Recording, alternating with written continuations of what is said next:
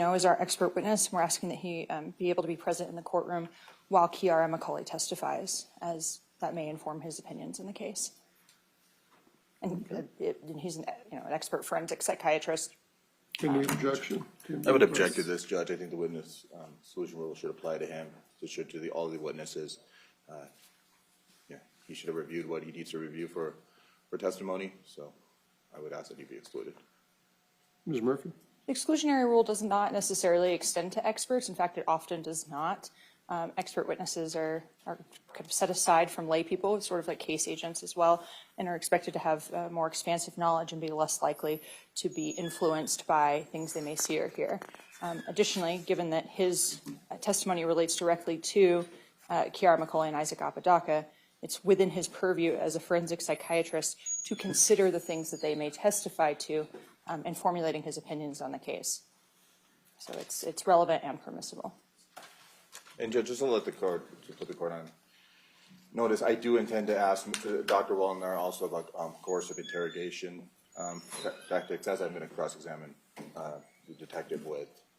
So I just want to put that out there, but I don't have anything further for the court in regards to that issue. The motion to exclude is denied. He's allowed as an expert to listen to the testimony, and then you have ample opportunity to cross with respect to any testimony or opinions he may render. Okay, we'll be in recess. We'll get the jury in here and we'll get started. Need you back up on the stand? Yes, Your Honor.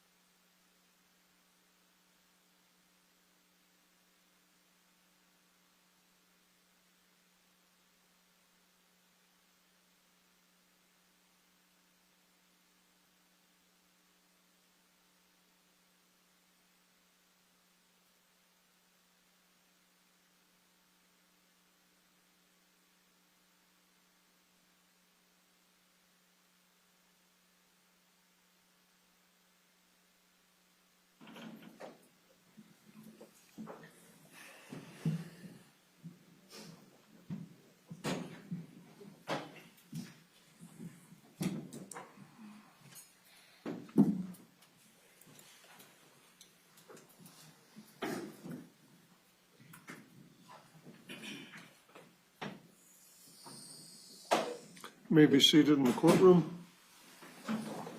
Let's go back on the record. Good morning, ladies and gentlemen. Attorneys and I have met. We've got a pretty full day, so we're going to get started immediately. We continue where we left off yesterday. Cross-examination, counsel. Yes, Your Honor. Right. Good morning, Detective. Hey, good morning, sir. Good morning, everyone. We had a long day yesterday. Yes. Thanks for coming back. Detective, you advised Mr. Apodaca at the beginning of the interview that he was essentially not considered a suspect, correct? That's correct. At that time and at that point in the interview, I had no indication that he was a suspect. Okay. And you had stated that he had done nothing wrong, correct? At that time, that was what I knew. And in fact, you were even talking about Halloween plans with him, correct? Correct. Okay. You, though, believed him to be a suspect, correct? I'm sorry, can you repeat the question? You believed him to be a suspect as the interview progressed, or from the onset of the interview? I didn't believe him to be a suspect until we got the consent to go through his phone, and I started seeing some of the messages that indicated that he might have had further involvement than I originally knew about. Okay. At what point during the interview, Detective, did Mr. Apodaca's status change from non-suspect to suspect in your assessment? I would say approximately in the second video that we watched yesterday, where we're going through his phone and we're manipulating it together, and I start to see certain aspects of the messages that are not consistent with his statement and start reflecting or indicating that he had some knowledge of what was going to happen before the homicide was committed. That's when my opinion changed. Okay. And Detective, you told Mr. Apodaca the interview was more information gathering and just trying to have a conversation, correct? Yeah, pretty much all police interviews are information and fact gathering. We're trying to figure out what happened. And it would be safe to categorize this police conversation as an interrogation, correct, Detective? No, I would classify it as an interview. Okay, and we'll get to that in a bit. But at the time you made the statements, had you already reviewed, or that at the time that Mr. Apodaca made the statements, had you already reviewed the messages between Mr. Apodaca and Ms. McCauley discussing what they were discussing? Can you clarify the time frame that you mean? Towards the middle of the interview, maybe after the first break? After the first break, I had not manipulated the phone whatsoever. It wasn't until I obtained the written consent from Mr. Apodaca and he informed me that there was no password on his phone that we opened the phone together. And those messages, as you see them played on the interview of part 2, was my very first time seeing those messages. Okay. And you asked Mr. Apodaca to be truthful and told him you would be upfront with him, correct? Yes, correct. Okay. And when you told Mr. Apodaca you didn't do anything wrong multiple times during the interview, you didn't necessarily believe that statement to be true, correct? So if you're referring to the first portion of the interview, at the conclusion of it, when I tell him, hey, I don't feel like you did anything wrong, that was genuinely how I felt at the time. I even told him, from what I can tell, and those are the key words, from what I can tell, you have been completely honest with me. It wasn't until the second interview where we're going through the phone that that evidence showed dishonesty, in my opinion. Okay. And when you obtained consent to search Mr. Apodaca's phone by telling him it would help him get his phone back sooner rather than later, that was somewhat of an interrogation tactic, correct? No, not at all. So, and we can replay the interview if you'd like, sir. But I tell Mr. Apodaca, don't quote me directly, but I tell him, I want to make sure you have all the information so you can make an informed decision. And I let him know, with our phone, if we do end up getting a search warrant, this is the process for it. This is the timeline for it. If you give consent, this is the process here. Here's the paperwork. Take as much time as you'd like to review it. I would want the same thing if I were in his shoes. I would want all the information possible before I make a decision about what's going to happen with my personal property. Okay. And you didn't tell Mr. Apodaca that obtaining a search warrant versus consent would affect or not affect whether criminal charges would be filed against him, correct? No, I did not feel that was appropriate, and Mr. Apodaca did have a right to counsel, which was covered in the advisement of rights at the very beginning of the interview with him. Okay. And Mr. Apodaca had stated that he was scared and wanted to go to his parents' house, correct? I'm not sure exactly what part of the interview that was in. But he did communicate that during the interview, correct? Maybe something like that, but I can't remember the context or exactly what was said at this time. Okay. And Detective, when you first met Isaac on that day during what I characterize as an interrogation on October 29, 2022, you explicitly told him, I have no reason to believe you to be a suspect right now, correct? Yes, as we covered at the beginning of the interview, the first part, before we got into the messages that showed some conflictions with the facts of the case that I learned to that point. At that point, I did have no reason to believe he was a suspect, but things change in the course of the interview. And Detective, you've done many of these interviews, interrogations, conversations, whatever you want to call them, with suspects and persons of interest, correct? Yes, I'd classify them as interviews, yes. You have a rough idea of how many you've done? To this point in my career or to that point in that date of the incident? Okay, and you would consider yourself good at what you do, correct? Yes, I would. Okay. And generally speaking, lying is a tactic in police interrogations, correct? Lying can be a tactic within police interrogations. In my experience, that is a risky maneuver and can be something that disrupts the trust between yourself and whoever you're speaking with within the interrogation or interview, rather. It's not something that I would commonly or frequently lean on as a practice. Okay. Now, you reiterated to Mr. Apodaca, as far as you could tell from everyone you had talked to, he had not done anything wrong, correct? I feel like we keep saying the same question over and over again, but at the time of the first interview, I did not believe he had done anything wrong. It wasn't until the second interview where we came across the messages where my opinion changed. Okay, but what I'm trying to get at is, you communicated to him and you made it known to him that he did not do anything wrong, correct? Objection, Your Honor, asked and answered. Sustained. Okay, I'll move on. You observed firsthand that Isaac was kind of freaking out, for lack of a better phrase, and visibly scared? At what point, sir? I mean, throughout the interview, but it's only as the interview was progressing, Can you clarify what you mean by freaking out?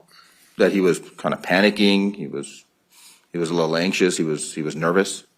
I would agree that he was anxious and nervous, which is a common behavior by people being interviewed.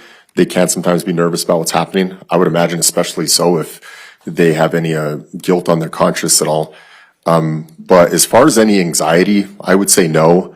I think at one point in the interview, I even offered Mr. Apodaca an ambulance or medical care if he ever felt like he needed it, which he never requested. Okay, and without going into anything that Ms. McCulley had stated in her interview, Kiara McCulley, that their interviews were a stark contrast as far as demeanor is concerned, correct? Isaac's and Kiara's? Safe to say that Kiara was pretty even-keeled, not as anxious or concerned as Mr. Apodaca appeared to be? I would not say that. I would say they both had their own separate demeanors that were unique in their own ways. Okay. Now, Isaac agreed to do the interview, correct? Yes, he did. Isaac spoke to you, obviously, correct? Yes. Okay. Eventually, throughout the interview, Isaac denied hurting Kiara, correct? Or hurting Grace, correct? Yes, throughout the entirety of the interview, from what I can recollect and from watching the video yesterday, at no point did Isaac ever say that he directly harmed the victim, Grace. Okay. And Isaac remained cooperative throughout the investigation? Define cooperative, sir. I mean, he didn't ask the lawyer up, he basically answered all of your questions? He did not request an attorney. He did answer all my questions. Now, he did not answer all the questions truthfully, which can be a form of So if we can not just, being cooperative. so Detective, if we can just limit it to what, my question is, Isaac didn't refuse any questioning, correct? Yes or no? He did not refuse any questioning. Okay. No. On this second part of the interview he did with you, essentially cooperated throughout, I don't know, about the hour and a half, 40 minutes of that interview, correct? Until the point where he was lying about the messages, then he was uncooperative.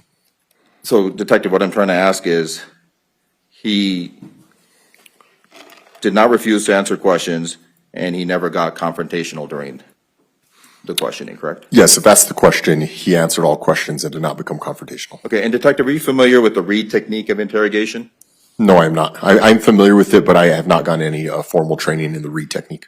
Okay, and do you understand that that is a technique that is used by detectives around the country in regards to police conversations, interrogations, discussions, different things with suspects and persons of interest? If it's a talk technique, then I imagine it is used within law enforcement, but it's not a technique that I've been trained in, no. Okay, and Detective, false confessions often occur, though, correct? Based on Objection, your, Your Honor. 702. May we approach? Come on up.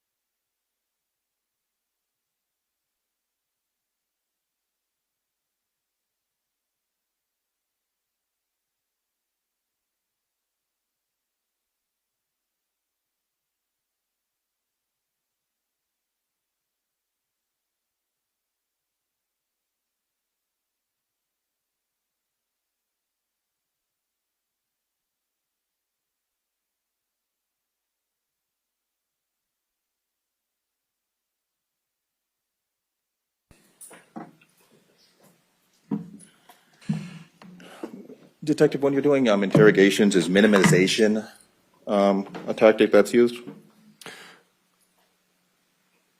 Can you define what you mean by minimization?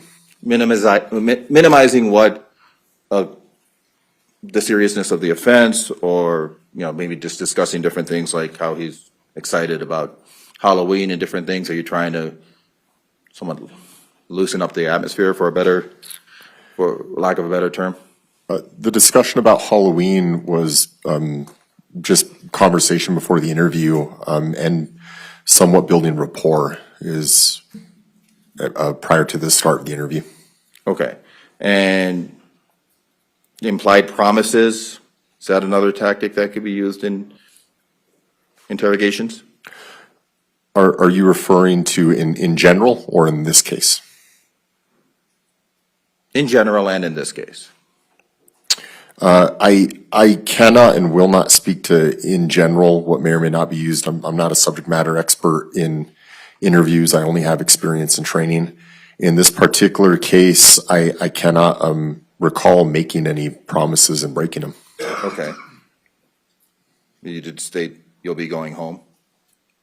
Can you refer to what part of the video I promised the defendant that he'd be going home?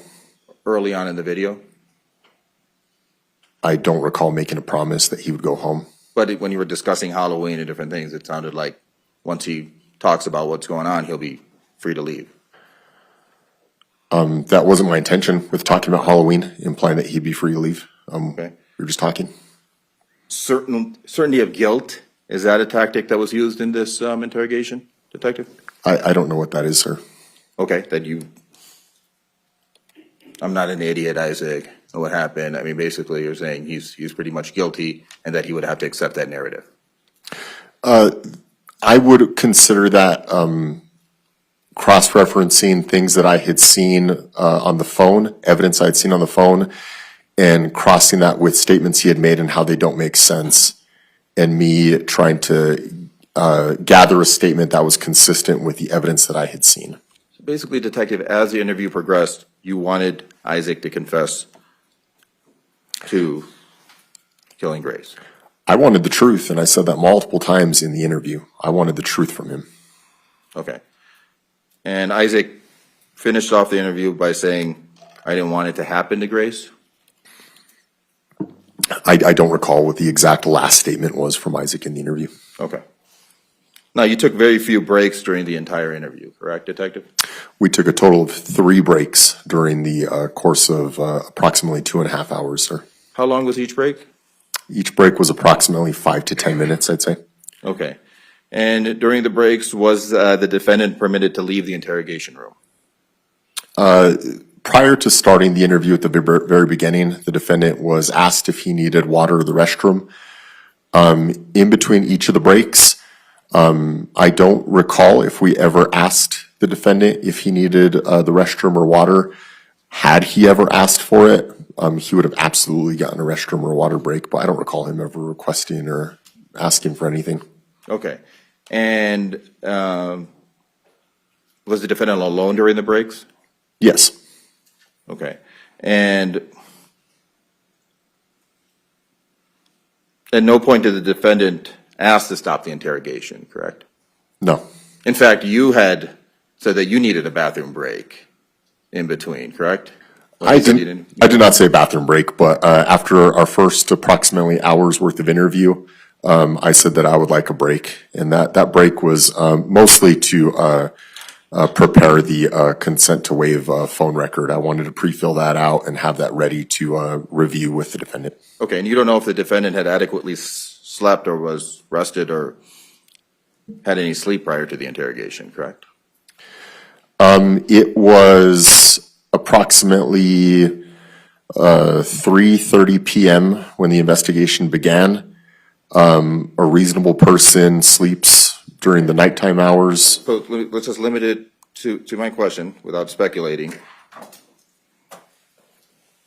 You don't know if the defendant slept prior to the interrogation? I did not know what his patterns were before the interrogation. Okay. And a better question may be whether he was sleep deprived. I don't know if he was sleep deprived before the interview, no. I mean, people work different hours, people have different hours of sleep, it's very plausible that he had not slept in quite some time. Objection, Your anything- Honor, that calls for speculation. I'll keep moving on, Judge. Sustained. Okay. Describe the interrogation room, Detective. The interview room is, it's, I would classify it as somewhat of a smaller room. Rough dimensions, maybe approximately 8 foot by 8 foot, 12 foot by 12 foot, somewhere in that area.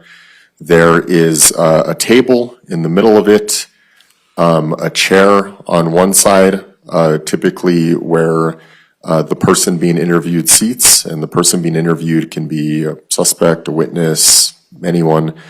On the other side of the table is typically the case agent or whoever is conducting the interview, and then there might be an extra chair or two within that room in case, depending on the circumstance, there's other people that are going to be present during the interview. Aside from that, the interview room is pretty plain. I don't recall if there's any like art or paintings or anything hung up in there. But aside from that, the interview room is monitored and recorded with both recording and video equipment. How many exits were there in the room, Detective? And there's one point of entry and one point of exit. Okay. And repeat the dimensions again, Detective? Approximately, and I'm not in construction or anything like that, but approximately maybe somewhere between 8 feet by 8 feet or 12 feet by 12 feet. Maybe a little smaller, maybe a little bigger. I don't know for sure, sir. Okay. And was the defendant told that the door was locked at any point? I don't believe he was ever advised if the door was locked. Okay. Now, can you describe your position relative to the defendant? During the interview, sir? Yeah. Across from the defendant as seen in the video? Yes, Detective.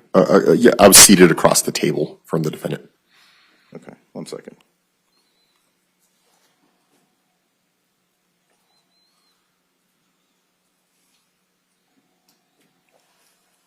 Okay.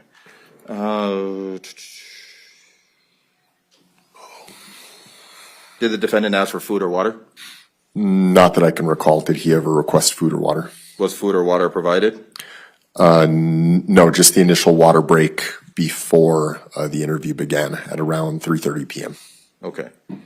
And were you standing over the defendant at any point? No. Okay. You remember what the temperature was in the room, generally? A comfortable temperature, somewhat similar to this. Okay. Now, you suggested to Isaac that talking would help him, correct? I don't remember the exact language I used, but something along the lines of being truthful would be best. Okay. And again, in that situation, I understand minimizing could be a term of art and all that, minimizing the scenario and all that, but just from your basic understanding of what minimizing a situation is, you are trying to minimize the seriousness of the situation, correct? No. By trying to build rapport, small talk, isn't that just making him feel more comfortable and trying to minimize the seriousness of why he's there? Making him feel more comfortable is different than minimizing the situation. Someone died that day. That's a very serious thing to me. Okay. Detective, on the side, who trained you on these interrogation, interview, conversation methods? I've received various perspectives and trainings on interviews, both from on-the-job training, from watching other detectives train or conduct interviews. I attended a peace interview course in 2022 prior to this incident. And then at both of the basic and advanced homicide investigation courses that I attended, they cover topics of interview training. And you stated you were in the Air Force? No, in the United States Marine Corps. Or the Marine Corps, excuse me. Yeah, and then thank you for your service. And in the Marine Corps, Thank you. you were certainly trained extensively. Were you trained in interrogation tactics or any of that? No, I was never trained in interrogation tactics. I was a military police officer, so we received interview training in there as well. Interview training. Yes. Okay. Thank you, Detective. Now, you told the defendant that or kind of asked him if he feels better, or if he would feel better by letting loose and telling you essentially what you wanted to hear, correct? No, not what I wanted to hear. I wanted the truth. Okay.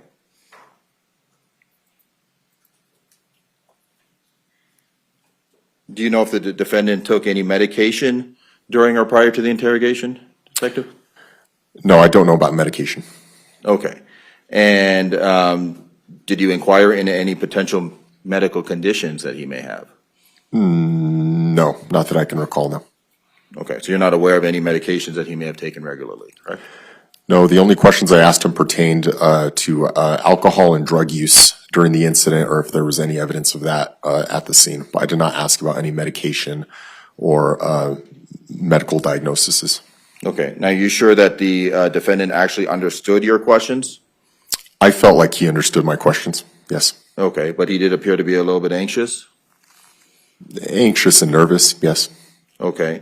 You're not trained to recognize psychological distress, are you?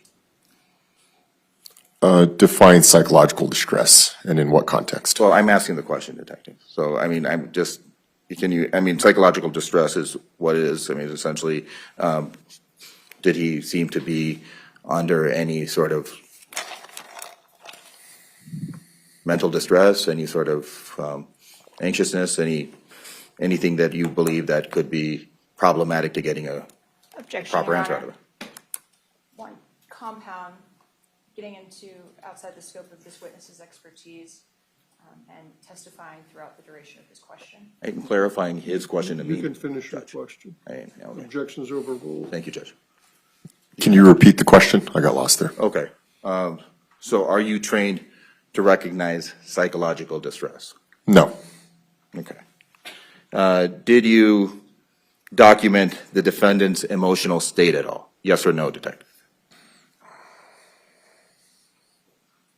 No, I don't believe so. Okay. You didn't inquire as to the defendant's educational background or whether he had difficulty reading, did you, Detective? Yes or no? No, not that I remember. Okay. And you do understand that age, experience, education, background, and intelligence are relevant factors when dealing with waivers of rights and things of that sort, correct, Detective? Yes. Okay.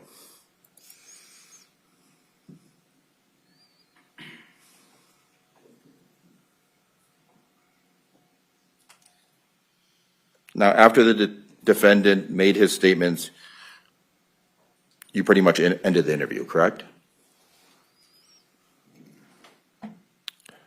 Are you referring to the conclusion of the third video when we were done with the interview? Was the I mean, interview? as soon as he made the statement that you wanted him to in regard to what you believed was incriminating, you pretty much ended the interview, correct? Objection, Your Honor, may we approach? Come on up.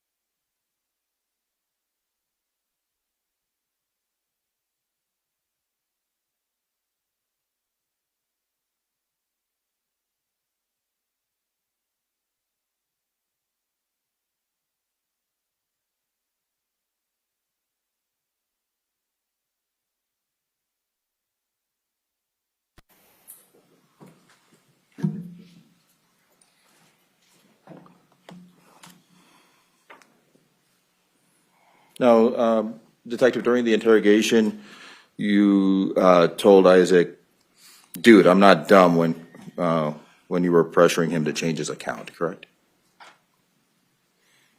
Can you say the question again, sir? You told Isaac, dude, and I'm not dumb, right? Yes, I believe that was said by me at some point during the interview, yes. So you're basically, that was a tactic to pressure him to change his account, correct? No, not at all. That was me looking at the... Yes or no? Are you saying no? Can you rephrase the question to see if it's a yes or no question? Well, that's what I said. I said you were pressuring him to change his account, yes or no? No. Okay. Mr. Apodaca stated he wanted a peaceful resolve. He did state that. You didn't explore what actions he took to achieve a peaceful outcome, did you, Detective? Yes or no? No. Okay. You never investigated agreements that Mr. Apodaca could have made to remove Grace from danger? Yes or no? Can you rephrase the question? Or can you say the question again? Okay. You never further investigated any attempts Mr. Apodaca made to remove Grace from danger, correct? Yes or no? That's false. No, you did not. I did do, your phrasing of your question is confusing me. I'm disputing what you're asking. Okay, so you're saying no. Can you say the question again? Okay. You did not further investigate anything that Mr. Apodaca may have done to remove Grace from danger. Yes, I did. Okay. But you basically formed a narrative during that interview that you wanted Mr. Apodaca to agree to, correct? No, I did not. Okay. You told Mr. Apodaca, it's over, Isaac. It's over. You need to own it. You were trying to obtain a confession at that point, were you not, Detective? Your No, Honor, objection is to form and badgering. I'm not badgering him at all. I mean, asking a Ask the question. question again. Okay. You told Mr. Apodaca, it's over, Isaac, it's over, and you need to own it. You were trying to obtain a confession, were you not, Detective? No. Okay. Not trying to be overly dramatic, but maybe I was. Okay. You created a narrative, again, before you started interviewing Mr. Apodaca, correct? No, I did not. Okay. Now, false evidence can often be presented to ascertain a narrative, correct? It can, hypothetically. So essentially lying can be a tactic in interrogations or interviews? Are you asking me to speculate? I mean, in your training and experience, Detective. Generally speaking, anything is possible, yes. Okay. And eventually, you basically got Isaac to agree with stuff you were just telling him, correct? No. You agree that Isaac was kind of a people pleaser? I don't agree. Your Honor. Counsel approach.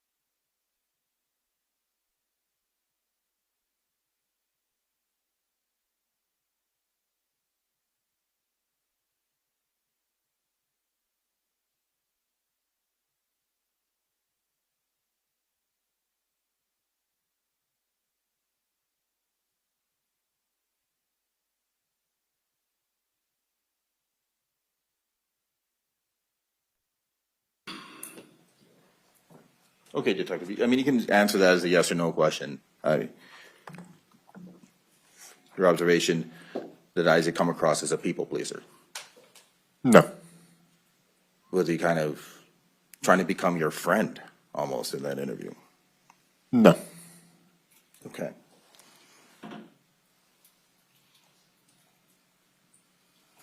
You did tell Mr. Apodaca that things would be a lot better for you moving on if you just come out and you cooperate, correct? yes, I did state that. Okay. Mr. Apodaca repeatedly said, I mean, he did say he was scared and he was shooken up, correct? I don't recall the exact verbiage he used. Hear that? And then you didn't consider that his mental state might affect the reliability of his statements? Can you say the question again? You never considered whether his mental state might affect the reliability of his statements, yes or no? No. Okay.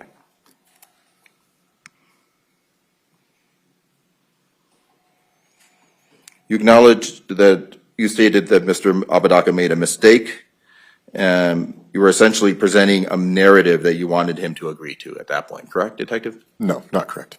Okay.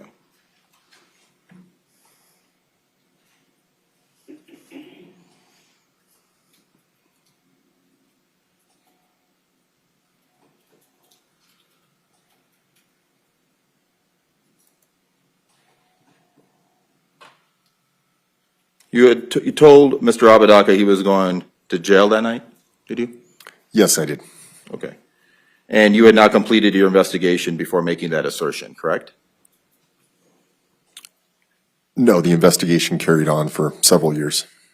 Okay. And you had not interviewed Kiara McCulley by that time, correct, when you made that statement? No, I had not. Okay.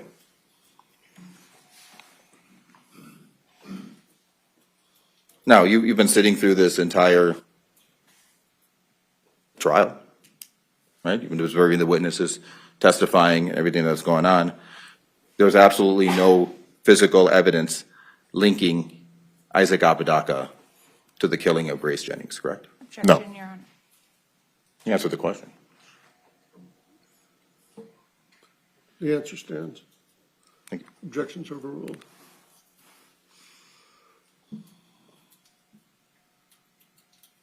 Based on your investigation and everything you've observed in trial this week and last week, and throughout your investigation, you have no evidence that Mr. Apodaca was even present in the garage when Grace Jennings was killed, correct? Objection, Your Honor. Approach.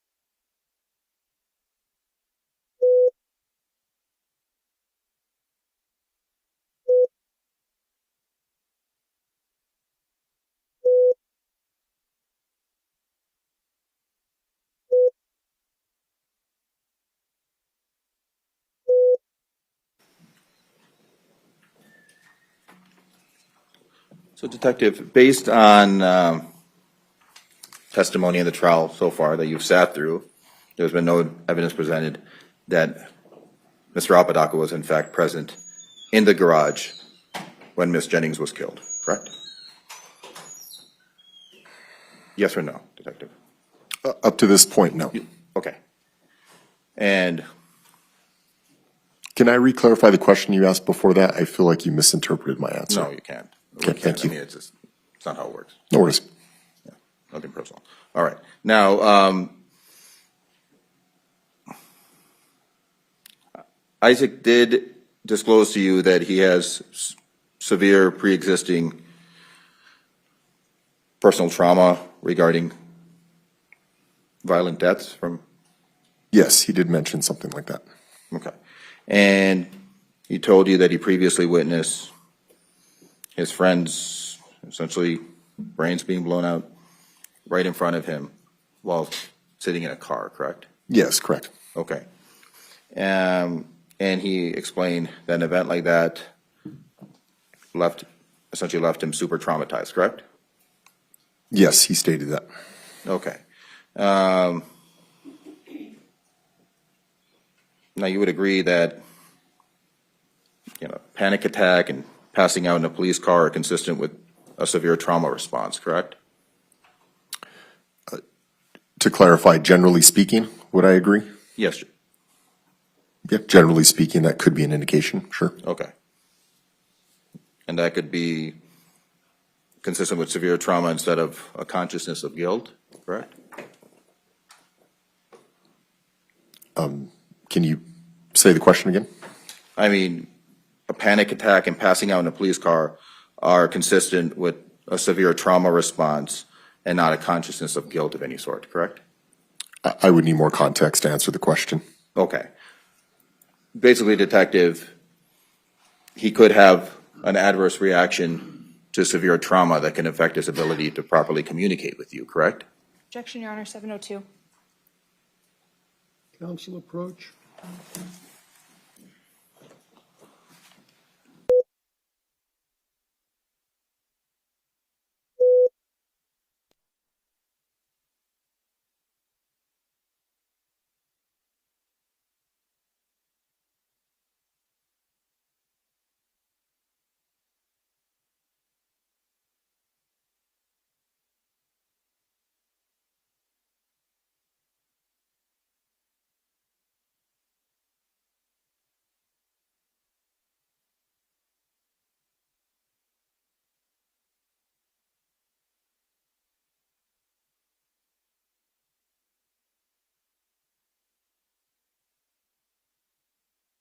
That the night before the incident, Kira was acting highly volatile and violent towards him, correct? I don't remember the exact language that he used. No. Okay. Now, you stated also that Kiara was bringing up past instances involving other women out of jealousy, correct? Yes, correct. I remember that. Okay. Isaac described Kiara actively threatening him with multiple weapons, correct? Yes, he did. Okay, and that would include a butterfly knife, correct? Yes, correct. A dagger, Yes. a sword? Yes, I believe he said she was swinging around a sword. Okay, Yes. thank you. And yeah, and in regards to swinging a sword, he told you that Kiara swung a sword at him and actually nicked him in the arm, correct? I don't remember if he said she nicked him in the arm. I do remember the part of him allegedly saying she was swinging around a sword. Okay, and you told you that Kiara dragged a dagger across his face to see if he was scared, correct? Yes. Okay, and Isaac explicitly identified that all three of these weapons, the butterfly knife, the sword, and the dagger, belonged to Kiara, correct? Correct. Okay. Maybe approach real quick, Your Honor? Come on up.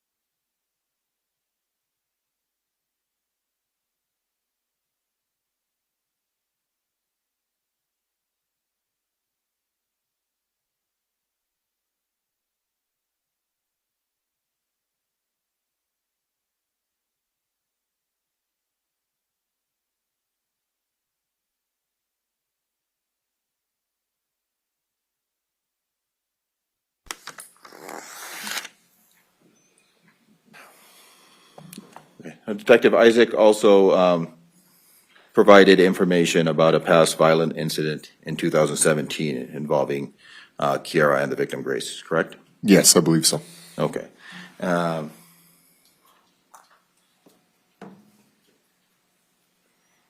Okay, and Isaac told you that throughout the early morning hours, from I think it was roughly 3 a.m. to 6 a.m., Kiara was repeatedly poking something sharp into his lower back.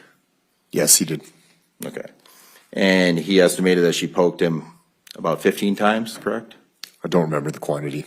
Okay. And then he said in a kind of a very sad and upset tone of voice, he kind of stated that he had begged her to stop because it was hurting him, correct? I don't remember the tone of voice, but I do believe he mentioned that he asked her to stop. Okay. And he even offered, he even showed you his back during the interview because it was incredibly sore, correct? He did show me his back, yes. Okay. Isaac has explained that Kiara had ordered him and Grace to leave the property at approximately 8:30 a.m., correct, Detective? Approximately, yes. Okay. He explained that the delay in leaving was because he was packing his belongings, correct? Yes, I believe so. Okay. And that he was trying to secure a ride from his mother, correct? Correct. Now, in the residence, or the detached garage, the abode, whatever you want to call it, that day, there were packed bags, correct? Suitcases or luggage, essentially bags that were packed up with clothes? Not that I'm aware of. That's concerning, Detective. So did you go through everything? Objection, Your Honor. Commentary. Restate your question. We'll do that. You did not go through everything in that residence, correct? After the crime? I did not process the scene, no. Okay. Your agents did not go through everything. That'd be a better question for them. You're the case agent, Detective, are you not? I am a case agent. Okay. So you oversee what your agents do as part of their investigation, correct? Correct, within reason. Okay. That's why you're allowed to sit here throughout the entire trial and witness everyone's testimony, correct? What's your question? Question is, did your investigation, the investigation that you managed, did you go through everything in that residence? Everything of evidentiary value, yes. How do you know what is of evidentiary value and what is not, Detective? Based off the information that we have at the time, we are able to obtain search warrants and collect things that we know to be evidence. We cannot collect things that we do not know are evidence and come to light later on. Okay. Safe to say that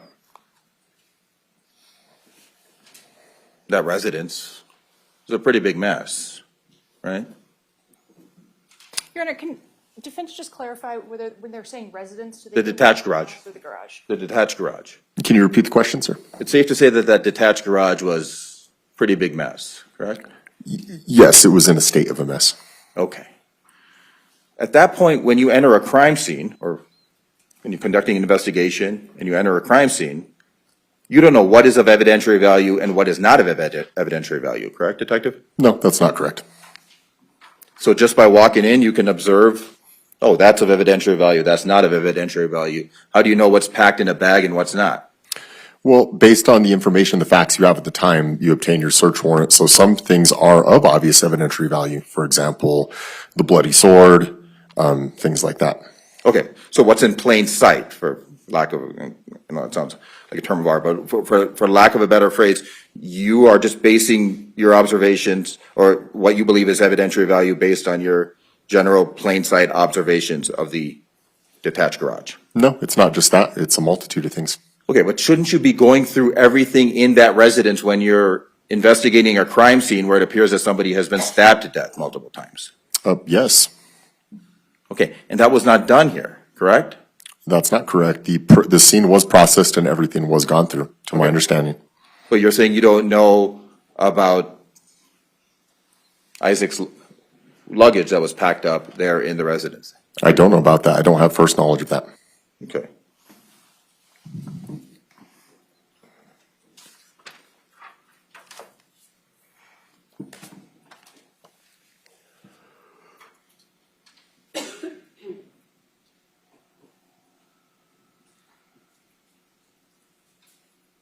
Isaac had also stated that when when Isaac returned, Kiera immediately smiled and stated, "I did it," correct? Yes, he did state that.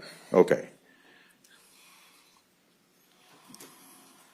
Now, Mr. Apodaca stated that he had used the restroom for approximately 30 seconds, possibly? Yes, he's very Okay. specific on the time. Okay, he may not have remembered how much time had lapsed, correct, during the pretty traumatic situation? Can you say the question again? You know, if you remember, oh, actually, let me move on to the next one. You told Mr. Apodaca that you don't think that this happened in 30 seconds to 2 minutes, correct? Correct, I did tell him that. Okay. And you were referring to the injuries that you observed at the scene, correct? Correct. Okay. Now,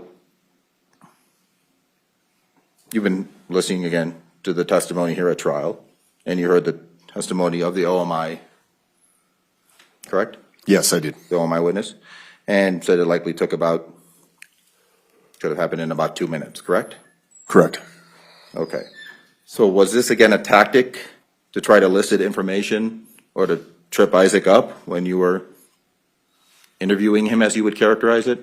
No, it Or was not a interrogating, tactic. as I would? Okay. Basically, you told him that I don't think that it happened in 30 seconds to 2 minutes. I did tell him that, yes. Okay. And you didn't conduct any independent forensic analysis to determine the actual duration of the attack, correct? But personally, myself, no. No, okay.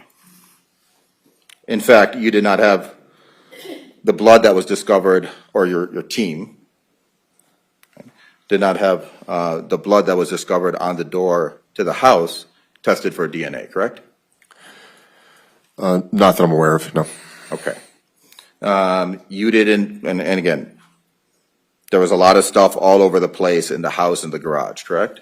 Correct. Okay. And you just basically didn't think it would be important to search everything. No, I would not say that. But you did not search, or your team did not search everything, correct? Can you clarify what you mean by search everything? Go through every bit of potential evidence that is in that detached garage or in the house. My understanding, sir, is a search warrant was obtained to search for a specific set of items, and the entire area that was to be searched for, outlined in the search warrant, the entire area was searched for all those items of evidence, and all those items of evidence were obtained. Okay. And Isaac had told you his mom was going to pick him up, correct? Yes. After he had packed his bags?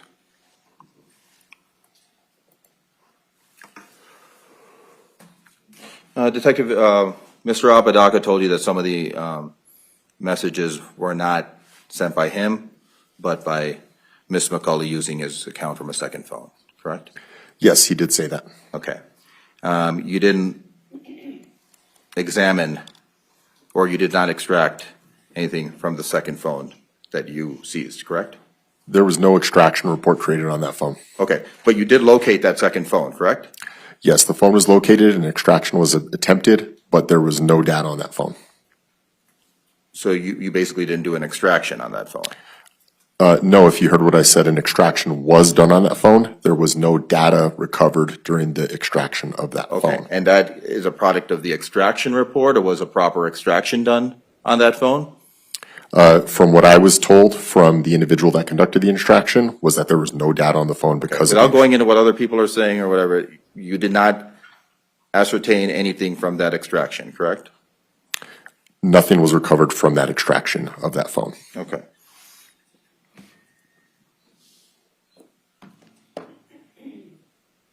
And you didn't take any steps to verify whether the messages were actually sent by Mr. Apodaca or by somebody else, correct? Can you state the question again? You didn't take any steps to verify whether the messages that you were investigating at that point were actually sent by Mr. Apodaca or whether it was sent by somebody else? No, it's false. I did take steps. Okay. But at that point, you basically confronted Isaac and said that he sent those messages, correct? What point are you referring to? During the interrogation or interview, towards the end of it. Can you say the question again? I mean, you basically, and Detective, I mean, I'm not sure if you're not properly understanding what I'm trying to ask, but I mean, I'm asking you the questions and you keep asking me questions back. I don't know if that's a tactic. Objection, Your Honor. Come on up.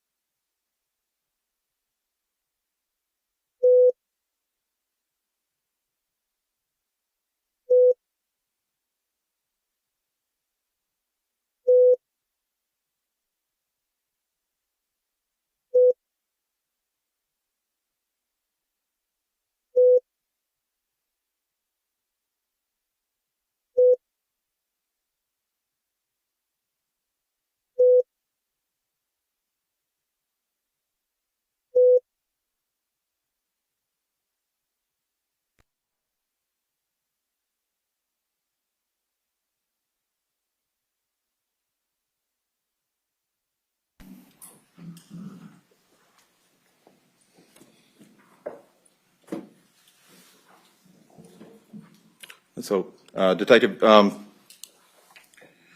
during your review of and you reviewed the Facebook messages, correct?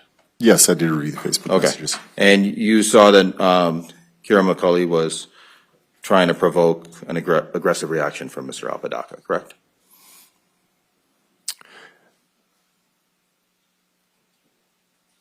I would have to know at what point in time you're referring Yes, to during the okay. messages. Well, she made a statement, bring out your Hulk side, correct? Correct. She did make that statement. Okay. She told him, feel the anger from that night, use it on her, correct? Yes, correct. Okay. And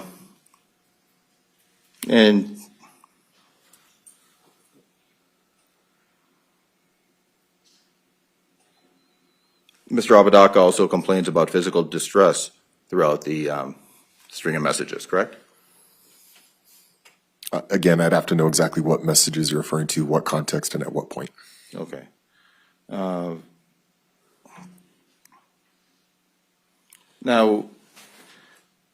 let's go into the situation after the fact when Mr. Apodaca returned to the garage after using the restroom. He found the victim already deceased, Miss Jennings, correct? According to his statement. Okay. Yes. And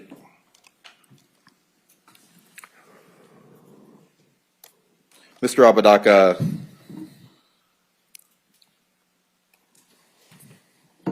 went to a nearby commercial business, AP Wireless, correct? Correct. Okay. And he contacted his mother to ensure law enforcement was dispatched to the scene, correct? He contacted his mother, yes. Okay. And he voluntarily waited at AP Wireless for your officers to arrive, correct? Yes, that's correct. Okay. And the moment you asked for access to his phone to understand what had happened, he signed a complete electronic consent waiver without hesitation, correct? That's correct, yes. Okay.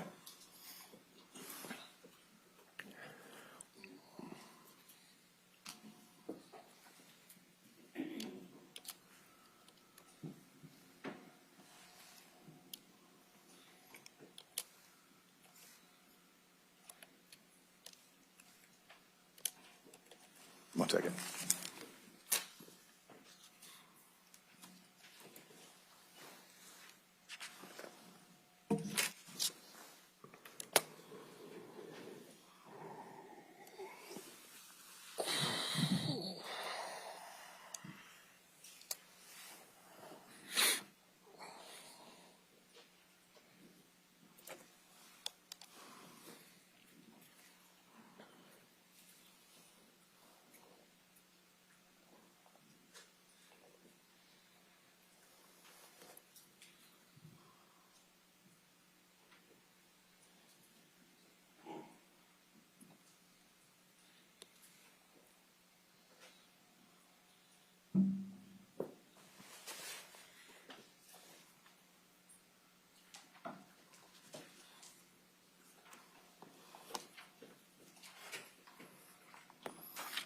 And Detective, just to reiterate, Isaac had no blood on him, correct? Correct. Okay. He had no cuts on his hands? Not that I can remember. Okay. And he had no blood on his clothes, correct? No. Okay.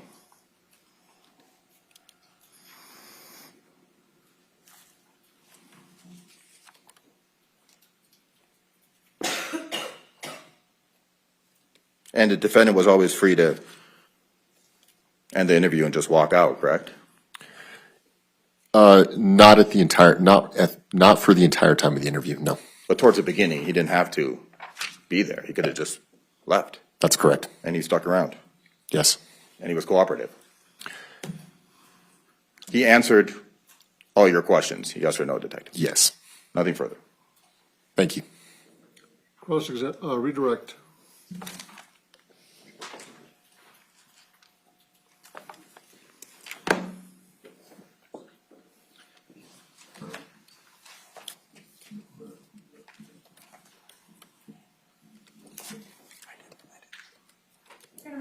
We approach. Come on up.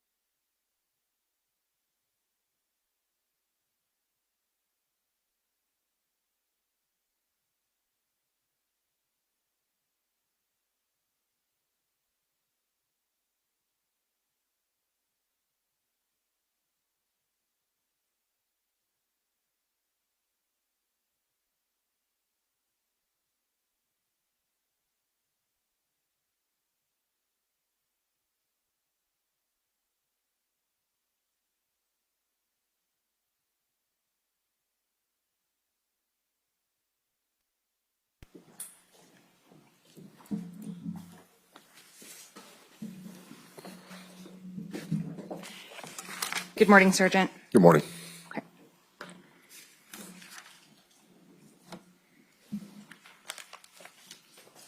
So I want to start by talking about the messages. You were asked on cross about whether or not you took steps to verify that the messages were sent by Mr. Apodaca. Do you remember that line of questioning? Yes, correct. Okay, so prior to receiving permission to open Isaac's phone and reviewing those messages with him, did you know what those messages were going to be? No, I had no idea. Okay. And when you reviewed those messages with Isaac, I'm not going to ask you to reiterate which portions it's on the video, but did he acknowledge or deny that some of the messages were him?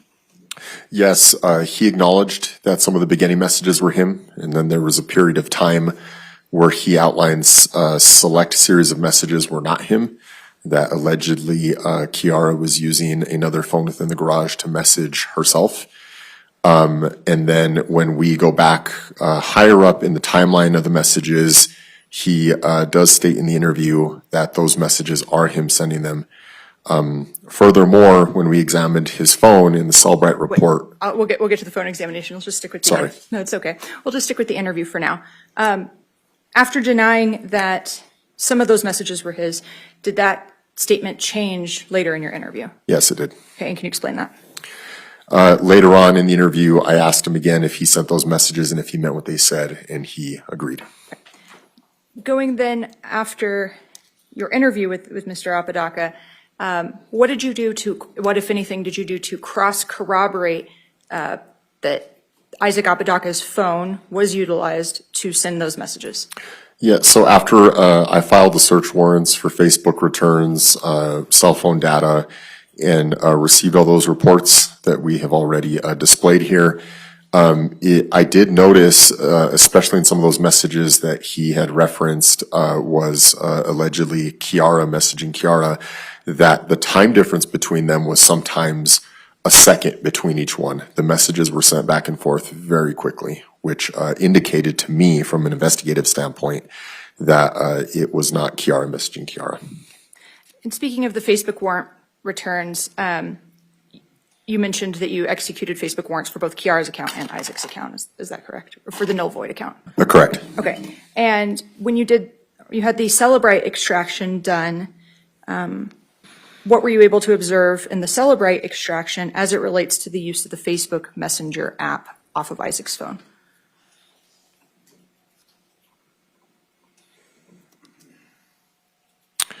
I'm sorry, it was slipping my mind for a minute, but the IP addresses for the phones indicated that the phones or the users that were using them was Kiara and Isaac.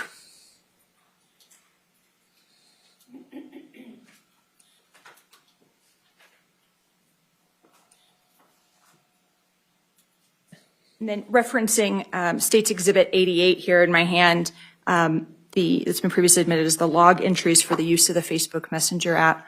When you reviewed this, what did you see in this log entries of the use of the Facebook Messenger app from Isaac Apodaca's extraction?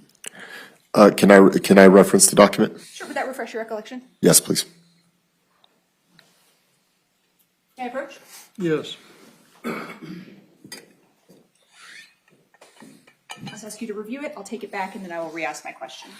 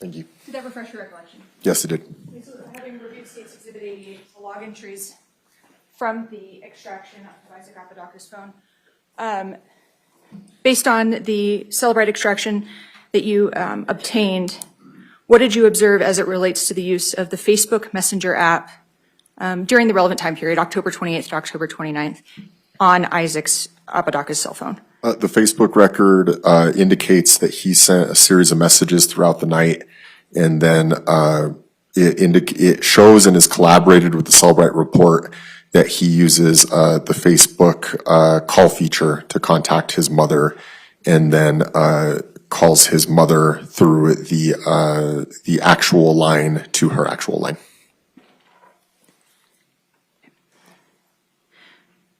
You were asked on cross about, there was a reference to the defendant passing out in the back of a police car. In the course of your investigation, did you determine whether Isaac Apodaca had passed out in the course of, in the back of a police car? No, I never was told anything about that, nor do I have any knowledge of that. When you were asked about Isaac's demeanor and mental state during his interview, and at one point, Isaac Apodaca did appear to cry. Is that fair? Yes. Okay. During your second interview, the portion where you reviewed the text messages with him, did Isaac Apodaca cry during that portion? No, his demeanor, no. Okay. What was his demeanor during that portion, the second portion of the interview, and the third portion? Calm. He didn't seem to have anxiety during that portion of the interview when I was asking those questions. Okay. At any point, did you in fact lie to Isaac Apodaca? No. In conducting your interview with Isaac Apodaca, what was your goal? My goal was to find the truth, to find out what happened in that garage, and I stated that several times throughout the interview. I wanted as much information as possible, as much truthful information as possible about what happened to Miss Grace Jennings. Did the discovery of those, what, if any, impact did the discovery of those text messages have on your investigation? Or, I'm sorry, I keep saying text messages. The Facebook Messenger messages and text messages. What, if any, impact did those have on the investigation? Well, in the short term, in the scope of the interview, it altered Mr. Apodaca from being potentially just a witness to a suspect, resulted in us charging him that day. And it gave me some more insight when I proceeded into my investigation with Ms. Kiara McCauley. Thank you. A moment, Your Honor. Yes, Nothing further, Your Honor. We'll reserve this witness out of abundance of caution. okay. Ladies and gentlemen, we're going to go ahead and take our morning break at this time. About 15 minutes, we'll reconvene at 10:30. If you'd go with the bailiff, please. All rise.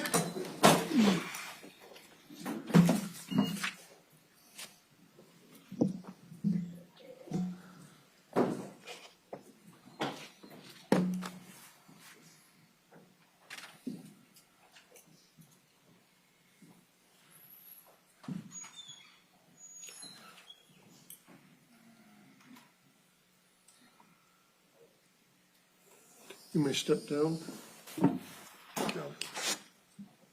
Our next witness, Our next witness is going to be Kiara McCauley, Your Honor. We'd ask that she be brought up and placed at the stand outside the presence of the jury. we'll do that, okay. And we just want to make sure that during any shifts of transport, that she and Isaac Apodaca are not in the same room and are not held in the back or anything together. Right. So I'll let him know I spoke to the corporal yesterday. We're going to have a second deputy up here. We're going to move a chair up here. The bailiff will be in the far corner. And then whoever is with Mr. Apodaca will be where they've been sitting up here. Yes. Okay, we'll bring Ms. McCauley in first, put her on the witness stand, and then bring Mr. Apodaca in. And yeah, don't put them in the same holding cell up here together. Let's do that in reverse order. Let's bring him back in first, and then we'll bring her in after everybody else is back in the courtroom. Thank you, Judge. Okay, we're in recess and off the record.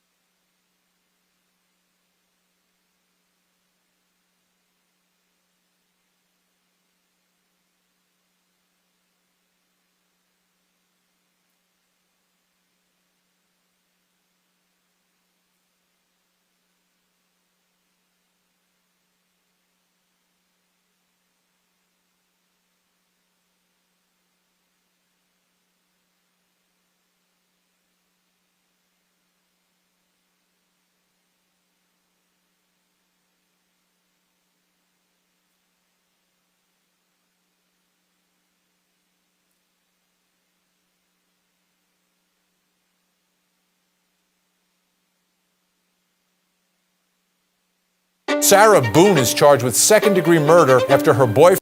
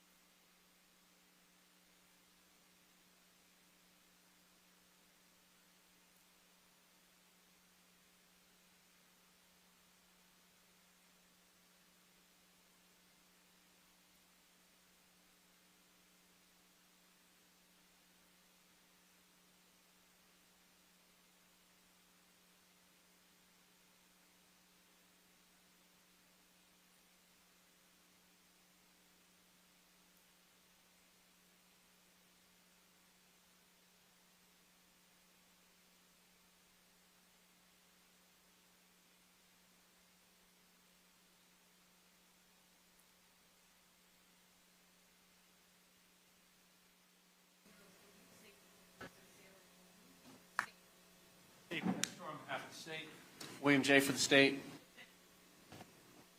James Owens on behalf of Sarah Boone. Tony Henderson on behalf of Sarah Boone.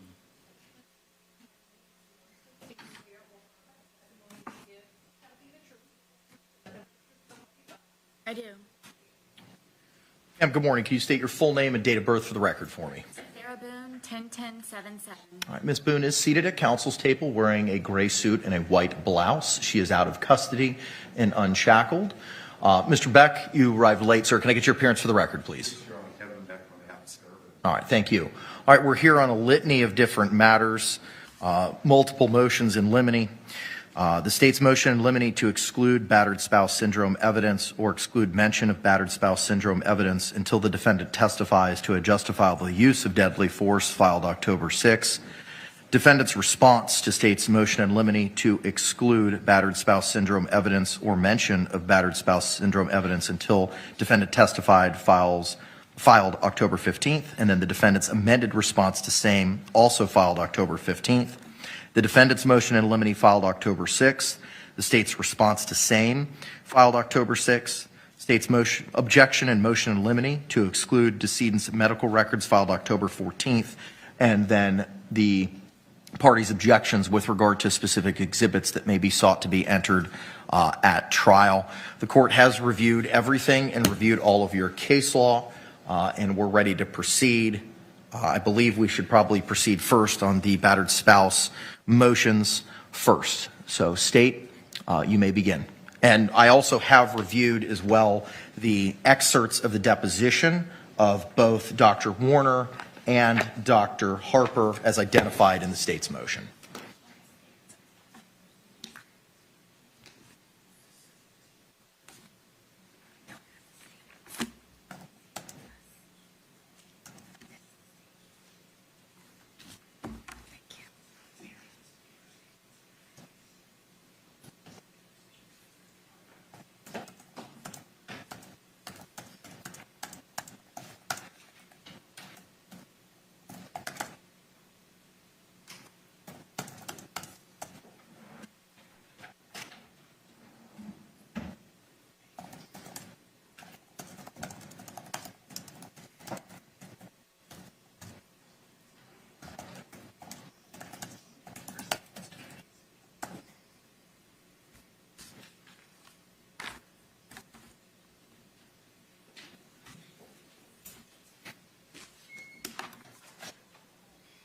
Both sides.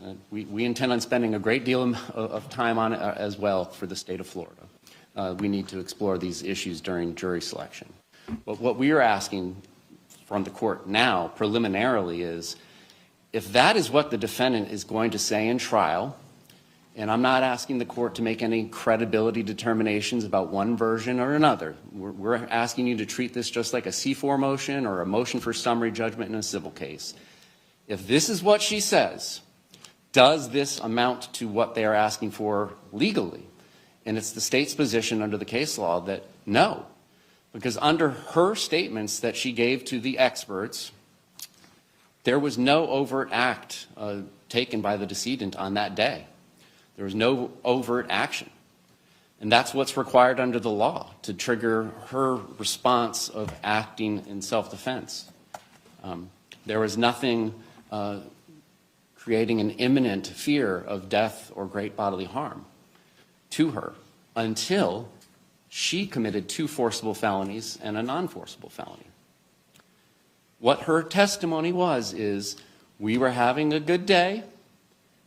Now what's different, and again, we're not asking you to make a credibility determination about what's different, but what is different than what you had heard at the motion to suppress is we were having a good day, but I'm on edge every day because of past instances of violence, including an instance the night before. But we were having a good day. We're out on the porch. There's a dartboard out there. There's puzzles that we're doing. We're doing arts and crafts. We're doing everything to keep him preoccupied so he doesn't get sad or upset. Interjecting with some phone calls to his family, which she knows would potentially upset him, but that's her testimony. And then eventually, It comes to a point in time where they're sitting on the couch, and he reaches over to her and says, "Tag, you're it." And she apparently runs up to the shower to hide, and he apparently gets into the suitcase to hide, and it's not clear who's it. Eventually, she comes down out of the shower after she says she was getting cold up there and sees him in the suitcase and zips him up. And at the time that she zips the suitcase, what she describes as nearly entirely shut, but two fingertips could get out. Mind you, a 103-pound man, two fingertips. They're laughing. It's all fun and games still. There's still no overt act taken by the decedent during this entire calendar day to put anybody in reasonable fear, objectively reasonable in fear of imminent harm, of great bodily harm or death. And it's only when he begins to say, after she has zipped him up into the suitcase, and again, she is saying that she did not have malintent at that time, when he starts to say, "I cannot breathe," now she describes to the doctors that she does have bad intent, and she wants him to feel what she has felt in the past. She gets angry, is her description. She shakes the suitcase, she beats it, it falls over, it flips over, he sticks his fingertips out, she hits him with a bat. So she's now the initial aggressor, and we'll discuss jury instructions as we get closer, but she's the initial aggressor, and she has now committed forcible felonies, aggravated assault, and aggravated battery, stating that I only intended to keep him in there for a couple of minutes. I believed he could get out. She never perceived, according to her, that he would die or face great bodily harm. And she just goes upstairs knowing now he's mad because she won't let him out. Now, because of the actions she took as the initial aggressor, she is facing death or great bodily harm from the decedent if he gets out, and she completely expects him to get out because her testimony is that he could get two fingertips out of the zipper. So, Your Honor, under the law, the state understands. We are deeply, deeply thoughtful about this request because of the risk of error. But this is just one of those cases, like the cases the state cited. There is no self-defense if that is what her testimony is.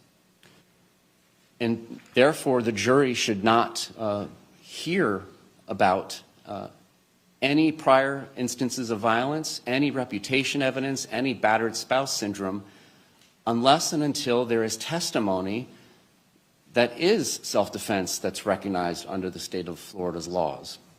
So what we are asking for is a ruling that if, and this is a motion in limine, and a motion in limine is, hey,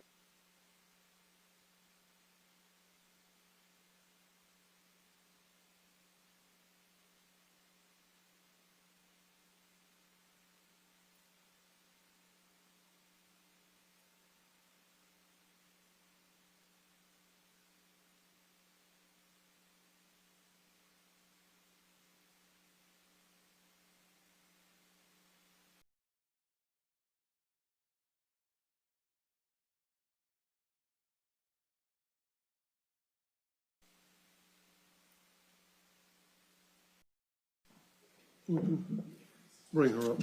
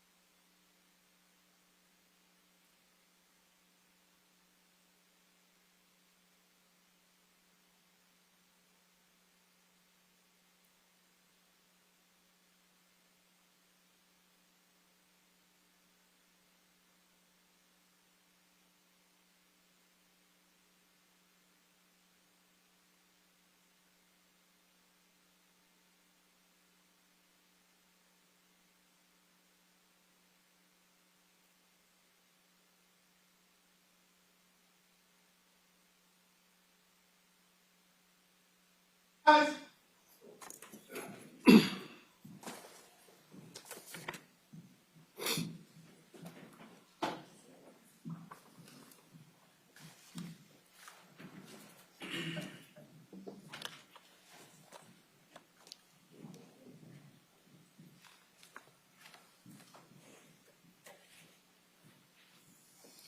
may be seated in the courtroom, ladies and gentlemen. We are back on the record. Who is the state's next witness? State calls Kiara McCauley, Your Honor. You would face me and raise your right hand. I'm going to place you under oath. Do you swear or affirm the testimony you're about to give is the truth, the whole truth, and nothing but the truth under penalty of perjury? Yes. Please have a seat. Everything we do has to be recorded, so I'm going to ask you to move a little bit closer to that microphone. You don't need to lean into it. It just needs to be in front of you to catch your voice. Okay. If you'd begin by stating your name for the jury and spelling your last name for us, please. I'm Kiara McCulley, McCulley. Ms. Murphy, you may proceed. Thank you. Good morning, ma'am. How old are you? I'm 23. Okay, and can you just get a little closer to the mic? Okay, is that better? Yes, thank you. When is your birthday? December 4th, 2002, How far did you get in high school? 11th grade. What's your mom's name? Lanny, When you go to October of 2022, where were you living on October 28th, 29th of 2022? the garage of my mom's house, which is 5941 Jaguar Drive. Okay. Did anyone else live in that garage with you? It was me and Isaac. Okay.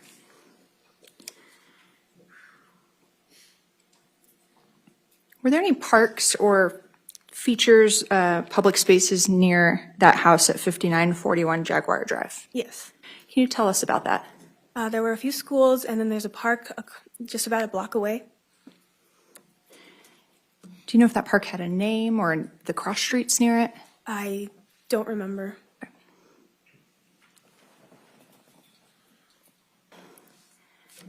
want to talk about someone named Grace Jennings, okay? Do you or did you know somebody named Grace Jennings? I did. How old were you when you met Grace? I don't remember the exact age. I just know I was in 2nd grade when I met her. Okay. How did you meet her? I was best friends with her little sister.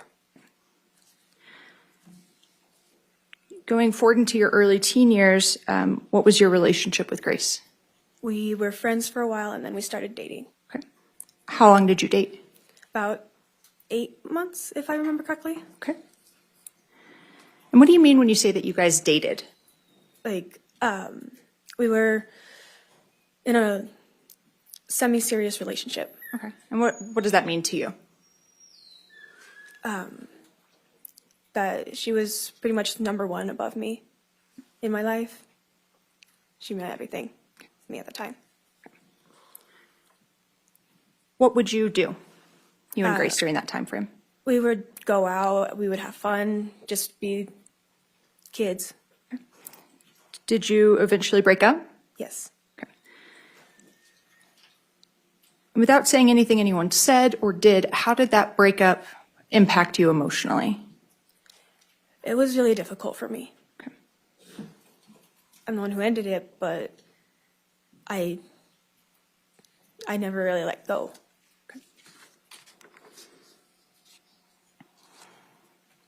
After you and Grace broke up, did you eventually start dating somebody named Isaac Apodaca? I did. How did you meet Isaac Apodaca? I had talked to Grace, and we were just talking about meeting up at the Santa Fe Place Mall so that I could see if she was worth bringing back into my life. And when I was there, Isaac was there with her. Okay. And what happened? We started talking and hanging out. We were just doing what normal kids do, you know. And then later in the night, he walked me home. And the next day we were supposed to meet up, all three of us, and Grace didn't show up. So it turned into Isaac and I's first date. Okay. And do you remember the year that that happened? 2019. How long did you and Isaac Apodaca date? 3.5 years. Is Isaac Apodaca present in the courtroom today? Yes. Can you please point to him and tell me what he's wearing? He's over here wearing a quite nice suit and a blue tie.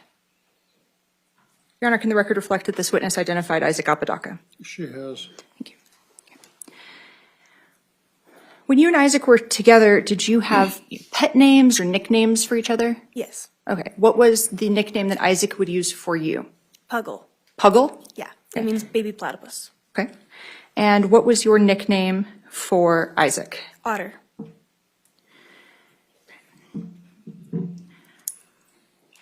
And you stated that you lived together with Isaac? Yes, Where did you first live together with Isaac? my mom's house. And when you say the house, what do you mean? It's the 5941 Jaguar Drive. That's the house that we were living in. Okay. We were in the bigger room at the front of the house. Okay. In the main house? Yes. Right. And how long did you live in the main house together, you and Isaac? It was on and off between there and other locations for most of our time together. I can't remember exactly how long. Okay. It was most of it. Did you ever live in any other locations on the property at 5941 Jaguar? Yes. Okay. And what was that other location? The garage. Okay. Why did you move to the garage? Isaac was telling me that my mom wasn't really that great for me, so I needed to get some space. Okay. Can you kind of describe the general layout of the garage? We moved things around a few times, but when you first go in, to the right of you, there's the TV and a table, and the bed is right in front of you. Okay. What size was the bed, if you remember? It was a queen. A queen? Okay. I want to talk a little bit about something that happened on April 4th of 2022. Without saying anything else, do you know what I'm referring to when I say that day? Yes, I know what you're talking about. Okay. Briefly, what happened on April 4th of 2022? I was having a hard time and debating things, and I told Isaac about what I was thinking about, and he had a complete breakdown and attacked me. What do you mean he attacked you? He started beating me up. Okay. Did you have any injuries? Yes, he broke my thumb and left a lot of bruises. And when you say you were debating things, what were you debating? Our relationship. Did you go anywhere for medical care after that happened? Yes. Where'd you go? I went to, which hospital was it? It was not St. Vincent's. What was the other one called? Sorry, it's been so long since I've been there. It's okay. You went to the hospital? Yeah, I went to the hospital. All right. And did you speak to the police at all about that incident? I did. Okay. Did you pursue charges for it? I did not. All right. Why? I didn't want to make his life harder, and I wanted him happy so he would come back. What made you, did Isaac say anything specific about the charges or about not cooperating with the charges? I don't really remember. Okay. After that incident, did you get back with Isaac? I did. Do you remember how long from when that happened until you guys were back together? It was about 3 weeks. Okay. How, if at all, did your relationship change after that incident in April of 2022? For maybe a month, it was like a honeymoon stage, but then it went straight back to the abuse that I was getting. Okay.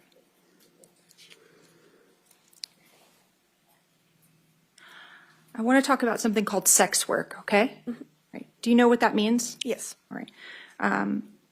Is there another word for sex work?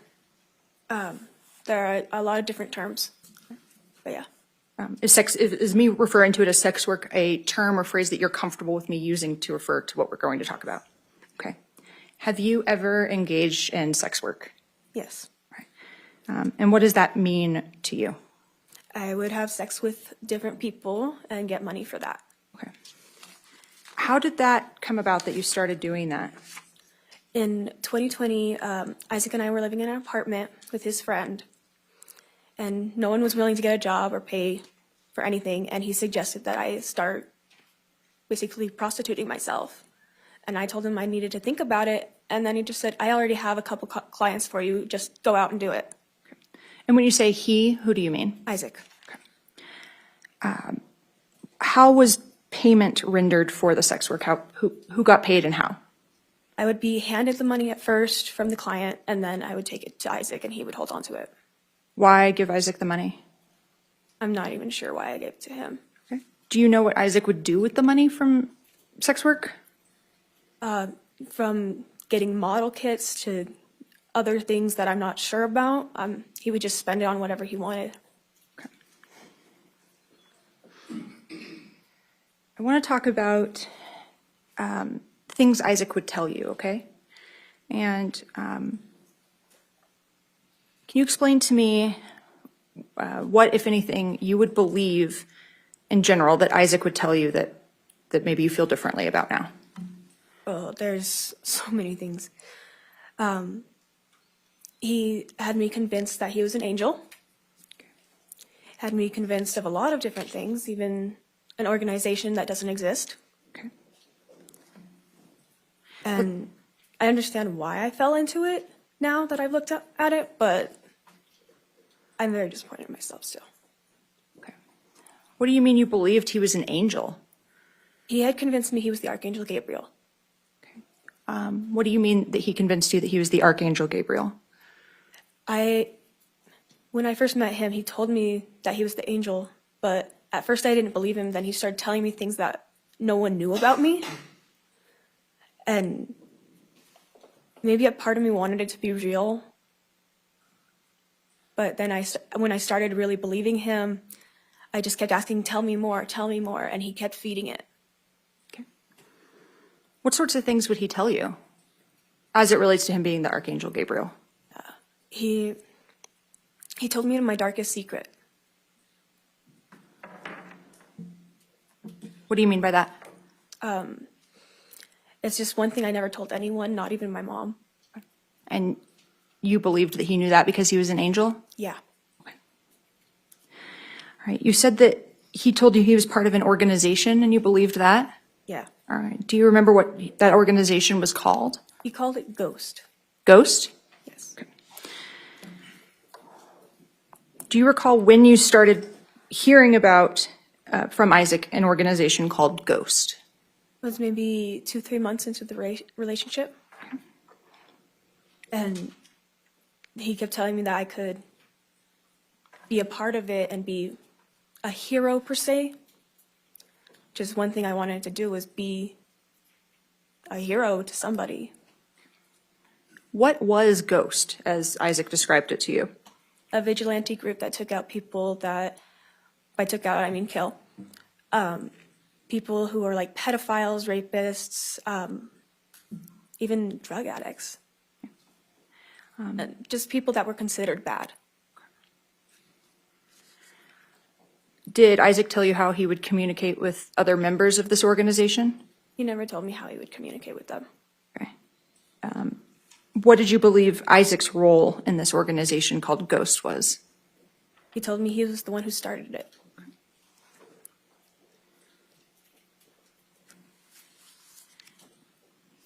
And you stated that the purpose was to kill people. Did Isaac make any representations to you about what he had done in the course of his work for Ghost? He had referenced that he had killed 40 people already, which is a high number. Okay. Ridiculous. I want to talk about any sort of markings or ranking marks related to Ghost. Do you know what I'm referring to when I? Yes. Okay. What am I referring to when I say markings related to Ghost? So he had given me a tattoo on my hand that it was supposed to say, this is that I'm a part of it. I ended up covering it up. Okay. But I just, yeah. In October of 2022, did you have a marking on your body related to Ghost? Yes. Okay. And who gave that to you? Isaac. All right.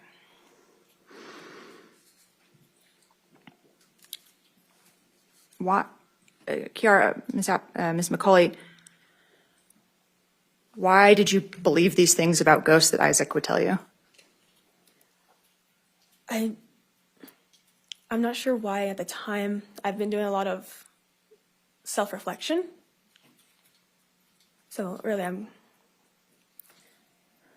I just wanted somewhere to belong.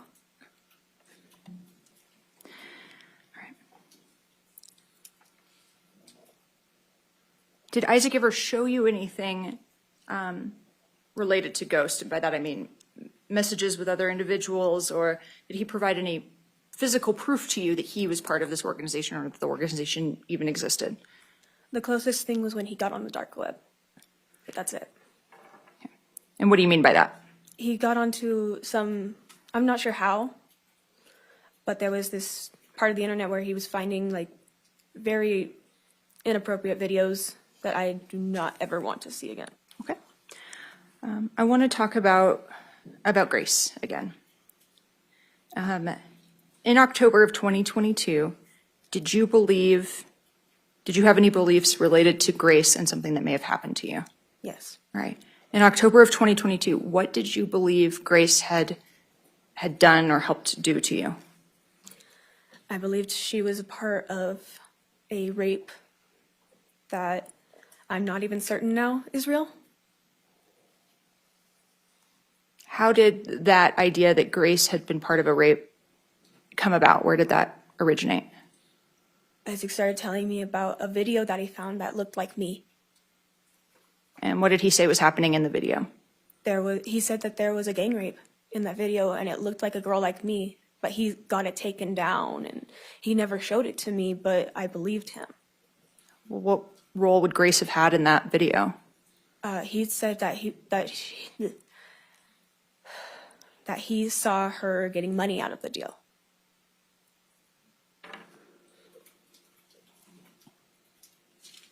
When did you start believing that Grace had essentially facilitated a gang rape for you? How far into your relationship with Isaac? That was about 6 months. When you started to believe that Grace had facilitated this rape, how did that make you feel? It made me angry. It made me sad, depressed, all these different emotions, very confusing emotions, all hitting me like at a point where I'm like, someone I love could have done something that bad. What specific feelings did you have about it as towards Grace at that point? I was extremely angry with her and I wanted her to feel the pain I felt.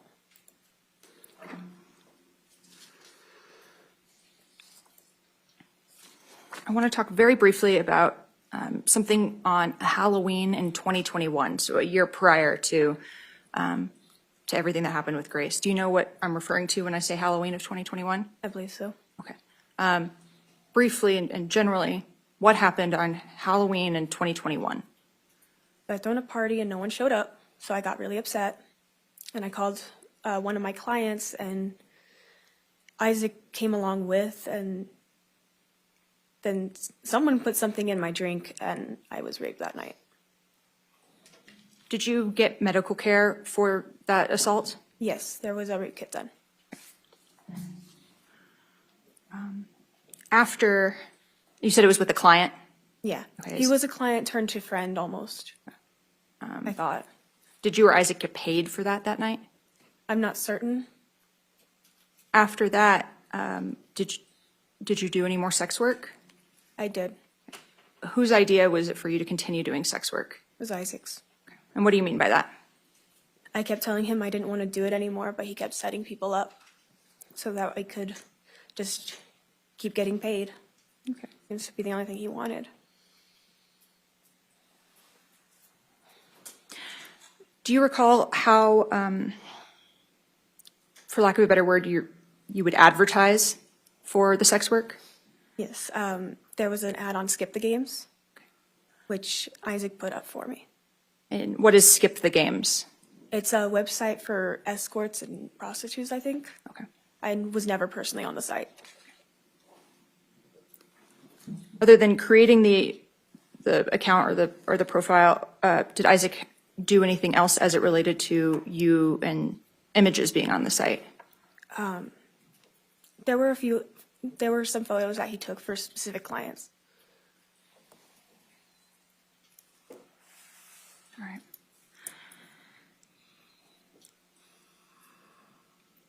In October of 2022, Kiara, prior to to the incident, at that point, what were your feelings towards Grace? How strong were they? They were pretty strong. I just wanted her out of my life, but part of me still wanted her around. So I kept messaging her. And then I'm like, wait, what the hell am I doing? Because I felt almost hatred. It's on the thin line. Who, if anyone, did you talk to about this hatred for Grace? Prior to October 28th? Yeah. Well, Isaac, I've talked to him about it a lot. And then I know I talked to my friend Jeffrey and Brady, and I also talked to my friend Kiana at the time. I know I talked to a lot of people about it, but I didn't realize how serious it was. Was there a part of you that wanted Grace dead? A part of me. All right, let's talk about the night before everything happened, okay? So we're going to talk about October 28th of 2022. Do you remember anything about that day? Yes. All right, what do you remember? So that day, well, it was at night when everything started getting intense for me. It was, Isaac had straight up asked me, do you want to kill Grace? And I said yes, not realizing what he was about to do was bring her to the house. So I went to the park, told them to meet me there, and we'd just get it over with. By it, I mean the murder. I'd get it over with so he would stop being so pushy. And then he changed the plan completely. Let's talk about this first part, and then we'll go on in a minute. Where were you when Isaac said, do you want to kill Grace? I was in my room, And what do you mean by your room? the garage. Garage. Okay. And after he asked, do you want to kill Grace, what did you say? I said, duh. All right. That's all I said was duh. And what happened next? He told me that he's going to bring her over. I said, no, that's not a good idea. You know what I feel, how I feel about this. And then he started saying, well, you could rank up and ghost and all kinds of stuff.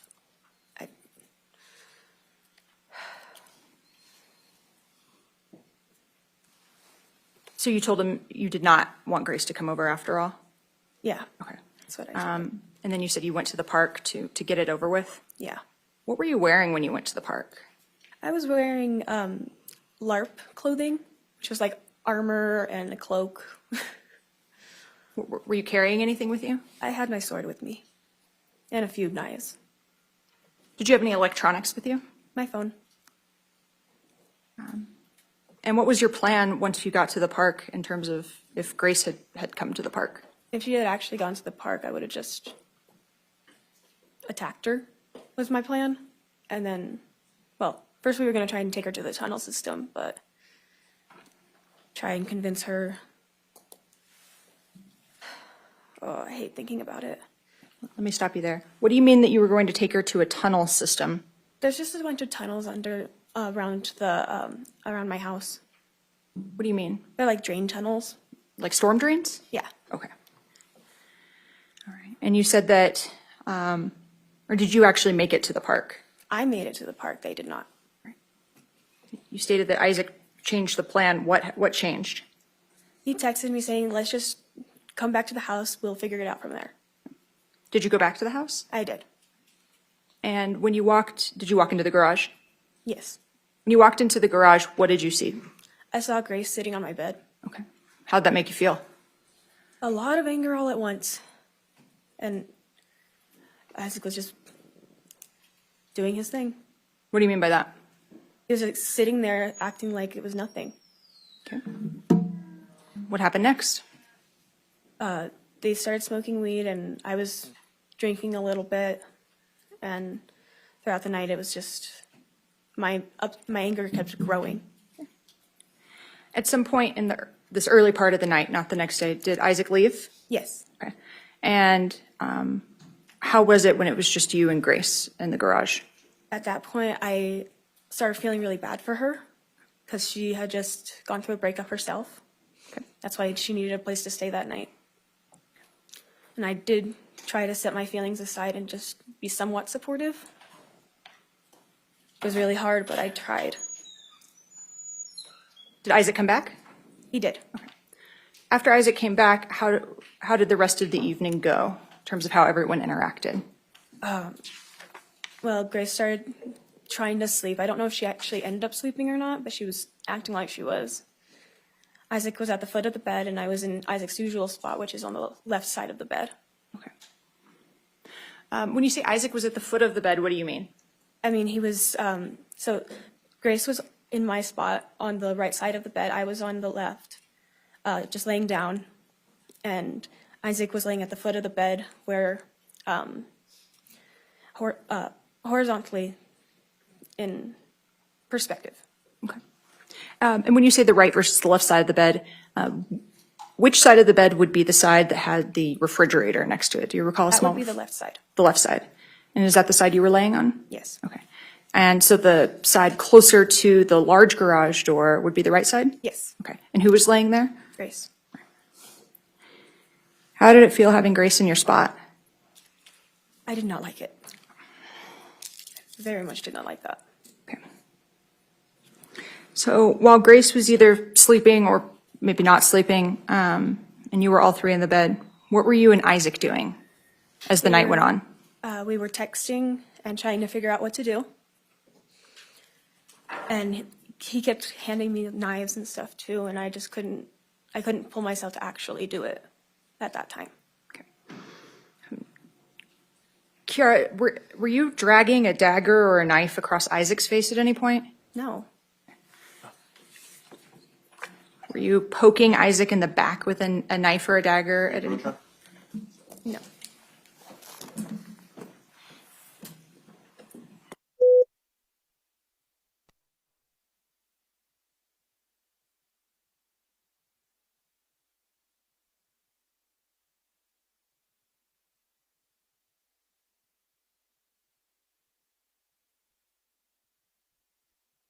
Kiara, what, if anything, were you doing with a dagger or a knife as it relates to Isaac's back that night? Nothing. I was kicking him, but that's it. Okay. And when you were communicating with Isaac, while you guys were both in the bed, I think you just said texting, what device or devices were you using? I was using my phone. Did you use any other device or devices that evening? Just the TV. Okay. For purposes of communication, what, if any, devices did you use? Just my phone.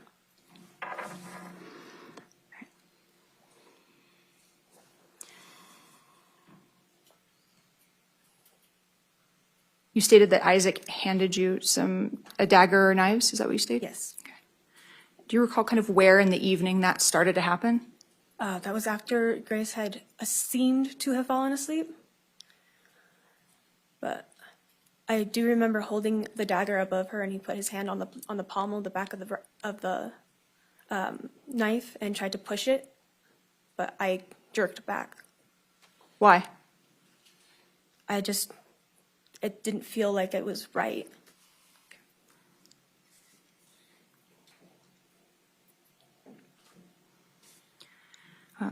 We've seen the messages between you and Isaac. Do you recall messaging back and forth? Yes. Okay. Did you use Isaac's phone what, if any, action did you take using Isaac's phone throughout the course of the evening? I didn't use his phone at all. Okay. What, if any, action did you take using a cell phone that was on the refrigerator next to the bed? I didn't use that either. I honestly forgot that was there. Do you recall what your Facebook username or handle was? Froggy with 3 G's and an IE and McCullough. Do you recall what Isaac's Facebook username was? I believe it was null void. There's a portion in the night where you send probably about 100 times like a little dog or corgi or sticker or cartoon. Do you recall doing that? Yeah, I was trying to annoy him. Okay. Get his attention.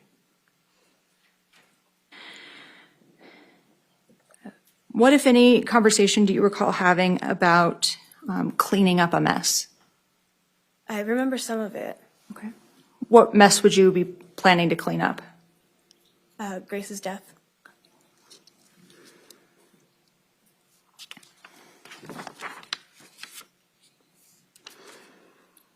Did your sword have a name?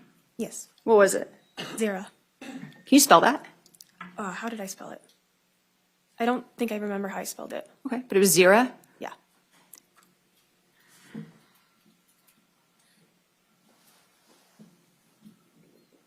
So you said that at one point you had the dagger up and Isaac was pushing on it behind your hand? Yes. Okay. Why not just kill her then? I couldn't bring myself to do it at that point. What do you recall about what Isaac was telling you throughout the night?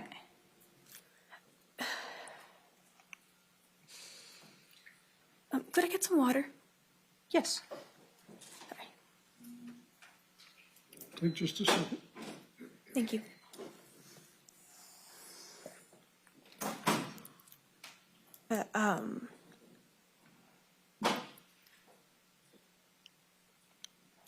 He was telling me a lot of like, one that I remember him telling me is dull cuts like butter. That is something I remember him telling me because the dagger wasn't very sharp.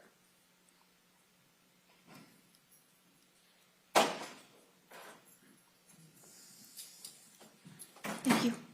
I appreciate it. I'll wait.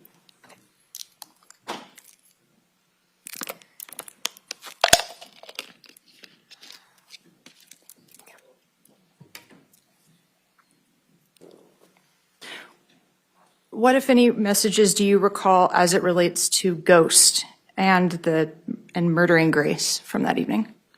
He mentioned some place called the barn. Said, well, if you don't do it now, we'll do it there. And I don't know what exactly he was talking about. Had you ever been to the barn with him? No.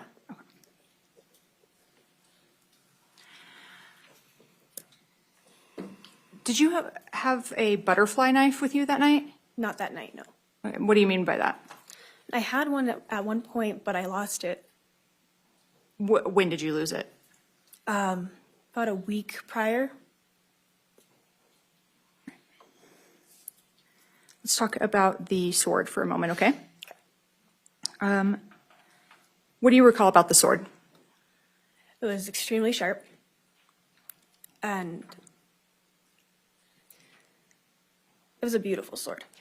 If you look at it in the view of art, that's how I like to view it. It was art. That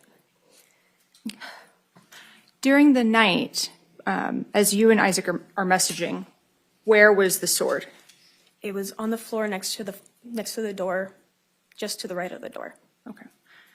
So I guess I should ask you this. When you came in from being at the park, you stated that you had some armor and the sword with you, right? Yes. Okay. So what did you do with the sword when you walked into the garage after being at the park?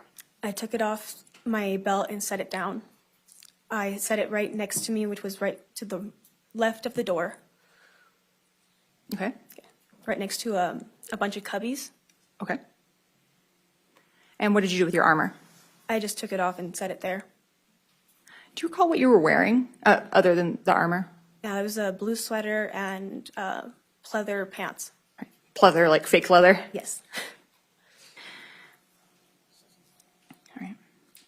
So throughout the night, as you and Isaac are messaging, did the sword stay in that same spot where you had put it down when you'd come in from the park? Yes. Where was the dagger throughout the night?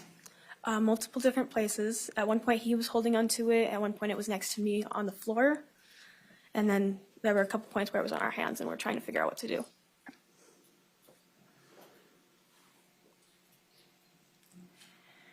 How much sleep did you get that night? None. Why? At the time when I fell asleep angry, Isaac always told me that I was grumpy. He didn't like how I would act, so I wouldn't sleep when I was angry. And I was awake for a very long time. I want to go now to the mid-morning hours, okay? Did you and Isaac make a plan referred to as Operation Fake Kickout? Yeah. Okay. Can you tell us about that? I was pretending to kick Isaac out so I could get Grace to leave, because I was trying to back out. Okay. Like, And do you recall the final messages Isaac sent to you before everything happened? Not completely, but I do remember him saying that she had admitted to doing something to him. What did you take him saying she admitted to doing something? What did you think that was referring to? That was referring to the rape. That's what I thought it was meaning. How'd that make you feel to hear Isaac, or to see Isaac message that Grace had admitted it to him? I was hurt. I was angry. I had so many mixed emotions. It's like, to the point I actually cried a little bit. Once Isaac sent you that message, or those final messages, what happened next? We were getting up and like trying to just act like everything was normal for a moment. Where was Grace at this point? She was sitting next to Isaac at the foot of the bed. Okay. Where were you? I was standing in front of them. When you say standing in front of him, what would have been, say, to your back? The door, the front door. Small. What happened next? Isaac handed me the sword. Okay. What did you take that to mean?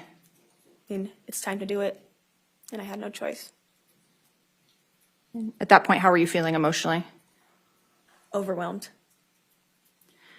What happened next? He told me he would hurt my mom if I didn't do it. Because I was standing there like, what the fuck are you trying to make me do? Okay. Then what happened? Then Grace started laughing at me like it was some big joke. How'd that make you feel? It brought all of my anger out in one spot. What happened next? And I closed my eyes and swung the sword. When you made that first swing, where was Isaac? He was right next to her, on her right. When you swung the first time, what did Isaac do? And he got up and he started saying, come on, finish it, finish it, finish it. And then he ended up leaving for a little bit, and I did. I finished the job, as he would reference it. And then he came back, told me, go take a shower. Let me stop you there. Sorry. While you were murdering Grace, were you saying anything to Grace that you recall? Just say, I'm sorry. I just kept telling her, please just apologize and I'll let you go.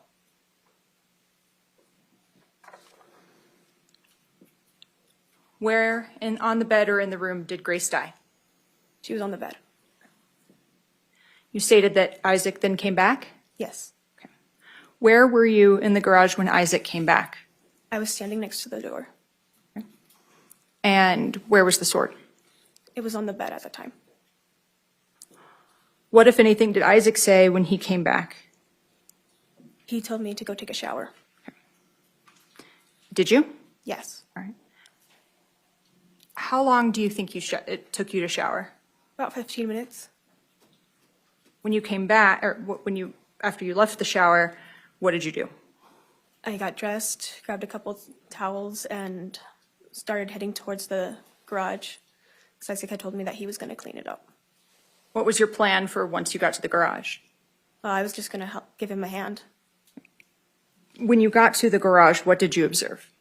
I saw her body on the floor, the sword on the table, and I freaked out. Okay. What did you do? I locked the door, ran back into the house, and the main house, and realized what had just happened. When you were exiting the garage and headed into the main house, did you see anyone? I heard the cops. Was Isaac present at any point from when you, or well, let me ask this, when was the last time you saw Isaac? When he came to tell me to take a shower. When you went back to the garage, where was Grace? She was on the floor. Is that where you had left her? She was on the bed when I left.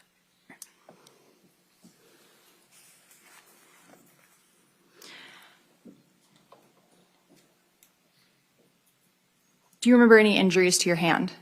or hands? I got a couple cuts on my hands from the sword.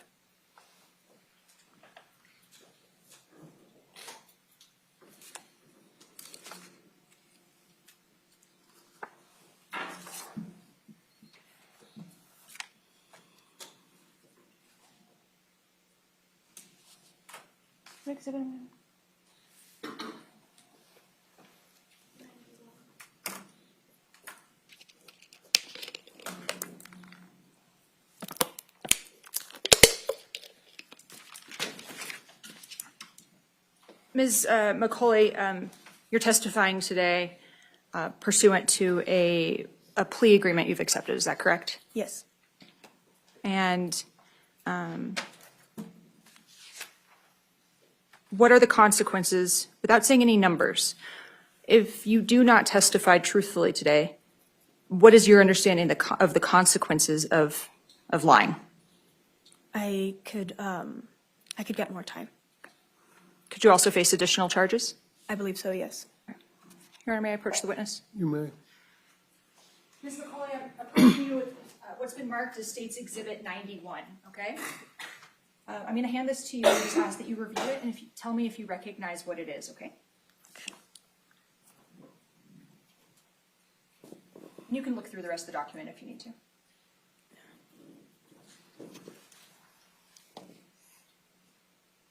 Yeah, I recognize this. And I'll just have you look through all of it really quickly.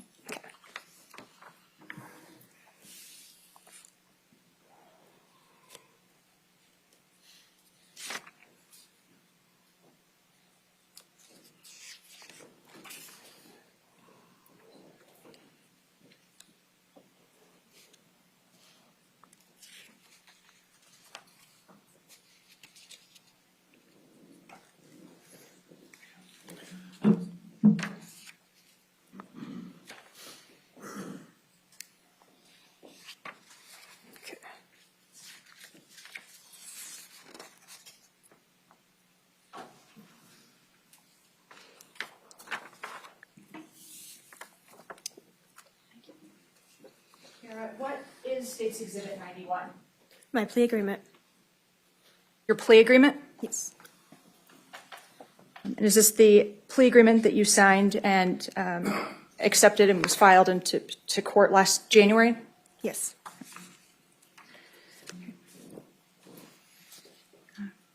And did you plead guilty to aggravated murder in the second degree? I did. Did you plead guilty to conspiracy to commit first degree murder under willful and deliberate? I did. And in exchange for that plea, are you agreeing to fully cooperate in this case? Yes.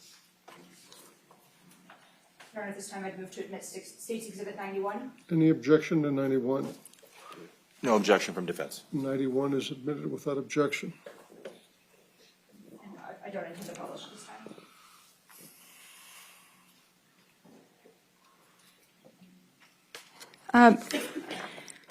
Kiara, you stated today that the injuries to your hands were from the sword. Is that correct? Yes. Do you recall doing a police interview with now Sergeant but Detective Javier Vigil back on the day of the murder? A little bit, yes. How were you feeling during that interview with then Detective Vigil? I had a lot of adrenaline at the time. I was freaking out a lot, so I was having a hard time communicating clearly. Like, I was saying crazy shit because I was also kind of excited to talk to someone who wasn't Isaac. Okay.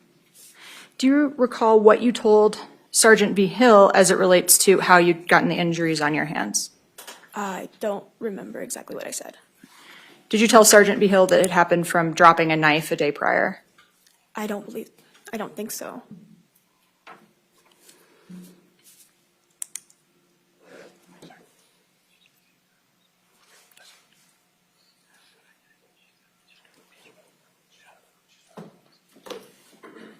Just a moment, Your Honor.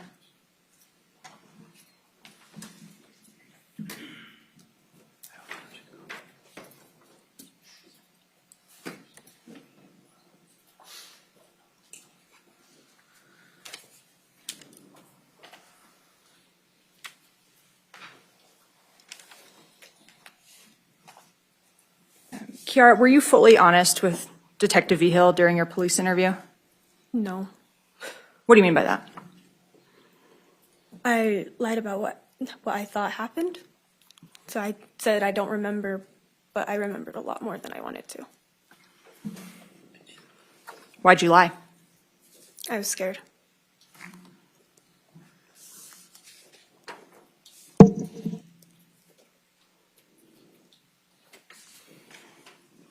Talking about the messages between you and Isaac, there are times that you ask him to commit the murder of Grace. Do you recall saying that?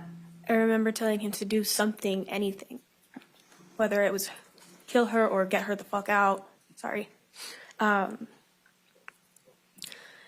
didn't care if it was to get rid of her, just get her to leave somehow, or kill her, get it over with, just do something. Get her out of my space. What did you think would happen for you as it relates to Ghost if you had killed Grace?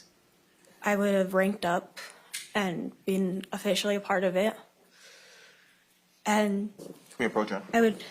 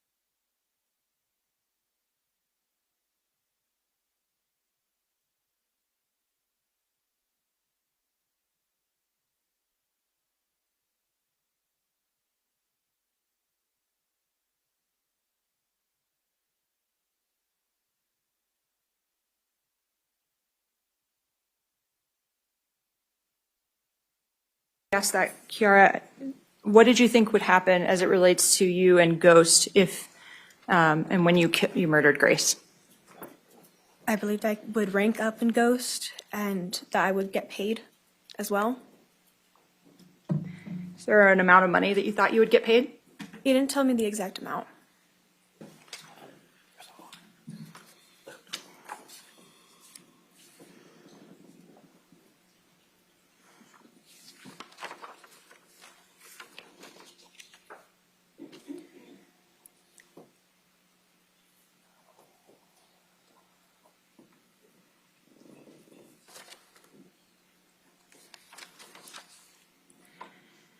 You've had two other interviews. Do you recall those? Another one here at the courthouse with Detective Vigil? Yes. And then another one with some of Isaac's attorneys? Yes. And were you fully honest in those interviews? Not fully. What do you mean by that? I was scared to say that. I said that Isaac had swung first, but in reality, he just handed me the sword. So did Isaac Apodaca take any swings using the sword at Grace's body? As far as I'm aware, no. Should have clarified. In your presence? In my presence, no.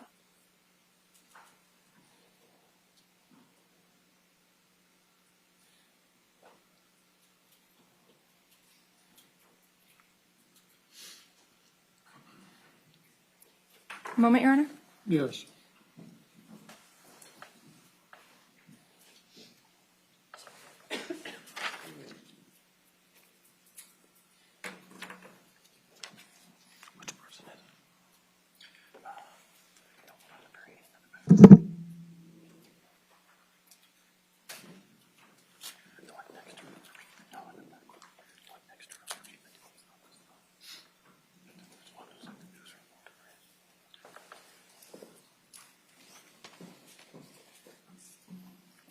Kiara, have you been truthful today about your role in the murder of Grace Jennings? Yes. Pass the witness.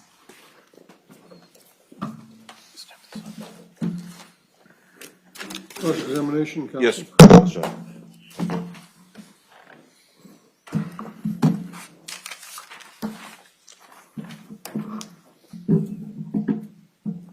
Good morning, Kara. Good morning. How are you? I'm okay. Good. Okay. Kara, you did multiple interviews in this case, as you discussed with Ms. Haley, the prosecutor, correct? Yes. Okay. And one was initially with Detective Javier Vigil on October 29, 2022, correct? Yes. The date of the incident? You had no attorney present then, correct? Correct. And you were charged with murder after that interview? Yeah. Okay. The other interview was with your attorney and the prosecutors in this case on October 1st, 2024, correct? I believe so. Okay. Based on your cooperation in that interview, you entered the plea agreement that Ms. Murphy showed you on February 11th, 2025, correct? Yes. Okay.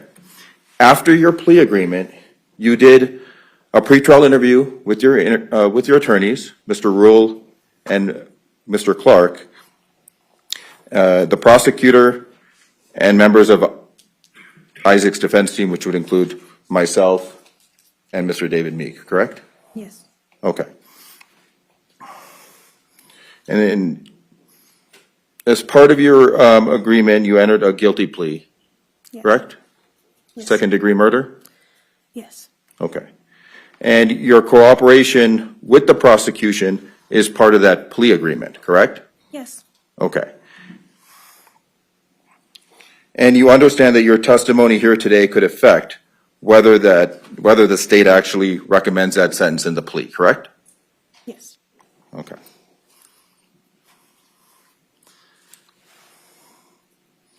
Now, you have every reason to minimize your own responsibility here today, correct? Yes. Okay.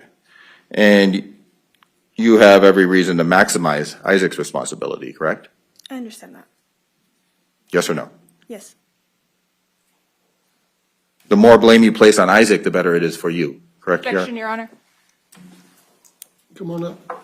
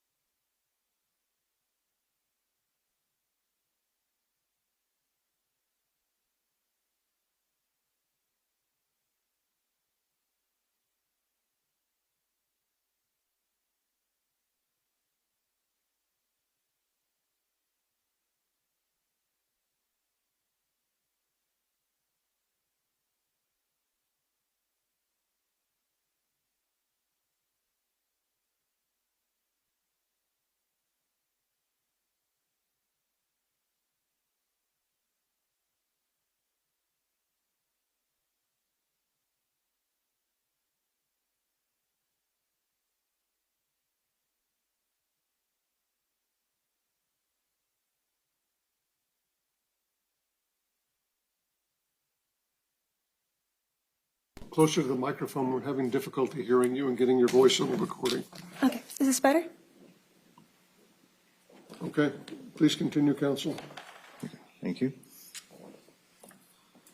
Now, your story has evolved or changed between the three different interviews that you did, correct?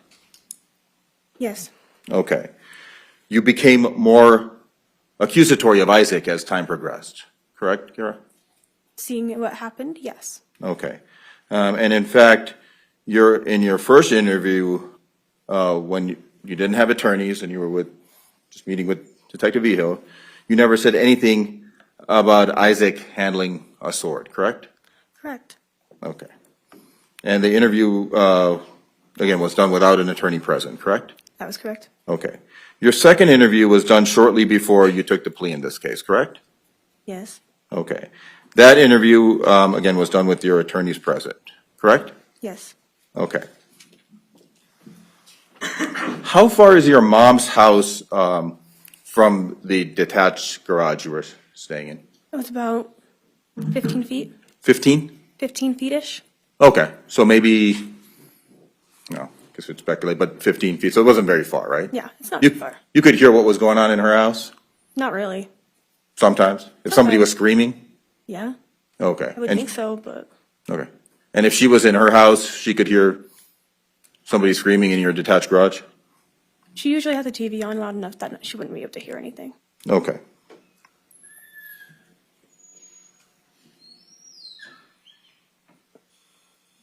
Now, you have stated that, you stated that you had strong feelings for Grace, correct? Yes, Okay. And you don't believe that Grace ever showed any real feelings back towards you?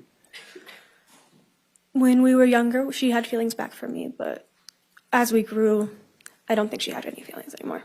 Okay. And that was a source of discomfort for you? A bit. That bothered you? Okay. And Grace was cheating on you a lot? Oh, yeah. Okay. Now, another issue, how much were you drinking that day? I had a pint. I'm not sure exactly how much I drank. Okay. It was within that. Were you drinking a little? Were you drinking a lot? Drinking I a few? wasn't drinking all that much. It was just a lack of sleep that was like not helping. Okay. Would you have drank a whole bottle and a half of Jack? Jack Daniels? Tennessee whiskey? I honestly don't remember. Okay. Would you have said that at some point? I think I did. Did you in fact say that in the interview you had with prosecutors, your attorneys, Mr. Clark and Mr. Rule, right before you took the plea agreement? I don't remember. Okay. But that is something you could have said? Possibly. Okay. Now, in your initial interview with Detective Vijo, you had stated that you only had a few sips of alcohol, correct? I don't remember, honestly. Would it help if I refreshed your memory? Yes, please. Okay.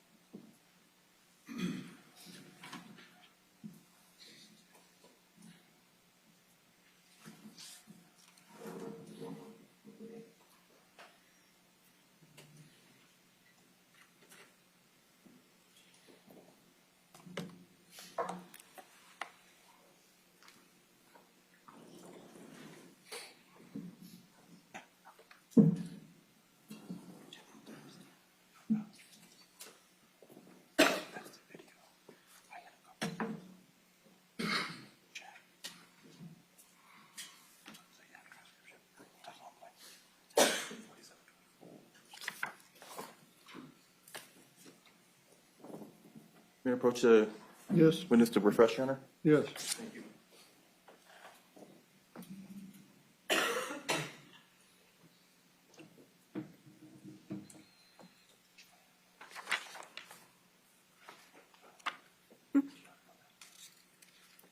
I've seen this guy before.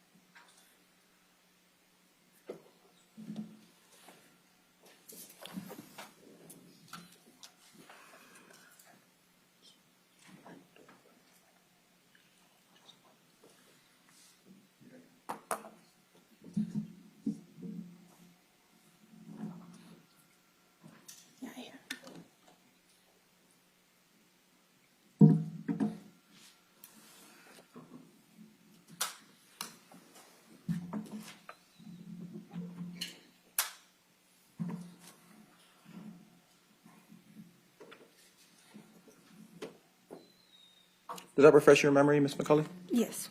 Okay. And you stated in that interview that you had a couple of sips? Yes. Okay. And so, safe to say that your story then changed, and you said you had a bottle and a half of Jack Daniels that day, correct? Yes. Okay.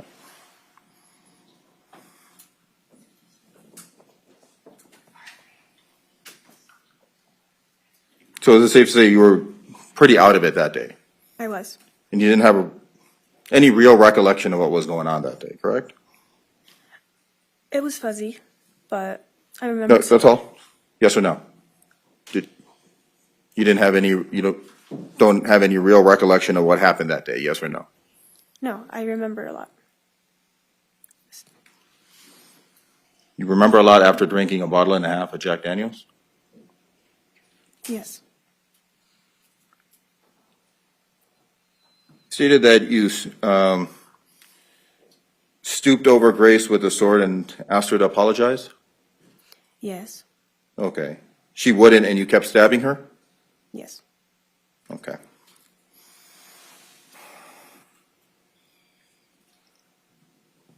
You also believe you were drugged by Grace previously?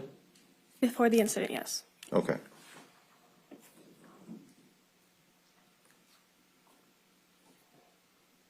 Move your approach, Turner. Yes.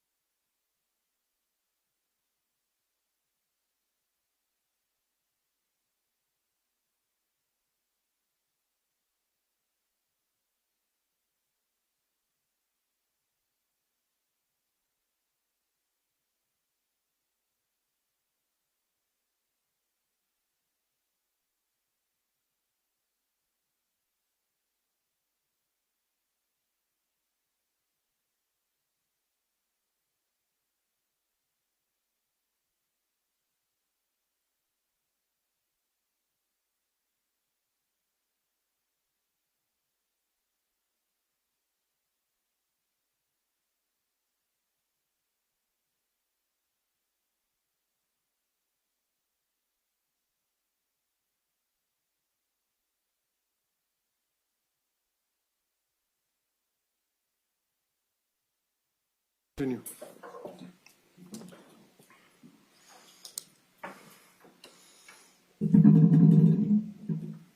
Over what period of time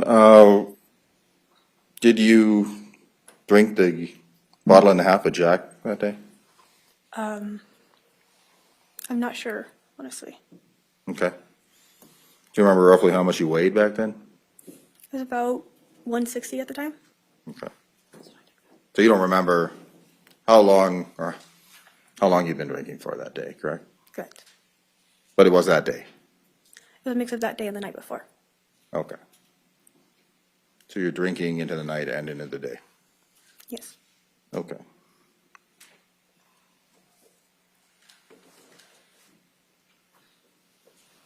You had stated that Grace had pulled a knife out at you because you have a big mouth and always say what you think, correct? Not exactly, but I just said a joke and that she didn't like. Okay. So you're not necessarily a very passive person, correct, Kiara? I am a very passive person, actually. Okay. But you do like to say what you think? Not so much anymore. Okay, but previously, When I was younger, yes. you would say what you think to Isaac? To Isaac, yes. I Okay. trusted him. You also stated that Grace always had a knife with her, correct? Yes. Okay. Now, in your pretrial interview, you had stated that Isaac handed you the sword and started swinging at Kiara, correct? Kiara? Or at Grace. He handed me the sword, and that's when I got the cuts on my hands. And then I swung. Okay. So this is the same sword that you had ordered on Amazon, correct? Yes. And you wanted the sword, correct? Yes. Okay. And in fact, you had an infatuation towards swords, correct? Yes. Okay. And your mom was part of some sort of medieval sword club, correct? It's LARPing, live action role play. I'm sorry? Live action role play. Okay. And you grew up around swords, correct? Well, not with one in the house, but she taught me how to fight with one, but we used sticks at the time. So your mom taught you how to fight with swords. Yeah, just for LARPing, and it's fun to LARP. So at some point, did you kind of want to live out this fantasy of actually using a sword? I bought it because I thought the end of the world was coming. Okay.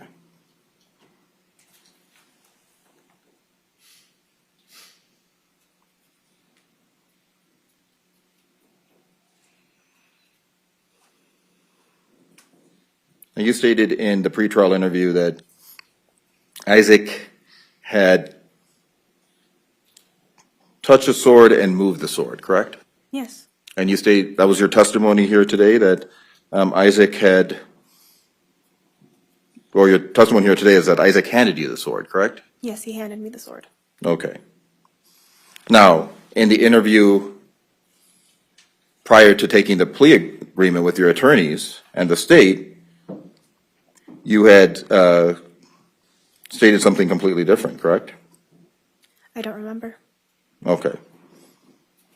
You would have stated that Isaac had swung at Kiara, correct? Used the wrong name again. I'm But sorry? yes, you used my name. Or Grace, excuse me. Yes. I don't like it. Good. You said that Isaac had swung at Grace, correct? Yes. Okay. And in the police interview, you didn't say that Isaac handled the sword at all, correct? I don't recall.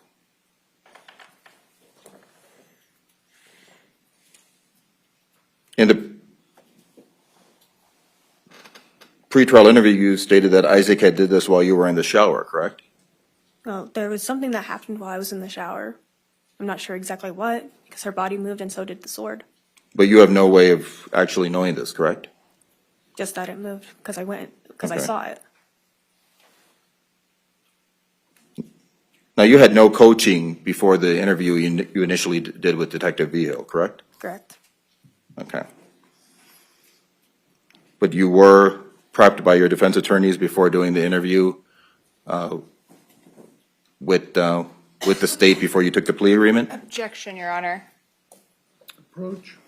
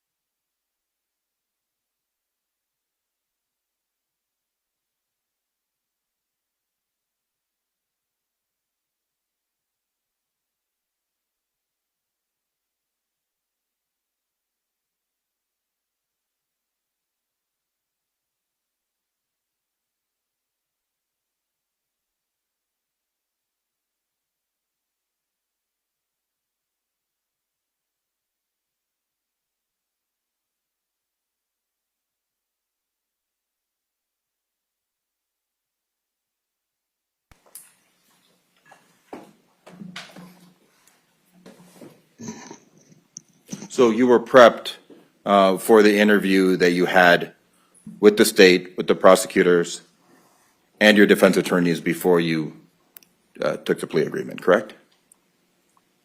Yes. Okay.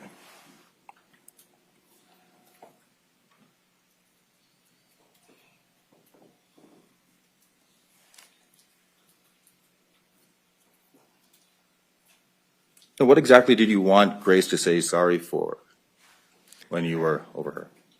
For the rape that I believed happened at the time. Okay. Now, you didn't have to stay with Isaac Apodaca to have a place to stay, correct?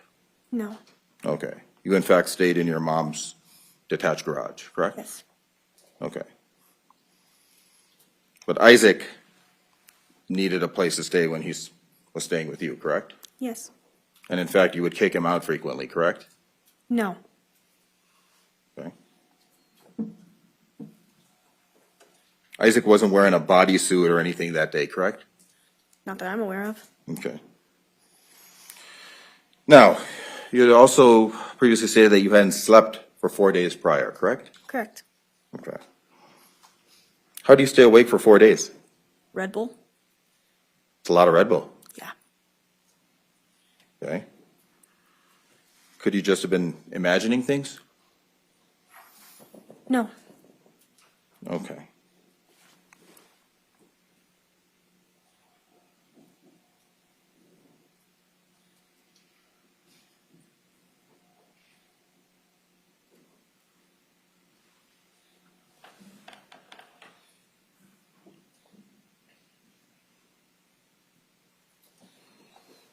Now, after all of this happened, you took a shower, correct? Yes.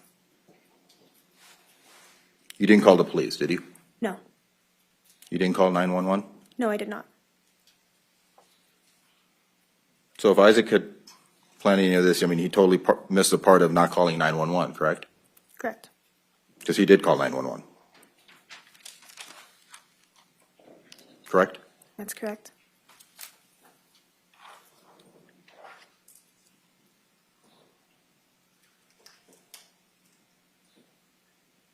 Now, you also stated that you've been seeing Isaac everywhere, correct? When I first got arrested, yes. Just as a foundation. Yeah, clarify what you mean. Okay. Again, do you remember doing the pretrial interview in this case with myself, my investigator, your attorneys, and the state's attorneys? Yes. Okay. And you have stated that you've been seeing Isaac everywhere, correct? Yes. Okay. Even in the jail? He was very far in my head. And I would see him in the mirror from time to time. But I believe that may also be part of my spiritual beliefs. Okay. Even in the mirror in the jail? Yes. Basically in places that Isaac wouldn't be? Yes, and I knew it wasn't him. Okay. I knew he wasn't there. Okay. Just answer what I asked you, okay, Kara? Sorry. Okay. Now, this has been going on for a very long time, correct? It stopped. Okay, but previously it was going on for a very long time, correct? It happened for about 2 months. Okay. And you were seeing Grace as well, correct? Her ghost. Okay. Now, you also love weaponry, correct? I think it's beautiful art. Okay. And you said that the sword was beautiful in direct examination, correct? Yes.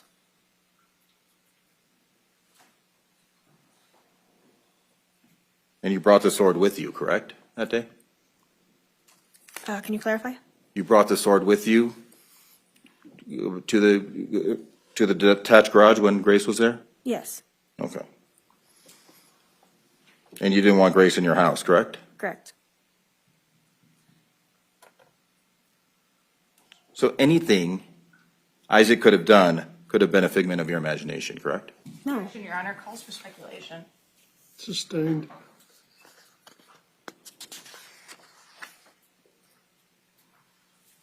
You wanted the sharpest thing to hurt her that day, correct? Grace? I just wanted to get it over with. You really wanted to hurt her? I just wanted to hear her say I'm sorry. Okay, and you did hurt her, correct? Trying to get it out of her, yes.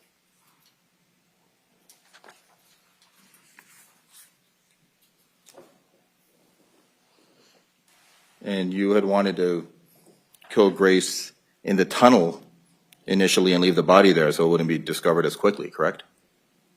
Yes, that was the idea. Now, you have previously catfished Grace, correct? Yes. Can you explain to the jury what catfishing means? Just created a false account to message her and, in my case, annoy the crap out of her. Okay. And how did you do this to Grace? I created a fake account with a fake name, fake picture, and tried to get under her skin. So you were trying to coerce her? I was trying to annoy her, Okay. bug her, upset her. You were being vindictive? Yeah. You've also, back to the stuff about the, what you've been seeing or observing or feeling in the jail, you would feel you say that you would feel Isaac's energy in the jail, correct? I don't see how that counts. Can you explain what you mean? It's my question, Kiara. So all I'm asking you is, you have stated that you would feel Isaac's energy in the jail, correct? Well, he was there in the jail as well, so yes. Maybe your approach, Your Honor?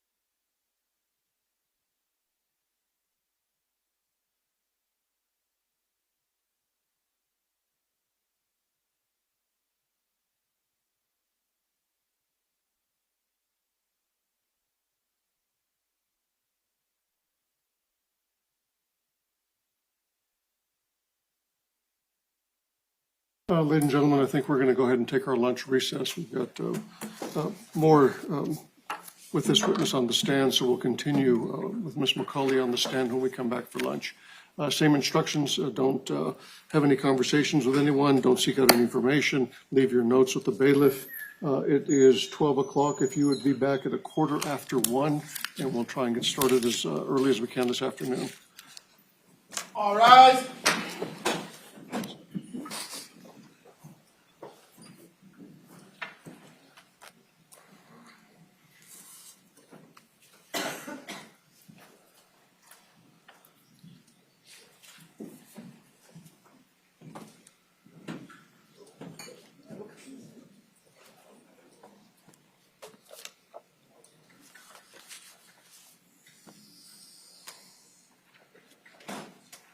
Okay.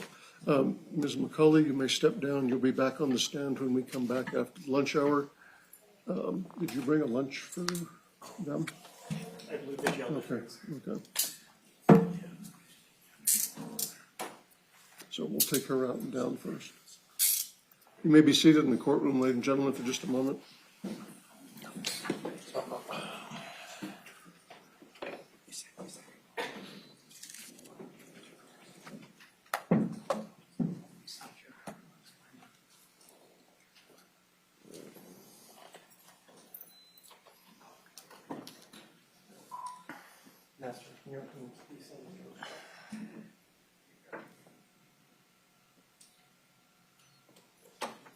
There you go, push it.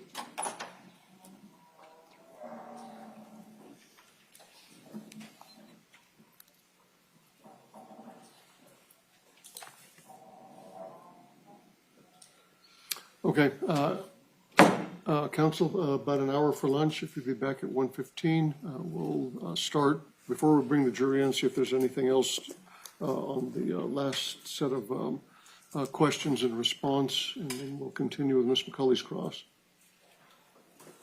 All right, we're in recess and off the record.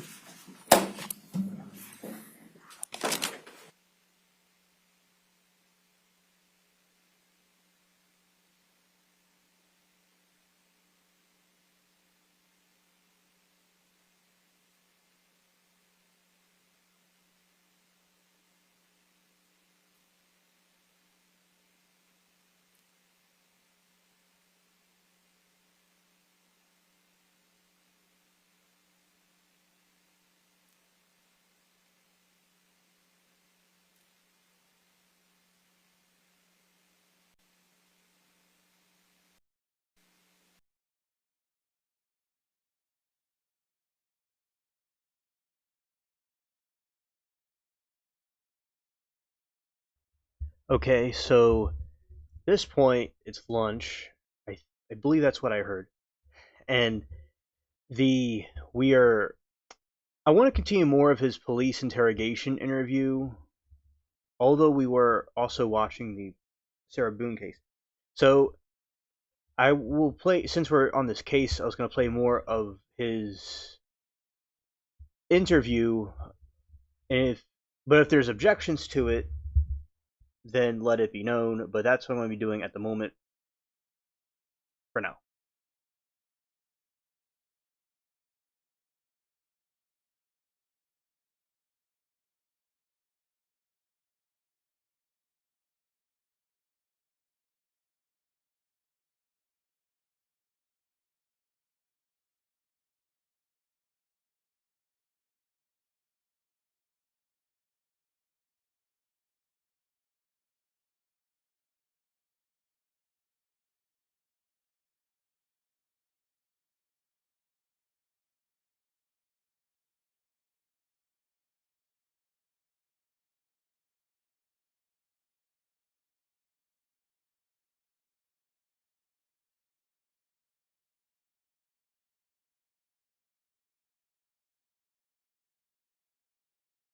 There.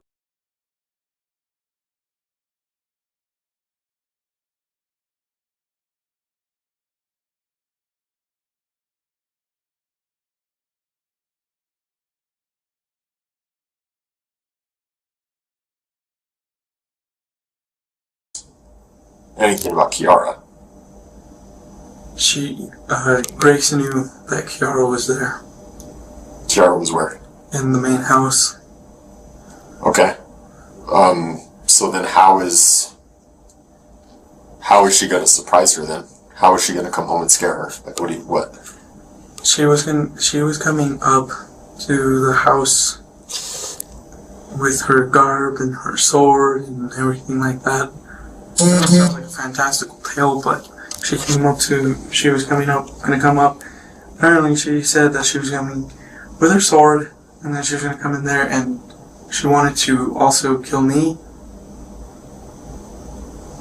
And she said that over the phone, on a phone call. Okay. You coming to me or I'm coming to you? Why should I bother talking to her? That's all, Kiara. Then you say, you come to me, I told her you want to talk to her, and no arguing. I'm angry, hon. And then you say, I know, but it's better to reach a common sense of direction. She says, is the door unlocked? I look like a monster, dude. You said, yes. She says, I don't have anything nice to say. You say, I know, but be kind with your words, like when me and you talk instead of violence. Show compassion. She says, thumbs up. You say, you know what I mean. Platypus? Is that what you're saying? Platypus? Yeah. Rar rar. She says, get the conversation rolling, dude. I'm not feeling nice. You're too nice to make me feel good right now.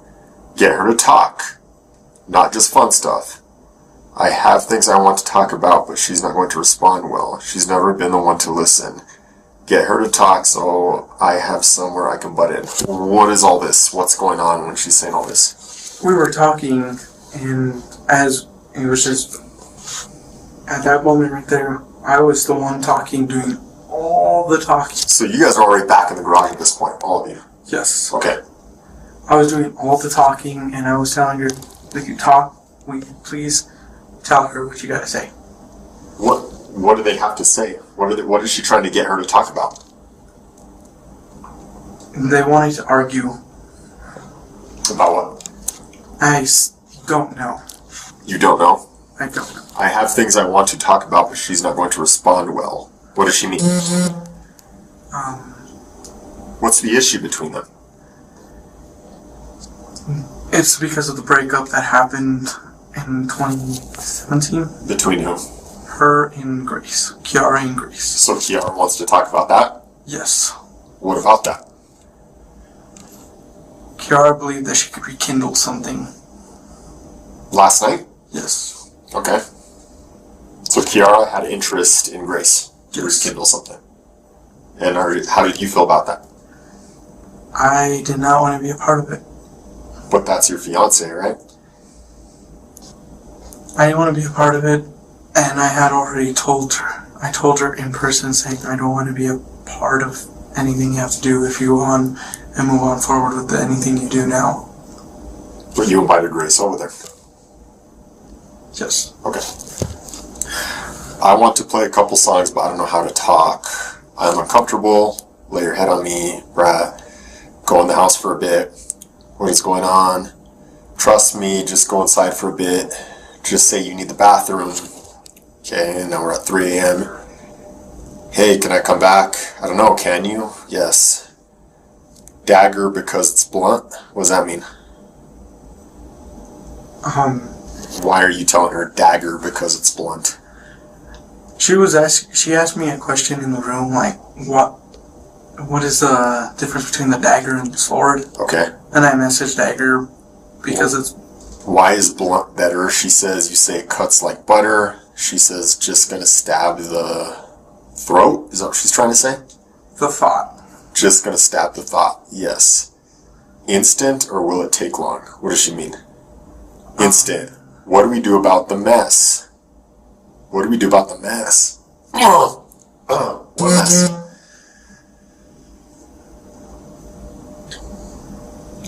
We burn it and I'll buy new blankets and bed. What's going on here, Isaac? I was talking to her and... What mess? She was talking about... She said was gonna stab the thought. And I thought like, she was poking the thought that was in her head about her dagger. Okay, what about the mess? What mess? She had made a mess in the bed. What kind of mess? A poop kind of mess. Poop kind of mess? Yes. We burn it and I'll buy new blankets in bed.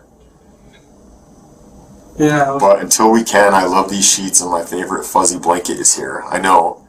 Just intense wash tomorrow, hydrogen peroxide and ice. Washer will get it out, yes. Can you help this time? Yes. I am just waiting for you to make the first move.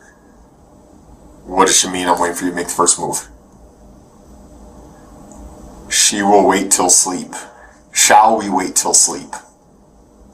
She pooped herself last night? Yes. And did you guys wash the sheets? No. So you guys slept in a bed full of poop? Yes. So when we go to the garage later for a search warrant, there's poop on the sheets? Yes. Okay, gotcha.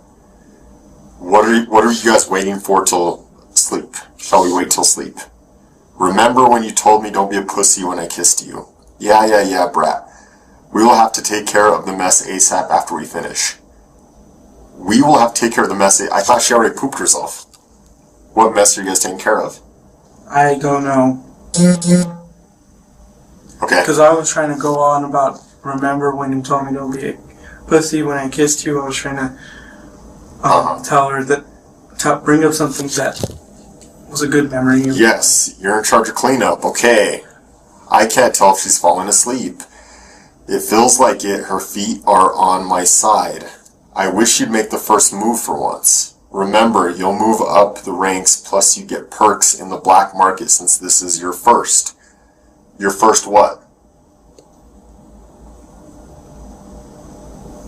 Isaac, what the hell happened? Tell me what happened, for real.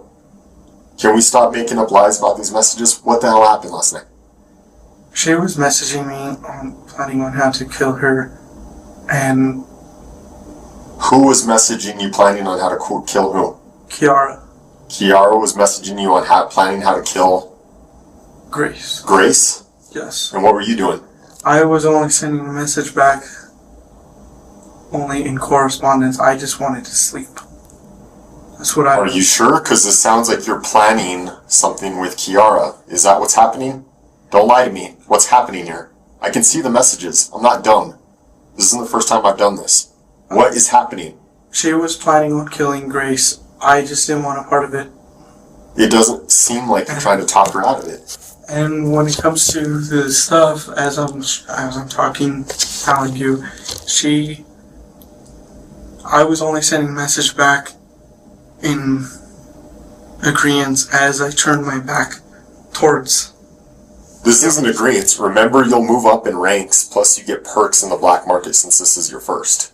This sounds like you're encouraging her. Right. The messages are here, dude. I know. I know. Right after that, I was trying to fall asleep because I didn't want to be a part of anything. We're going to keep going through these messages. Tell me since now. Did you help Kiara do this? No. No. But you knew it was going to happen. I knew it was going to happen. You knew it was going to happen since last night. I knew it was going to happen since last night, but I just didn't want it to happen because it's a friend of mine. When did this plan start? Because this was planned. She planned it out. Grace planned it out? No, not Grace. Kiara planned it out. Kiara planned it out. When? How long had this been a plan for? She had planned it out since 2020. Kiara planned to kill Grace since 2020. Yes. And you knew about it since 2020. Yes, and I had been going to counseling because of this. Okay. And then last night, Grace messages you looking for a place to stay. And that's the opportunity for this? I didn't see it as an opportunity. I saw it as an opportunity more like, let's squash everything. Then why are you saying you'll make it up the ranks plus your perks in the black market since this is your first? Because you're talking about killing her here, right? What else could this mean? Remember, you'll move up in the ranks plus you get perks in the black market since this is your first? What else would you be talking about here? I was trying to talk about something else because I'm trying to get my mind off. Isaac, really? You're trying to talk about something else there? Yes. And I'm not. How do I aim? How do I aim right? Just aim. Well, tell me what you're talking about there. That's Call of Duty. That's Call of Duty. Tell me when. Okay, I'll give a count. 6, 5, I can't yet, dude. 4, I'm shaking, dude. I know, I lose the nervous. Help me drive it through. Help me drive it through? What do you mean, help me drive it through? She was asking me to do. To stab her. Yes. And I didn't want to do any. She was asking, help me drive what? The sword, the dagger, the butterfly knife, what? The dagger. Help me drive the dagger through Grace. Anger me. I invited Brittany. Who the hell's Brittany? Brittany's another one of my friends. You invited Brittany over during all this? No. No? But you said I invited Brittany. I said that just so I could get the whole stop. That's annoying, not angering. Oh, and if it goes wrong, then what? Question mark. You're cute. How so? Fred, my leg is asleep and spasming. I know she is also shivering a lot and I'm ticklish. Sorry, anger me. Well, for once you can't look at your face. What are you talking about? I had snapped. You snapped? What do you mean you snapped? I got between the messages with all the little things. That's when she was poking. And I snapped. What do you mean you snapped? I texted what I texted right there, and I just wanted to go to bed. Okay. Remind me of everything she's done. This could have already if you had done the OG plan. What was the OG plan? The OG plan was something that she concocted. Okay, what was that? She concocted that she was going to kill Grace. Okay. And she wanted to do it alone. Okay. That was the OG plan. Okay. She hurt you and had sold you into sex trade. Had you not flown out after the crash, you would have gone away with making you disappear. Keep going. She is still lying about a lot and she's not willing to admit that. She is the biggest piece of shit. Keep going. She makes you feel horrible for your skin color and your beliefs. I'm going to pretend to sleep so it looks non-conspicuous. Whoa. Tell me about all that. Right at that moment, I had plugged in my phone for the night, and my phone, this phone right here, would have been on the opposite side of the bed, charging. Right there by Kiara. And what? Oh, these aren't your messages either. Those are not my messages, because... Help me, just do it. Be ready to grab her or a trash bag. She is your list. If you can't do it, I'll place a on her for you to watch. Want me to do that? This ends now. I'm getting a sword. I can get Christian to help and Chris. This ends now. I know. Dagger, 'cause the sword will need to be hidden. She is awake. I don't know if I have the strength. Her phone screen is dim. Also, if you can't do it, I'll have them do it and it will still count as your first. I'll just rewrite the report and submit it to the black market heads. What is this report you're going to write to the black market heads? What are you talking about? Don't tell me this isn't you messaging. I know this is you messaging. Be transparent and tell me what's going on here. I could tell this is really eating away at you, that you're having to think of your way around all this stuff. Just tell us the truth of what's happening. The report with the black market heads was something I have been writing down, and I'm trying to leave. It was something that I'm trying to leave behind. Tell me more about that.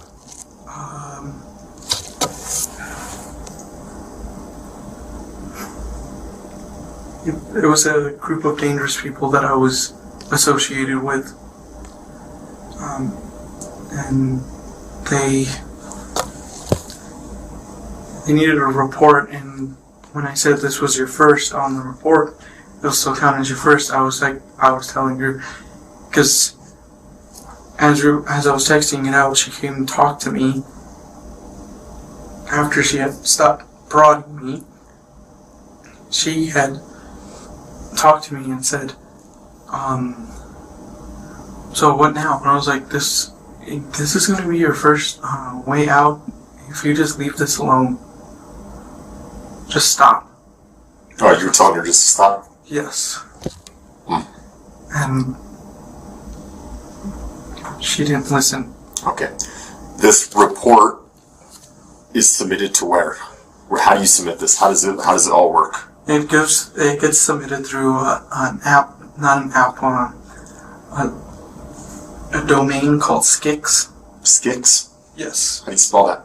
SKYXX. SKYXX? Yes. Okay. And what exactly is that domain? You can submit all kinds of reports, and you find people that you've lost contact with and stuff like that. And I was going to submit a report and saying, hey, this needs to end. And I already had the report and everything written up. But it says here you're going to write the report and submit it back. That it's her first. Her first what? Her first way out. Her first way out? Yes. Because right after I said her first. What, you're telling her dagger because the sword will need to be hidden? So you're telling me here that you're telling her it's her way out. But this to me reads like you're telling her her first kill? It sounds like that, but I was telling her, because she she leaned over like this to talk to me on the bed. Yeah. And I told her, this will be your first way out if you just leave it alone. And if you can't do it, I'll have them do it. You'll have who do it? If you're talking about a way out, how is someone else going to give her a way out? I actually contacted a friend named Christian. And they already had a ride and everything. They were going to pick up Grace and take her. And they would kill her? No.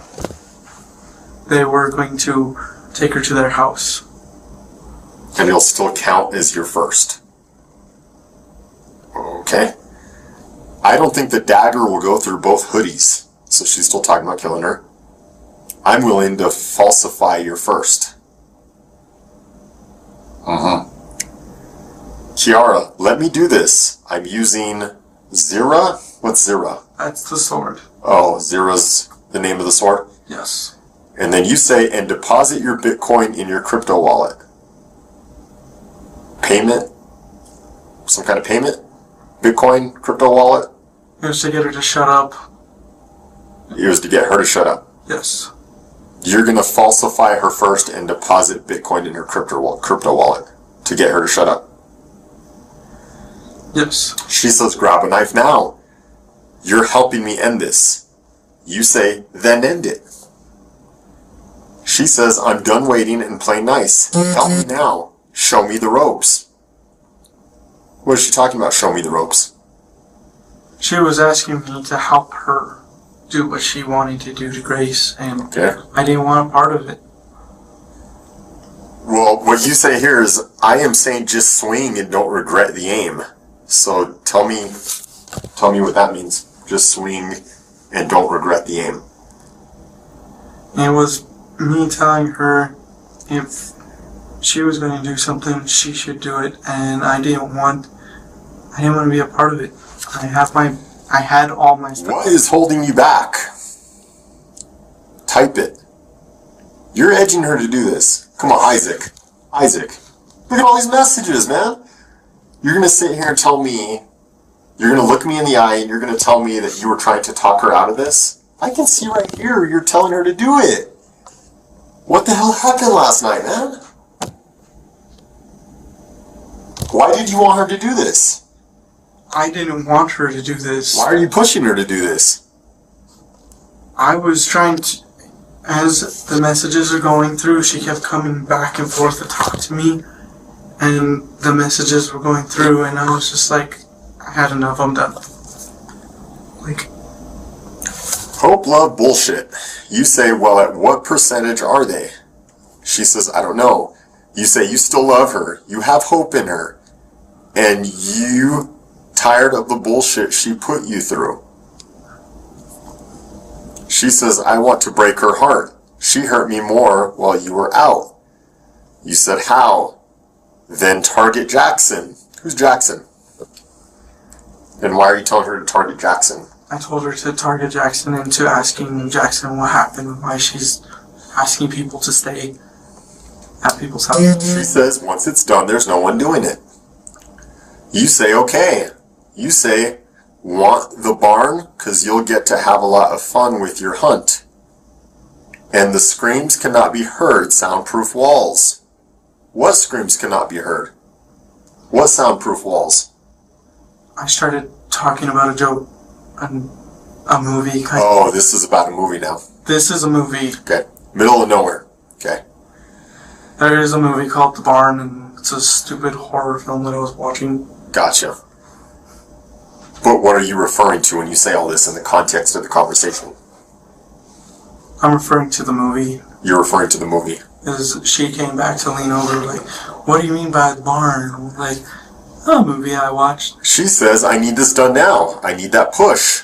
But first I need to pee. You say pee. She says, I'm so cold. You say, I know. If you want the barn situated right with your tools, just say yes. She says, please help me now. You say, you can do it, Abby, Durga, Puggle. If you want me set the barn up, I'll be going Wednesday after probation. She says, now. You send text. She says, I just wish my blankets weren't in the way, and her cats. You say, I know, shit, I forgot she had her cats. How did she hurt you, Puggy? Your DLD is kicking up. Just stop. We'll do the barn for you. You'll also get paid there. So is there another location where this possibly was going to happen? No. It's sounding like you're talking about a barn and she'll get paid there. What do you mean? It was referring to the movie, and the part about paying her was to shut her up and... She says, can you get hard? You say maybe. She says, fuck her. Or hold her down flat on her back for me.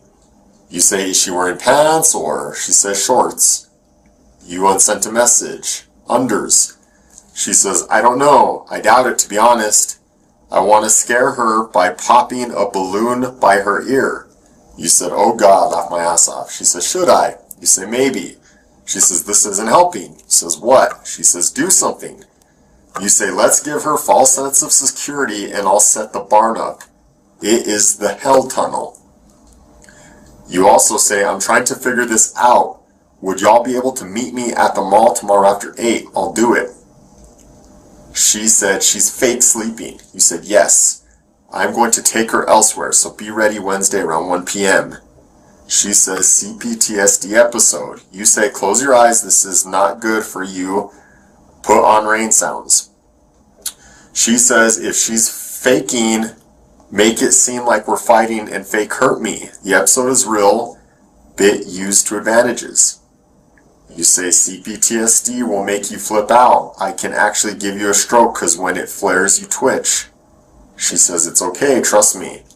You said you will lose mobility to your right side of your body. What's CPTSD? Chronic post-traumatic stress disorder. Okay. She says, I'll be okay. Let's do this and have her get hurt in the process.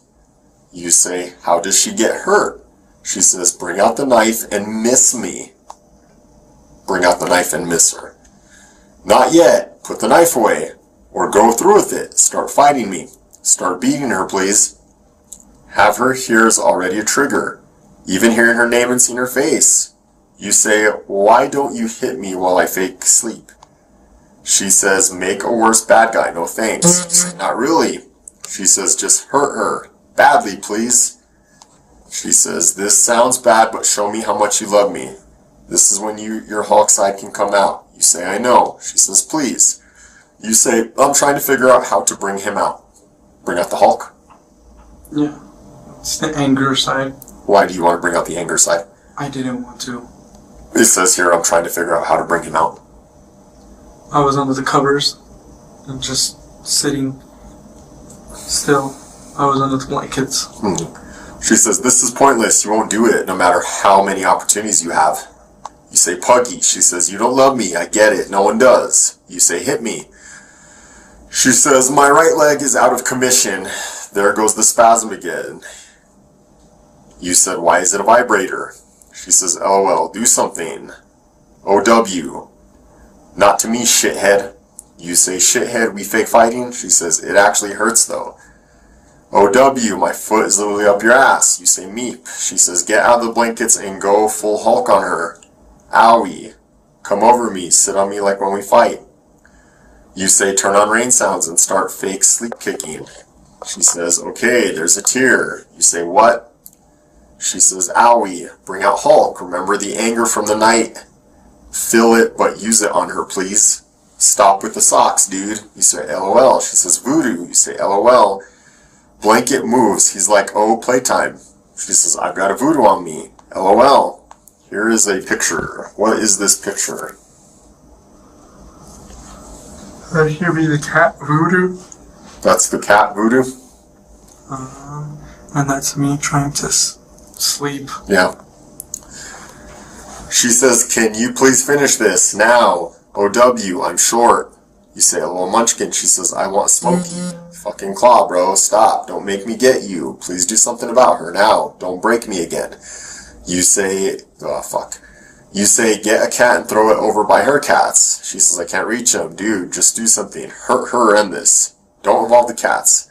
You say, the cat's a distraction. She says, I give up. There's no point in trying anymore. You say, voodoo is pissing them off. She says, yeah, you won't do anything and I physically can't. You have no clue how much this hurts. You say, the list for you was made specifically for you. What list? It was the grocery list we were talking about. This is the grocery list? There was a grocery list that she sent me, which had like beets and carrots and stuff. Good night. I know it hurts. I just want you to do it so you can feel the rush of adrenaline. What do you want her to do so she can feel the rush of adrenaline? To go to sleep. You want her to go to sleep so she feels the rush of adrenaline? Yes. Okay. Because I wasn't having it anymore. Okay. She says, I physically can't. I need fucking help. But no, you're just playing games. I'm genuinely upset. You say, I'm not playing games. I am wanting to see you do this. She hurt you the most, caused trauma. You're being asked to finish this. You want to see her do what? I told right after she had sent that, she came over to take off the covers off my head and asked me, what do you want me to do? And I was like, go to sleep. So you want her to go to sleep because Grace hurt her and caused her drama, and you're asking her to finish it, but you're talking about her going to sleep? Yes. I just need help, is what she says. You are doing nothing again, she says. You say, yes, I want to help, but I cannot aid you. I can coach you what to do. You can coach her what to do? What do you mean by coach her? Telling her to go to bed. Oh, okay. Text me. She says, stand up for me once. I feel like I'm going to vomit. And here's all of these. I'm still fucking awake. Wake up. What? Hey, I have a plan with what I said. All I have to do is be over there at my fam's place and call the cops for a breaking and entering. Hold up, listen. Okay, plan B. Just tell her she needs to leave. Follow my lead, my lady. Yes. What do you mean? So I told her, follow my lead, lady. Follow my lead, my lady. Telling her that I'm gonna just I was getting everybody ready to go. You were getting everyone ready to go? Yes. What's plan B? Plan B is getting everybody ready to go. Just tell her to leave, dude. I'm in a mood. I did through Insta, so now what? Operation Kickout. Me following the call to the cops once at my family's. How about I just explain why I'm angry and why she's not wanted, okay? Show me what you sent her. It worked with Christian. She says she's leaving at 3:30. Still? Yeah, why didn't you pop off my little firecracker? What would you like me to do? Stab her? I don't fucking know. I don't have the energy to do shit. Read what she sent. Is she stupid? Yes. I'm fake getting thrown out. You're fake getting thrown out. Yes. that's what I call fake getting thrown out, because she kicks me out, and 5 days later she asks me to come back, and it's like, oh, come on. I can't be jumping from place to place. Yeah, follow my lead, my lady. We can hear you. You say they want me to spend what I have saved for the house. Don't. You said I know not to, and I am not feeling good. Still told Steven, and he said okay. She said, you heard that right. You said, yeah. As legendary pig spot Pokemon, unless I asked your mom to give me a ride to Target, and you do what is needed. You do what is needed. What is needed? That was Charlie Kirk too, because she wanted to talk to me. She wanted to talk to me as I was there, and I told her that Grace's mom was coming there to pick her up. What? Grace's mom was coming there to pick her up. You didn't. I don't understand. You didn't answer my question. What? And I told her to. What does she need to do that is needed? It's a simple question. To leave. To leave? Who needs to leave? Kiara needs to leave. You do what is needed. Does make sense. Her mother's her backup ride, okay. Want me to get your mom to give me a ride to Target so you can take my stuff into the back room and her mom and your mom don't get into it? Yay or nay? Wait a bit though, okay, how long? Until there's a clue on when she's leaving. She admitted to me when she lived at those apartments, and she was sober then. She admitted to me also back when I first met her calling you crazy. Those are the end of the messages.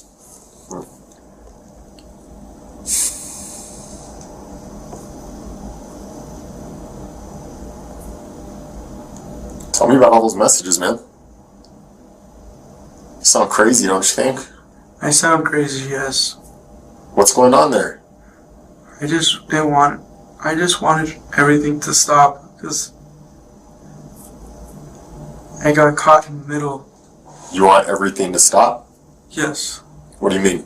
I wanted everything to stop because I got caught in the middle of them two's bullshit. You wanted everything to stop? Yes.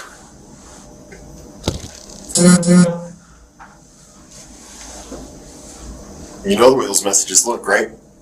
Yes. How do they look? They look bad. How so? Very bad. How so?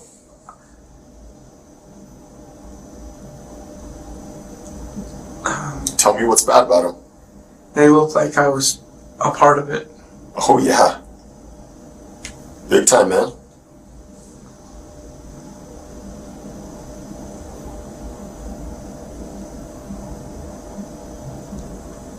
I wish you would just stop with all the, what I feel like is you trying to figure out lies every message we go through, and just tell me, we can start all over if you want to. We can start all over.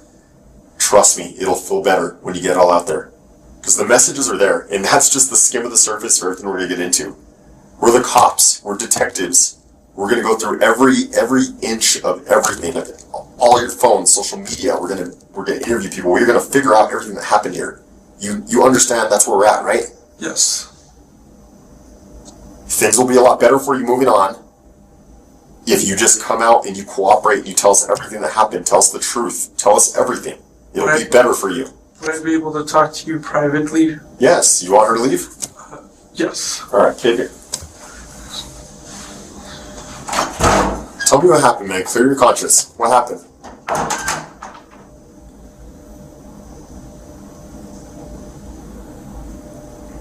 Don't think about it. Just put it all out there. Tell me what happened. You'll feel better. I'm not thinking. It's just, I was asked to help quite a bit in those messages. Yes, you were. And I didn't want to help. I didn't want to help.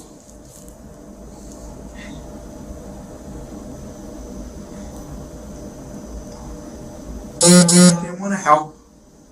Simple fact that it was my friend. So I was trying to find a plausible alternative to get her out of there to safety. And that was when I called my friend Chris and Christian. They were right in the neighborhood. Mm-hmm. And they were like, well, let's get the area set up for her to go over.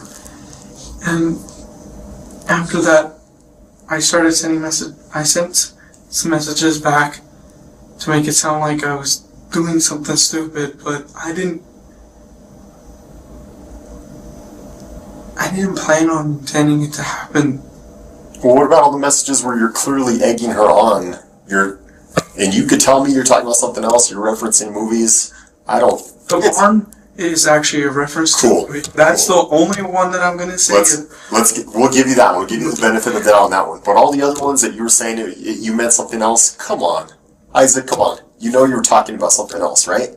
Yes. You know you were. So if you're gonna sit here and tell me that you didn't want this to happen, that you were trying to talk her out of it, push her away from it, the messages don't say that, man. So tell me what really happened. What's the point of all this? Why did this happen? The point was that it's over, Isaac. It's over. Look at me. Look at me. It's over, dude. It's over. What you can do from here on out is be truthful and help us understand why this happened. Mistakes happen, dude. You need to own it. Tell me everything. Don't sugarcoat it. Don't bullshit it. Tell me everything.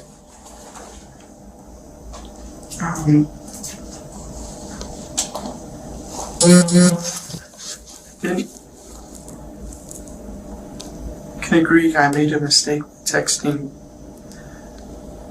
back how I sounded. I can agree that she wanted me to help and it sounded like I wanted to help. I didn't want to help. You didn't want to help, No. but you wanted her to do it. She wanted to do it the whole time and I didn't. Did you want Kihara? No. You did not want her to kill her. No. What did you want? I wanted a peaceful resolve. So what about all those messages where you're pushing her towards it? That wasn't a peaceful resolve. If I had looked up a stream of messages and it's you telling her, no, be peaceful, don't do it, chill, put the knife away, why are you being like this? That's understandable. That's reasonable. That's in line with what you're telling me. Do you want to go through all those messages again? We sure can. And I can see if you can come up with the same lies again. Do you want to do that? No. Then stop telling me you wanted a peaceful resolve when we know you didn't. And tell me what happened. Why were you guys doing what you were doing? I was doing it out of the kindness of my heart to sit because she needed a place to stay. Yeah. And her mom called me. Let's fast forward to later on, to when you guys are plotting and scheming. Why were you guys doing that? What's the point?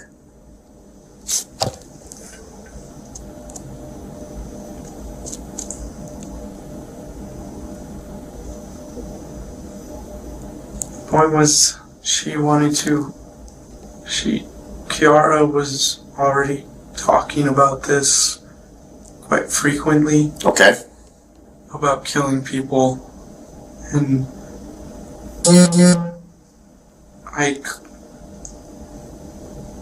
she had talked about killing me, her mom,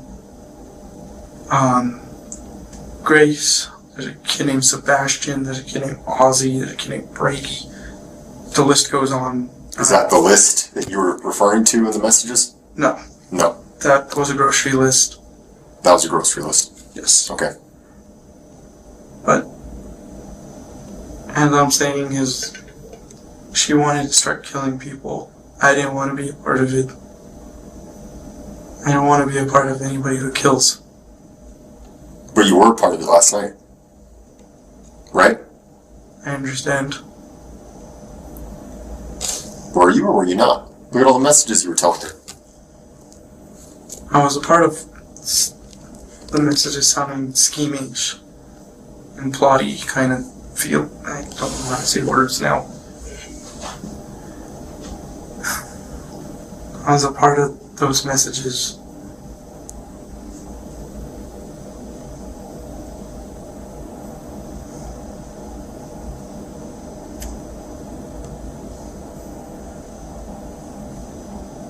What else? What else can you tell me?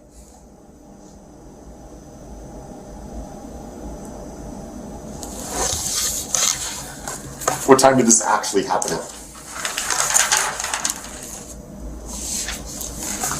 What time did the killing actually happen at? 12:47. It didn't happen when you went to go pee, did it? It happened when I went to go pee. So like you said earlier, everything was cool, you went to go pee, you came back and she killed her. Just like that. And you were surprised that she did it. I was just like,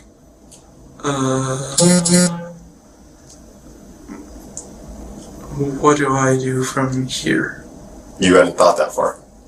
What do I do from here? And she's all, we'll dispose, I'm gonna get Al and me, Al and Kiara, we're gonna get together to dispose of the body.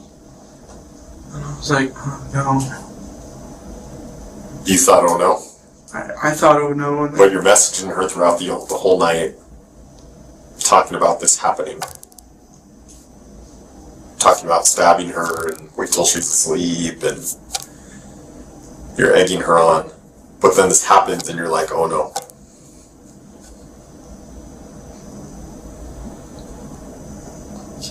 Yeah, I've seen the garage, right? I've seen what it looks like.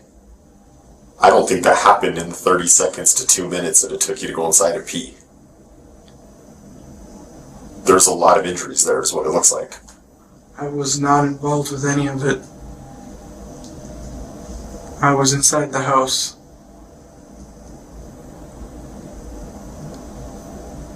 To pee. I was inside the house to pee. What's Kiara gonna tell me? Because you know I'm gonna talk to her. I don't know what she's gonna tell you. Have you been truthful to me this whole time? I have tried to be truthful. You've tried to be truthful, but you haven't the whole time, right? You've sprinkled some lies in there here and there. Can you at least give me the respect of that? Yes. Why?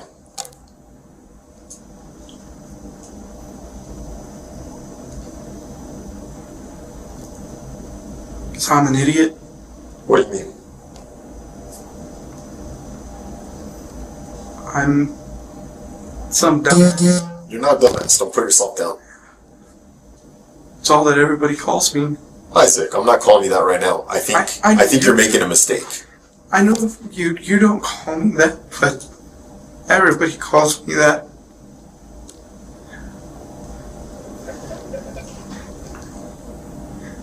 Everybody calls me dumbass, idiot. Is it true? Do you feel you're a dumbass or you're an idiot? I don't. Then who cares what people say, man? You know what I think? You know what I think, Isaac? I think you made a mistake. That's all I think. I think you made a mistake last night and today.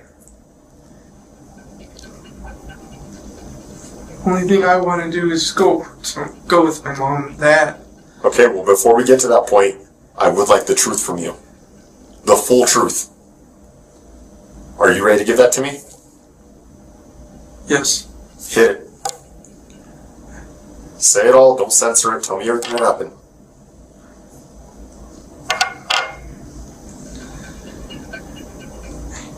Those messages were me telling her how to plan it out. Okay. Keep going. And when in the morning, throughout the night, I was getting prodded. Mm-hmm. We got told to leave. I was told to leave, so was Grace. And I started packing my bags. And when I finished packing, I had to go pee. Came back. There was a dead person in there, Grace. Well, what seemed dead. Mm-hmm. And from there, all I decided to do was call my mom. Because my mom's my safe spot. My mom's the only person that I really can go to.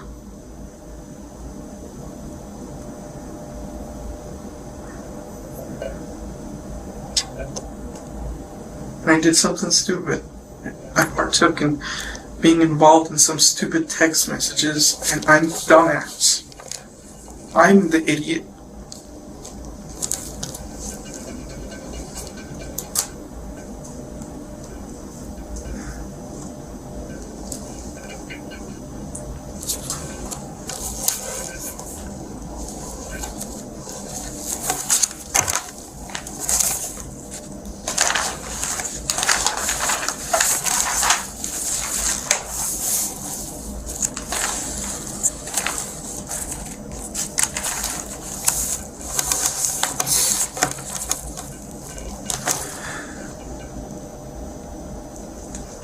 That's me being truthful, sir. Did you want this to happen to Grace? I do not want it to happen to Grace. So then why all the messages last night?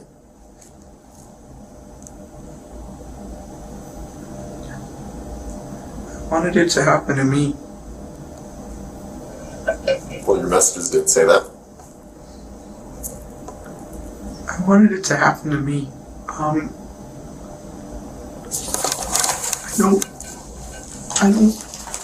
don't know if you know, but I've been going through a lot lately. You were telling me you've had some friends pass away, and I also used to have a job at Route 21 as an assistant manager. Some girls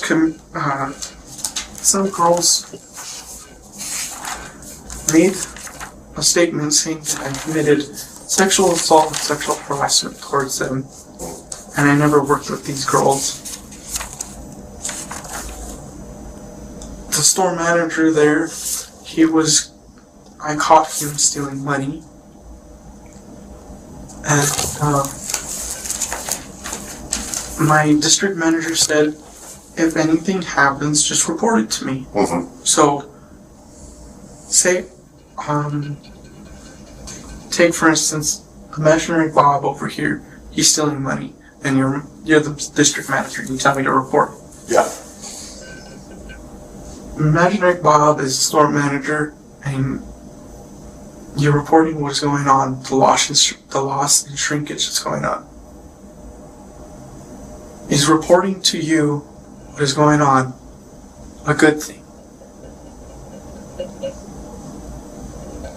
Would me giving you reports on the bank bags and money that is being taken? yeah, sure. So, when does it turn into the fact that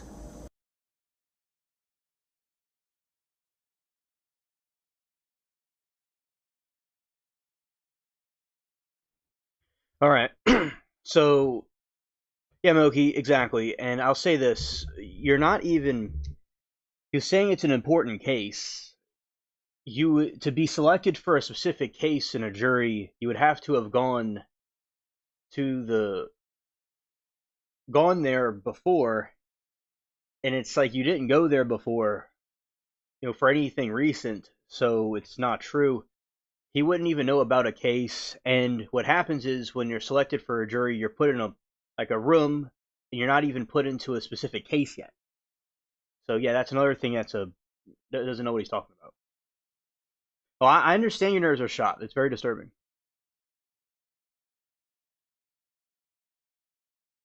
Oh, exactly. Yeah, he's trying to get you to pay a fine to scam you out your money. And I'll tell you that the courthouse would call you and just wonder where you're at. If you missed it, they would just call you wondering what's going on. And they wouldn't be the police. And they would not get you to do a fine. They would just tell you to go to court if you're late or you missed it. So, yeah, it's completely bogus. Yeah, so you and your daughter were right to call that out.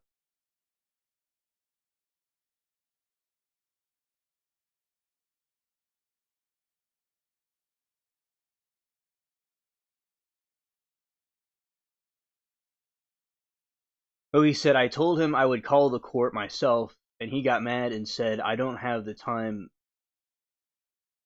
to play these games with you, ma'am. Yeah, this is very creepy. He sounds like a serial deleter type person. Yeah, that's the kind of tactics they use. So they get mad because they can't control you. But yeah, calling the courthouse would be perfectly fine. A real police wouldn't mind. So yeah, that's just very manipulative of them to do.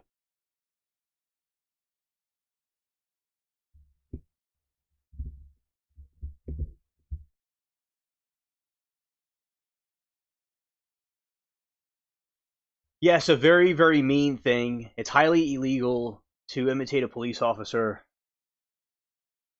And Ted Bundy did stuff like that. He would impersonate a police officer or try to lure a woman to a vehicle, and he'd get angry if they try to get away from him. The same thing. So, yeah, it's a lot of stirring people out there. And yeah, just remember that's not what a real court would do. And you would have gotten something in the mail. You would have had to have filled out something, and they give you a number that they contact you on if you're already selected in a jury thing. So, yeah, just the person really messed with the wrong one, because you know what you're doing, and it's just really stupid stuff the guy was saying. That's the last thing you need to have happen to you with the scammer right now. This is why I don't even answer numbers I don't know.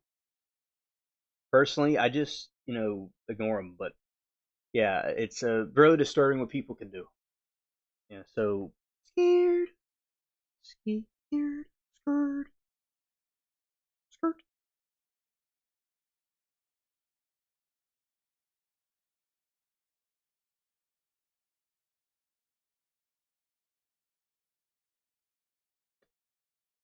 And so I feel bad that happened to you, Moki, and I'm glad he got rid of the scammer. Yeah. Nobody's gonna do all that over the phone. It's real stupid.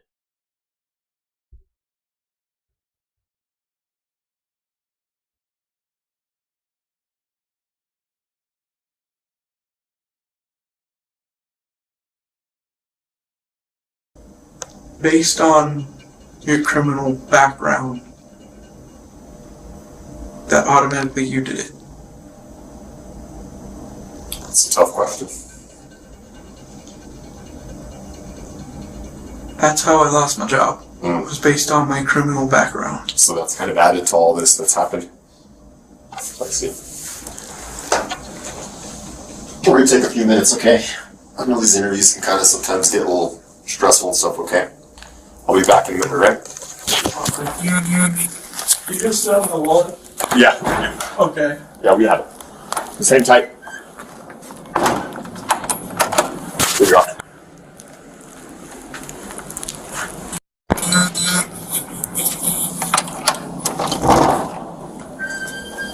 Whose number is 971-381-0111?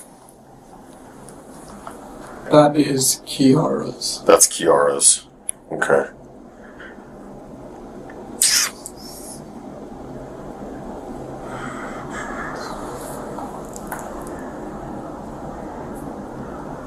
What do you mean here when you say that? Puggle, I am wanting you to kill her. You have to end your suffering by ending her joy.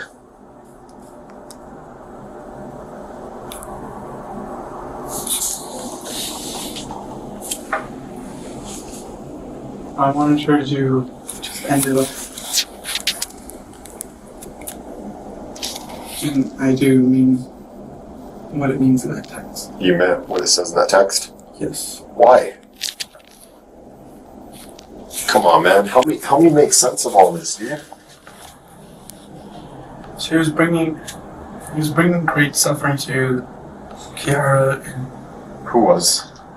Grace. Grace was bringing great suffering to Kiara? Yes. And that's why you wanted Kiara to kill Grace? Not just. What do you mean, not just?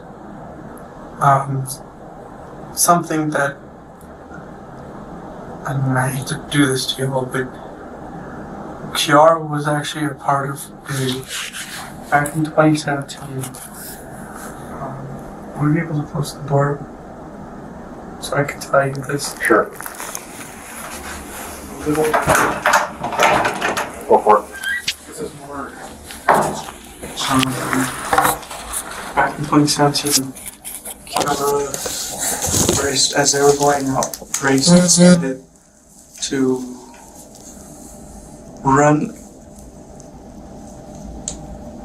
decided to sell Kiara. I saw that in the messages. Into sex slaves.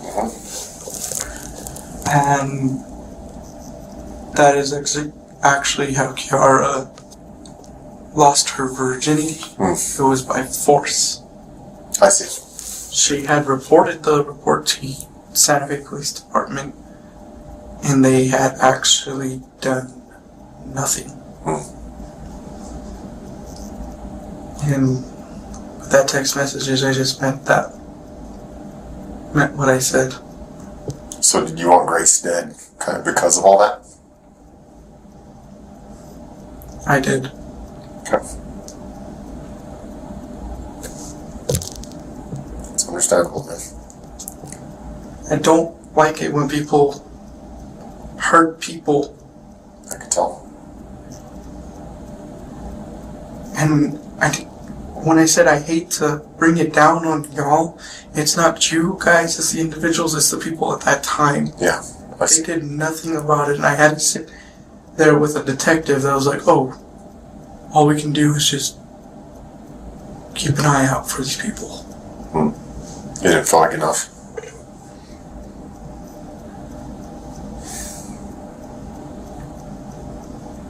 I still don't think all this happened in the time you went to go pee. Did you watch this happen? I did not watch this happen. Did you help? No. Would you have helped had you had the opportunity? No. But you did want Kiara to kill Grace. So had it happen in front of you, would you allow it to happen? No. But you wanted it to happen. I wouldn't have allowed it if it happened in front of me. I would have, if it was started exactly like I thought it, exactly how people thought it would have started, I would have just separated the two. And technically, this is the stupidest thing I say to myself, and I'll probably say it too to me that I'm saying something stupid about myself. I'm the human punching bag. I take everybody's hits. I also need the bath, but I don't. I'll have the guy take you now. You feel a little bit better now that we kind of got it all out? It sucks when you kind of keep things in like that, you know? Part of healing is being honest and letting everything out. Part of healing is being honest, letting everything out. It's just another demon in my closet that I gotta fight. Well, we all have those, right? They're just in different forms. I have 3 demons that I don't like. One came in the form of people. When I was little, I was a dumbass kid. Just put it like that. We were all dumbass kids when we were little. I decided to steal from Walmart, and never again will I do that, because now a lot of kids look up to me and it's like, no. Yeah. You don't want to sit in the back. You have my partner take your restroom. Hold on 1 second. Just wait there. Okay. Yeah, just take him over here. Put my handcuffs in his front, please.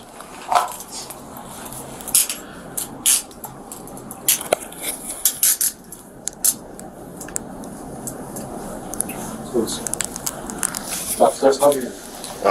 Wherever you want. Yeah, take him downstairs. Just take him to the restroom first. Are we coming back up here? No, we're done with it.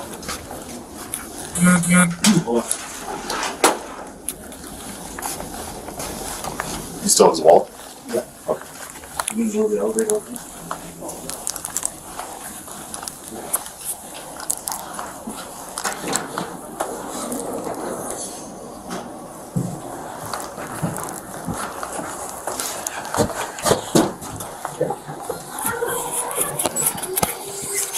How much do those cost, those lapels? I have no idea. Any idea? Probably at least $1,000 or more. It's expensive. It's good equipment though. They're good orders. And someone in there? Are we gonna wait until they get out and then we'll, so this is gonna be. This is the. Yeah, let's put him in the cellar. Let's go with straight. What you don't need to.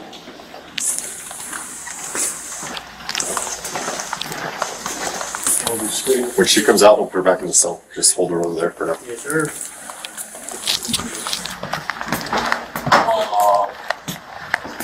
We can keep doing other stuff. This is unrelated.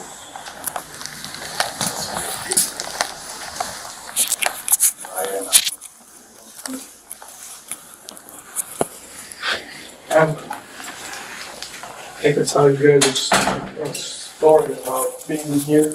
Oh, yeah. You've been in here before? Yes, I was in here with a guy that was like higher than a kite off of methamphetamine. How long ago was this? 2016. You look super familiar, and I thought that from the first time I talked to you. Like, it might have been from where you said you worked at, but yeah, maybe it's from something like that too. What happened was, the officer at the time said I concealed identity. He saw my ID and everything, had my name. I guess he just wanted me to verbally say my name. I was in here and there was a meth addict, a guy that was high off of meth right there, and I got up and I said, I need to pee. I yanked a broke thing right there, and it made like everybody laugh in there because they saw the video. I was like, oh my god, what did I do? Hey, Isaac, you know it's illegal to plan killing someone, right? Yes. There's got to be a little bit of accountability for that. You understand that, right? So we are going to file paperwork. You are going to go to jail tonight, okay? Now, we had a lengthy talk tonight. You know, just because there's a little bit of consequence for what happened doesn't mean it needs to dictate who you are in the future. Do you understand what I'm saying? Yes. Take this as a lesson. You did something wrong. You yourself said you made a mistake. It is what it is, okay? Okay. If I have any other questions, I'll come down and talk to you, okay? All right. All right.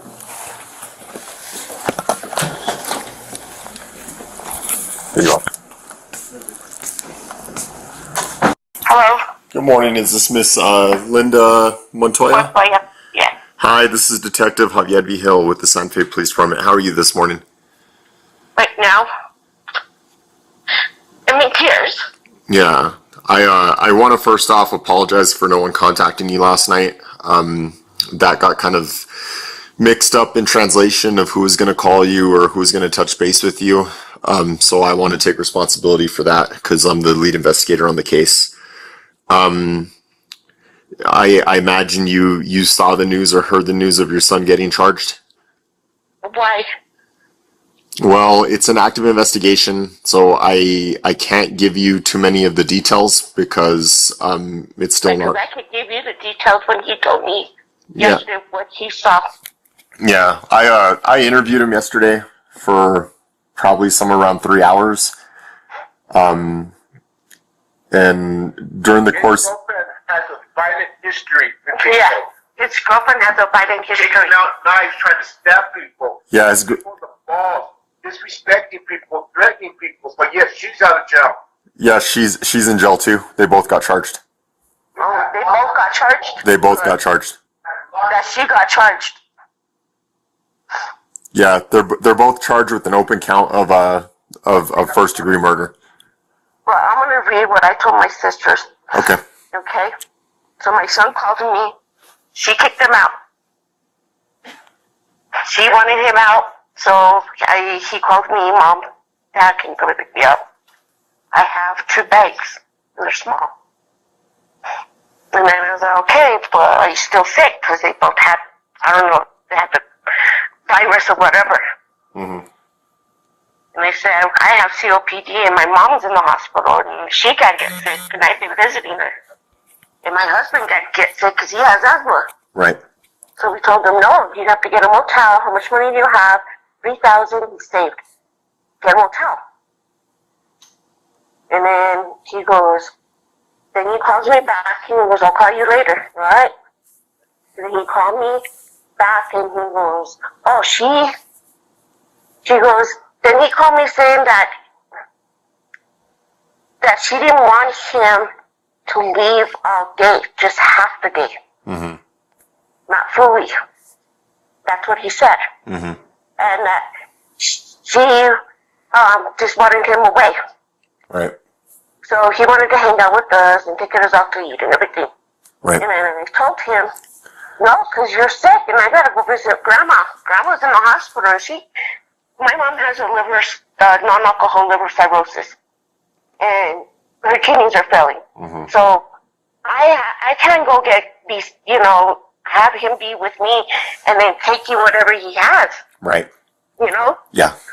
So anyways, he goes, well, I'm going into the main house. and I'll call you. Okay.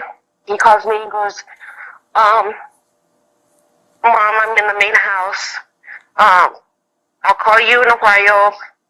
And then after he called me, he said that, Mom, I just witnessed something, and he wouldn't say anything else. And I kept asking, what do you see, son?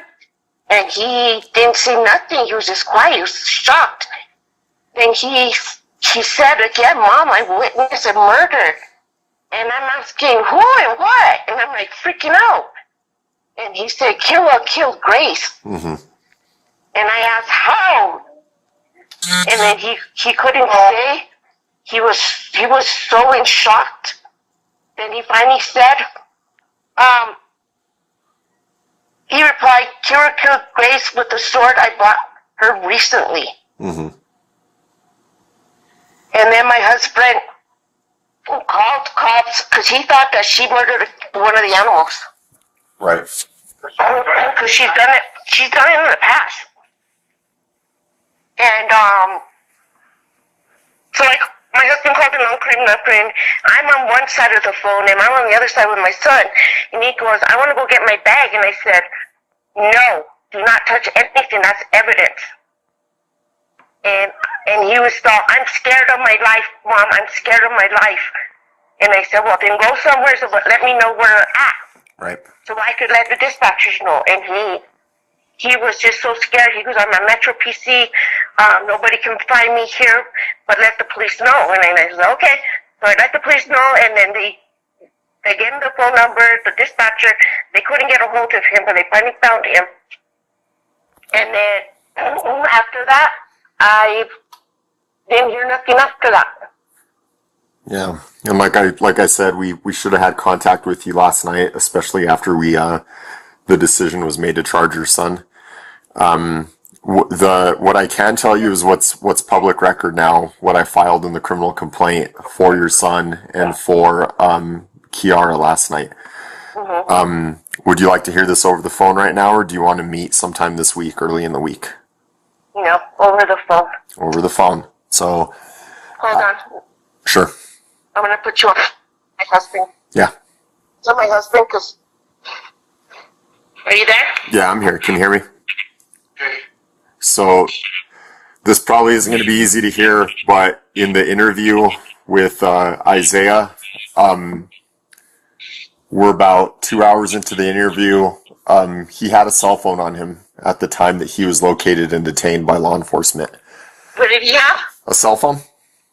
His cell phone? His cell phone. Yeah, his personal cell phone. So with these kinds of investigations, especially when phone calls are made, text messages, things like that, there's reason to believe there's evidence on them. So standard procedure and past precedents is we'll either obtain a search warrant for the cell phone or get consent from the witness, victim, whoever of the cell phone to see if there's any messages or data on the cell phone relevant to the investigation. Are you with me so far? Yes. So Isaiah gave me consent to search his phone, because why would he have anything to hide, right? He called 911. So we got consent for his phone to search it, and then I started going through the phone with him through the messages, because I was trying to understand exactly what happened yesterday too as an investigator. Mm-hmm. Well, as I'm going through the phone with Isaiah, I start... Isaac, sorry. As I start going through the phone with Isaac's phone, I start coming across messages between him and Kiara. And there are a lot of detailed messages throughout the night of them conspiring to kill Grace. So the charges that we filed are not done on a whim. They're not done for no reason. I understand that he called you and he himself called 911, but there is other evidence that suggests he had a hand in this, ma'am. Okay. And I was afraid that was going to happen. My daughter texted me last night, and she was telling me that in the past they were threatening, well, Grace and Carol were threatening each other, and we got involved, and I kept telling them, leave it alone, son. Yeah. Leave her alone. You need to call the cops if this is happening. Yeah. So you're telling me this was planned? Yes. I had a feeling it was planned. My husband said he had a feeling that it was planned. Again, I'm not going to go into too many of the details. She says she's a witch. Yeah, she was telling us, I'm a witch. Yeah. And then we took her one time to church because we were Christians. Right. And we took her to church with our son. And we was going back to church and everything. We got out. She acted different. My husband had to yell at her and told her, you know what, just for you disrespecting me, you can just walk. Yeah. But I'm going to be a Christian man to take you home. And at the time, that my son had left her, but she kept coming back to him. Yeah. The other details in the criminal complaint, which should now be public record at this point, if you wanna get a copy of it and refer to it, it's pretty gruesome, everything that we've uncovered only in the first 24 hours. And there's still more investigating to be done. That's gonna follow on within the next few weeks. I have more people I want to talk to in depth, more devices I want to search through just to get the entire picture of what happened. But if you have time throughout this week, you're welcome to come in and I'll meet with you and talk with you for a bit. Okay. You want to do that? Okay. Is this a good phone number for you, ma'am? Yes, this is a good phone number. Okay. I'm sorry to be the bearer of bad news. Did my phone number show up in your caller ID? Yeah, I did. Okay, go ahead and save this number. This is my work number. Again, I'm Detective Vigil. I don't have my phone on my days off. As a matter of fact, it's my day off today, but you deserve a phone call to know what was going on. So my phone will be off the rest of today and probably tomorrow, but coming back Tuesday and the rest of the week, I'll be working. If you want to get in touch with me, or we'll get in touch with each other Tuesday, Wednesday, we'll see if we can get together and meet. Okay. Okay, thank you so much. Okay, guys. You have a good rest of your weekend, right? You too. Okay. Thank you. Bye. Video off. Yes, I'm not my husband. Nice to meet you. Hi, let's come back this way. And I was like, oh, okay, well, they wanted me to like do this morning. I'm like, well, I can. Well, how are they going to know? I'm like, well, obviously they're not going to show up to my office. At the door, Abby. This other thing going on. That's what's like. I have my cousin coming. She's going to text me. She wants to see my support. Sure. Her support.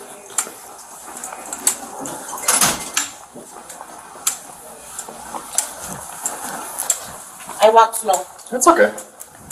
We gotta wait in the elevator anyways. Oh, God. Oh, upstairs. Yeah, I'll save you the trouble.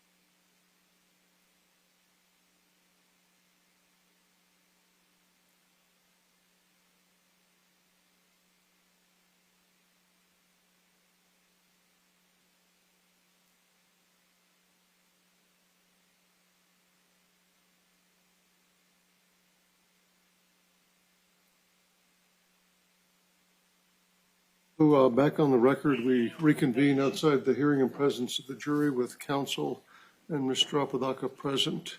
A couple housekeeping things. I need jury instructions.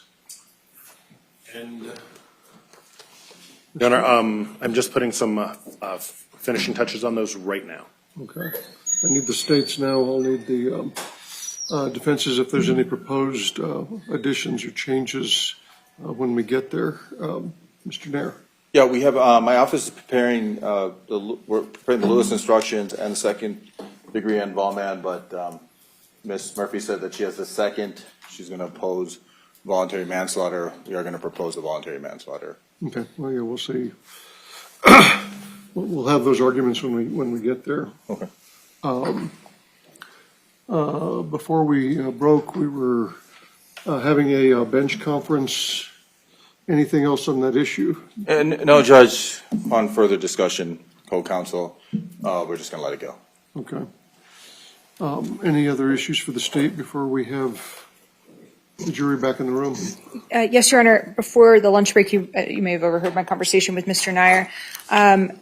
When we printed 89A yesterday, which was the Celebrite extraction report from the defendant's phone, the one that contained the actual messages and search terms, when it printed yesterday, there was a printer malfunction and it left off pages 18 through 24.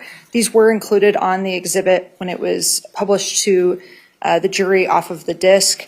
It is not one of the, that we then substituted it in as 89A in hard copy form because we needed to make an additional redaction that we caught. This isn't part of the redacted portion, but it is the remainder of the document as previously admitted and published to the jury.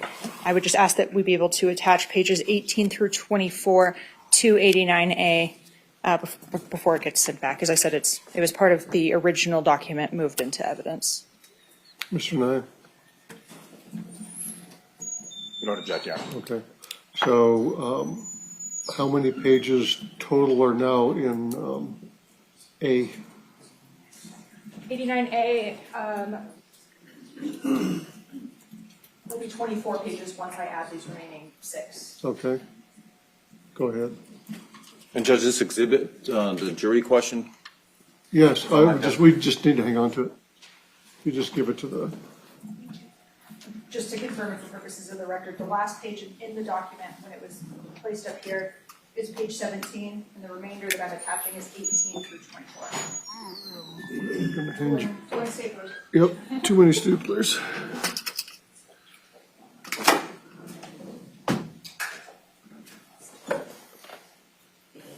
Anything else for the state? Nothing from the state, Judge. For the defense? Not for defense, Your Honor, thank you. Continue with Cross. Let's go ahead and bring her in. And is the jury back yet?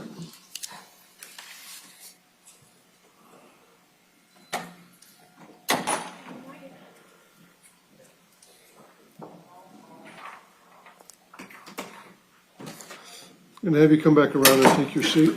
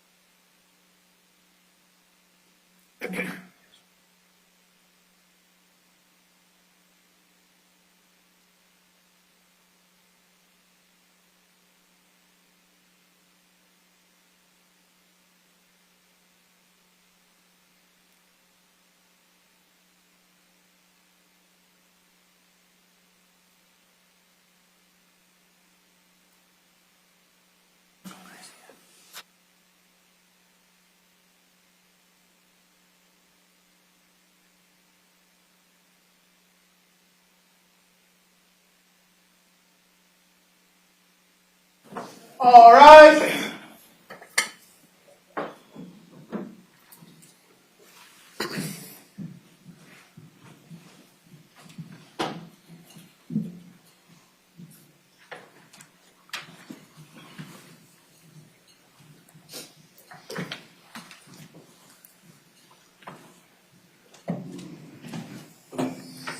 May be seated in the courtroom.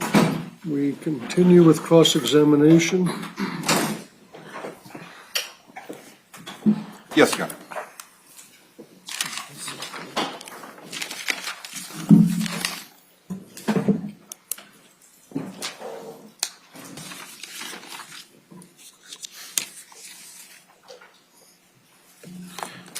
All right. Good afternoon, Kara. You have stated that you have a crazy side that comes out when you're drunk, correct? Yeah. Okay. And you stated that you would call this personality Abby? Isaac started calling her that, so I started calling her that. Okay. And you also stated that you have several different personalities, correct? Yes or no? I do not have several personalities. I thought I did at the Okay. time, but I I just said yes or no, but you believed previously that you had several different personalities, correct? Yes. Okay.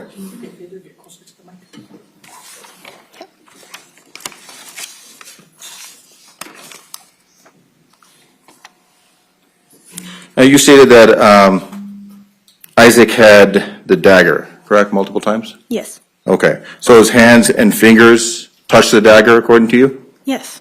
Okay. You also stated that Isaac pushed down on the dagger with his palm, correct? Yes. Okay. You also stated that Isaac handed you the sword, correct? Yes. So Isaac picked up the sword with his hands, correct? Yes. So Isaac's hands and fingers were on the sword, correct? Yes. Okay. You testified that you saw the sword on the table, correct? When I came back, yes. Okay. So you didn't leave the sword on the table, correct? No, I did not.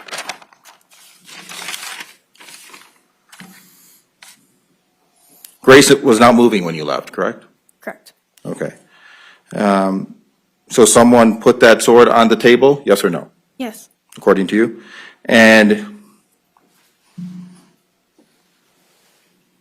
so you believe Isaac had put that sword on the table? Yes. Okay. And there was only one shower in the house, correct? Yes. Okay.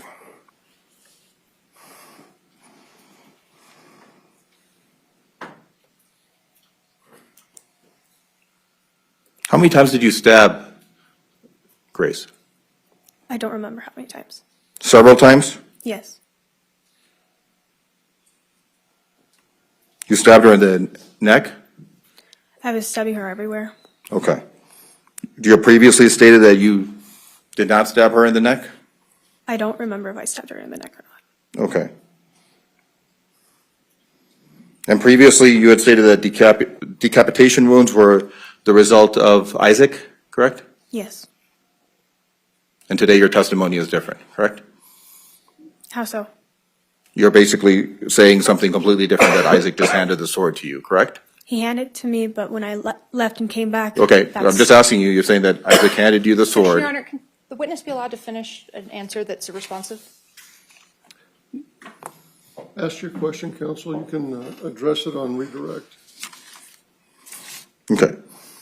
Yes or no, Isaac handed the sword to you? Yes. Correct, okay.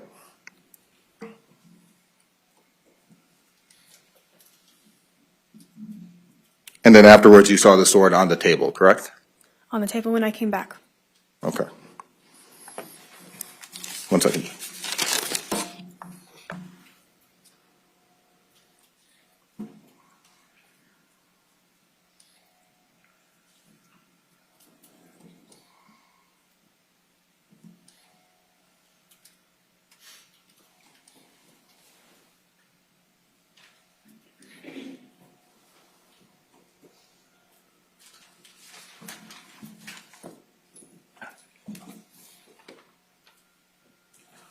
You had stated that Isaac had kept all the money from the sex work, correct? Yes. Okay. How were you able to afford the sword? He let me get a Amazon gift card for one. I'm sorry? He gave me an Amazon gift card. He rarely let me keep the money, but when he did, he would let me. Thank you, Charlie. Redirect. Briefly, Your Honor.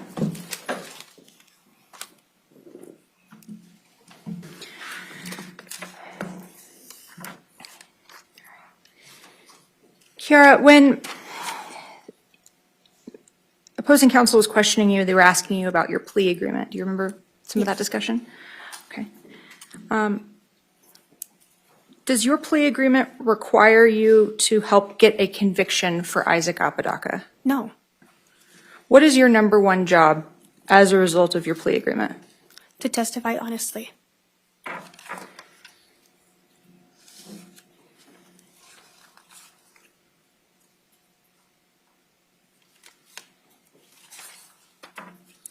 I want to clarify the alcohol that you consumed, okay?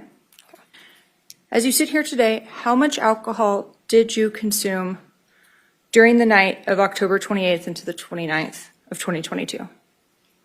I honestly don't remember very well how much there was. By the time that you murdered Grace in the mid-afternoon, were you sober? I was mostly sober, yes.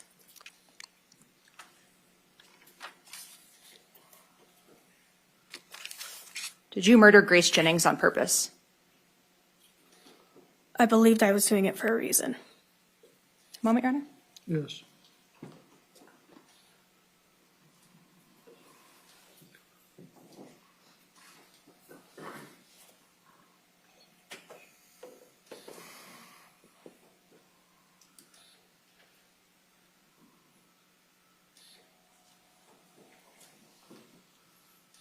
And that reason or reasons you had for killing Grace that you believed in were what? That she deserved it because she was part of the individuals that were considered bad people for Ghost. And then a little bit more of encouragement, you could say, was the rape from when I was with her. Nothing further, Your Honor. We'll reserve this witness out of an abundance of caution. Okay. You're being reserved, which means you may be recalled later in the trial. The attorneys will stay in touch with you to let you know if you're going to be brought back in to testify. Okay. Ladies and gentlemen, I need to take a quick recess of probably 5 minutes. Would ask you to go with the bailiff quickly, and then we'll bring you right back in. All right.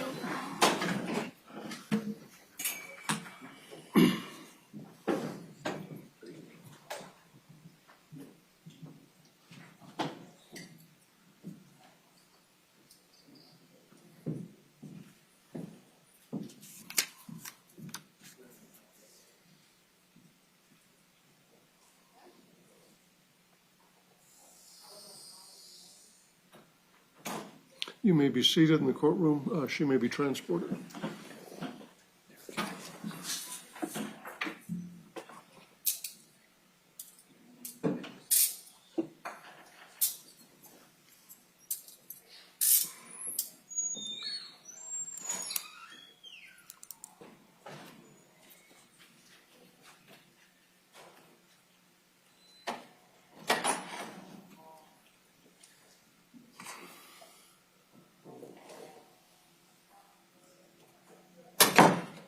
Who's the state's next witness?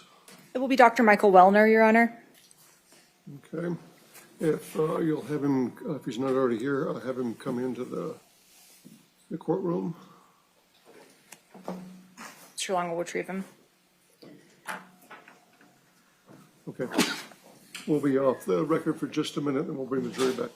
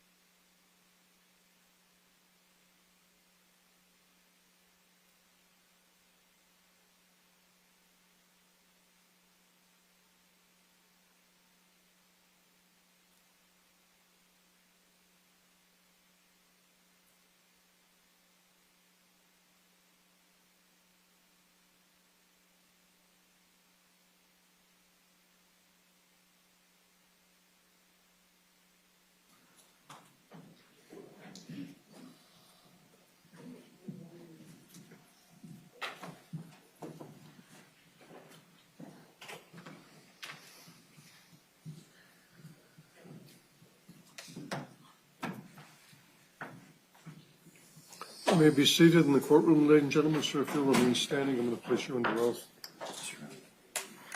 Do you swear or affirm the testimony you're about to give is the truth, the whole truth, and nothing but the truth, under penalty of perjury? I do. Please have a seat. Again, a reminder to everyone in the gallery to turn off your electronic devices. If you'd begin by introducing yourself to the jury by stating your name and spelling it for our record, please. Yes. I'm turning off my electronic device. Yes. Thank you.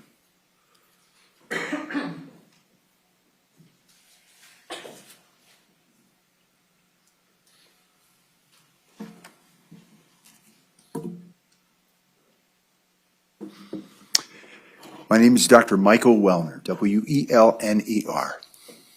Ms. Murphy. Thank you, Judge. Good afternoon, sir. Good afternoon. What do you do for a living? I'm a psychiatrist and forensic psychiatrist.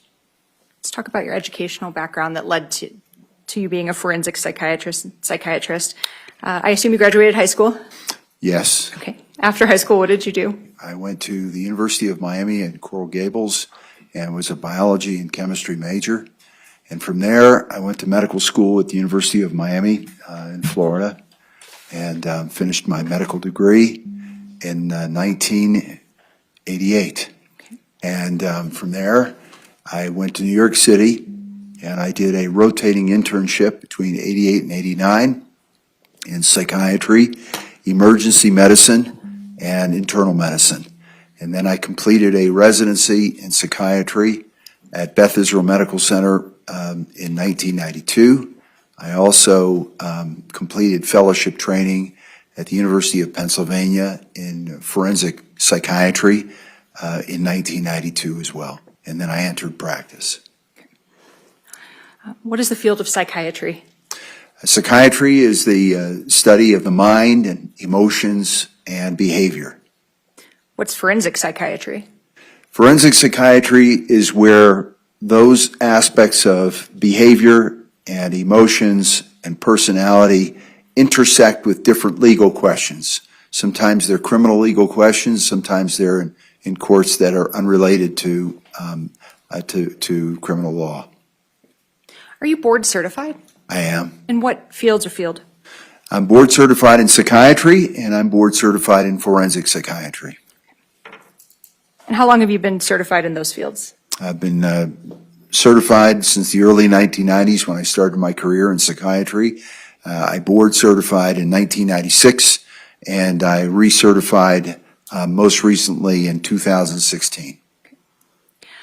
After completing your fellowship, where did your professional experience proceed? I began a practice of treating patients as a psychiatrist and a psychopharmacologist. I'm sorry, what's a psychopharmacologist? Psychopharmacology is the treatment of clinical conditions with psychiatric-related medications, like antidepressants, anti-anxiety medicines, antipsychotics. And I had a full-time position as what they call an attending physician, where you treat patients and you provide psychiatry services at Bellevue Hospital in New York City on the corrections psychiatry unit. And you had direct patient care responsibilities there at Bellevue? I did. After your time at Bellevue Hospital and the correctional psychiatry unit, what did you do? I entered full-time practice in 1995 and have been in full-time practice since. What's the scope of your practice over the years? I had a treatment practice from 1995 until COVID. In COVID, when people started going remote, that's not how I was trained to treat people. And so that was when I moved into forensic practice full-time. But my treatment practice involved working with patients who had repeatedly violent behavior, people who didn't respond to other psychiatrists' care. And so I was referred patients by other psychiatrists who had particularly complex conditions. And then the other part of my practice was forensic evaluation and forensic consultation in various cases. Sure. In terms of the variety of those cases, what types of cases have you consulted on? Or personally treated or participated in?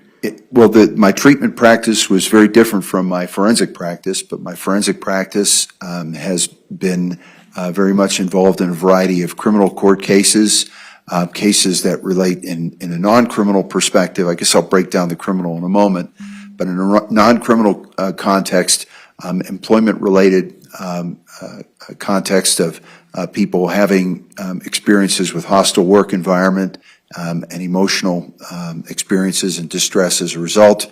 In securities law relating to investment, competency to invest, competency to make transactions, competency to draft a will, as well as the criminal cases. And in the criminal context, really across I would say, the life cycle of a case, from the whodunit questions of death investigation, where it's uncertain as to whether a person, how a person died. A person may have committed suicide, a person may have been murdered, a person may have died accidentally, may have died of natural causes. And so those are questions that implicate psychiatry in a matter what's typically referred to as a psychological autopsy.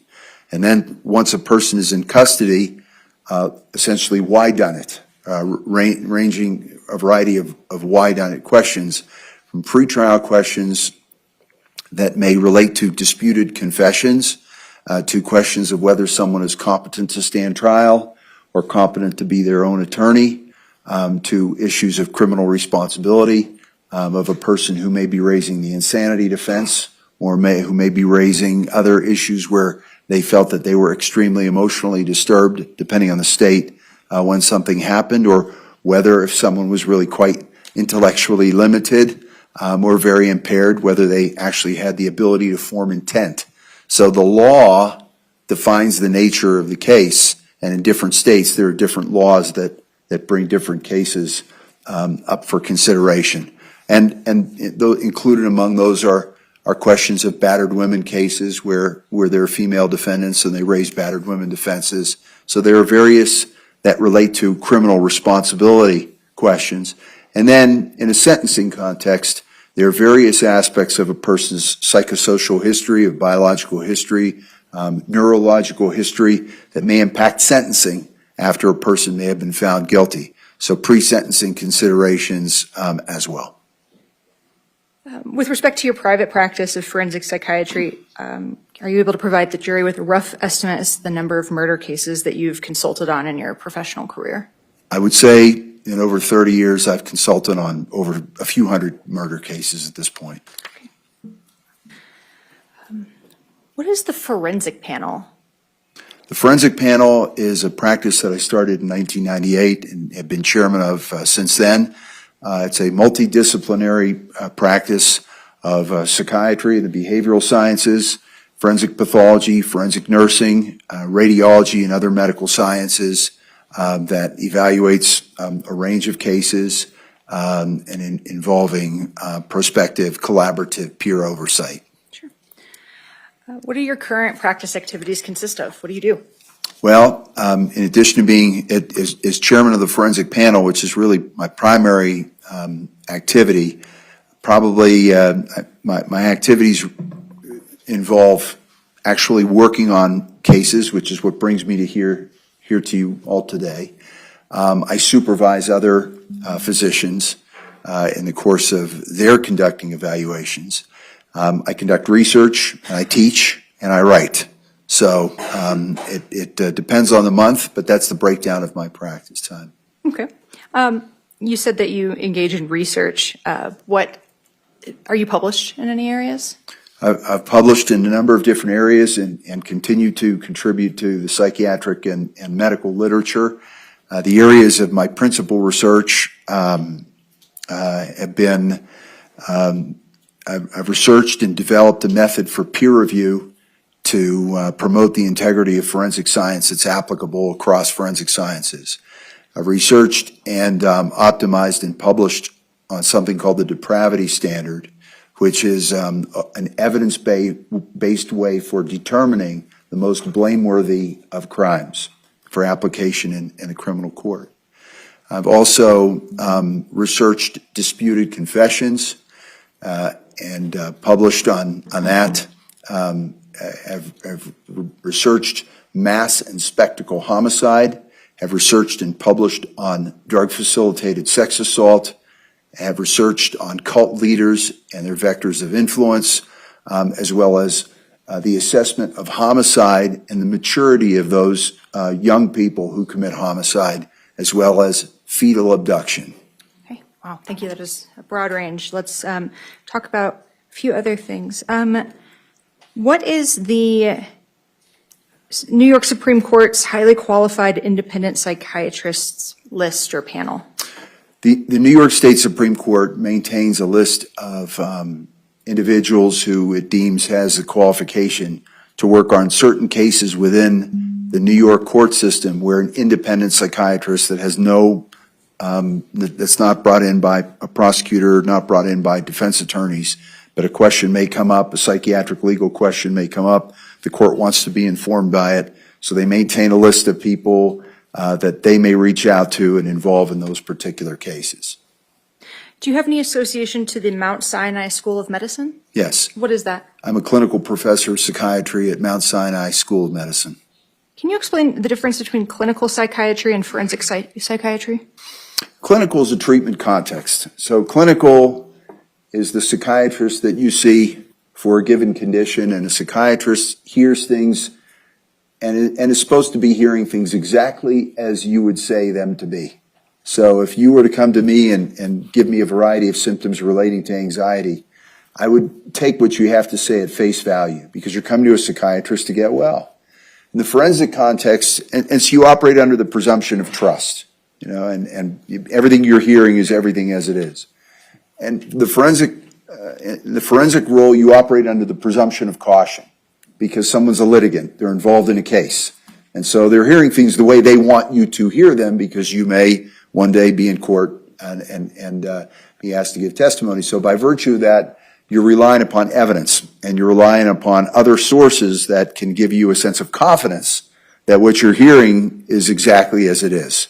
And those kinds of responsibilities and challenges don't exist in the clinical world. It's much more linear. I don't feel well, just as it is when you see any doctor. I don't feel well, I'm coming to you to get me well, please get me well, end of story.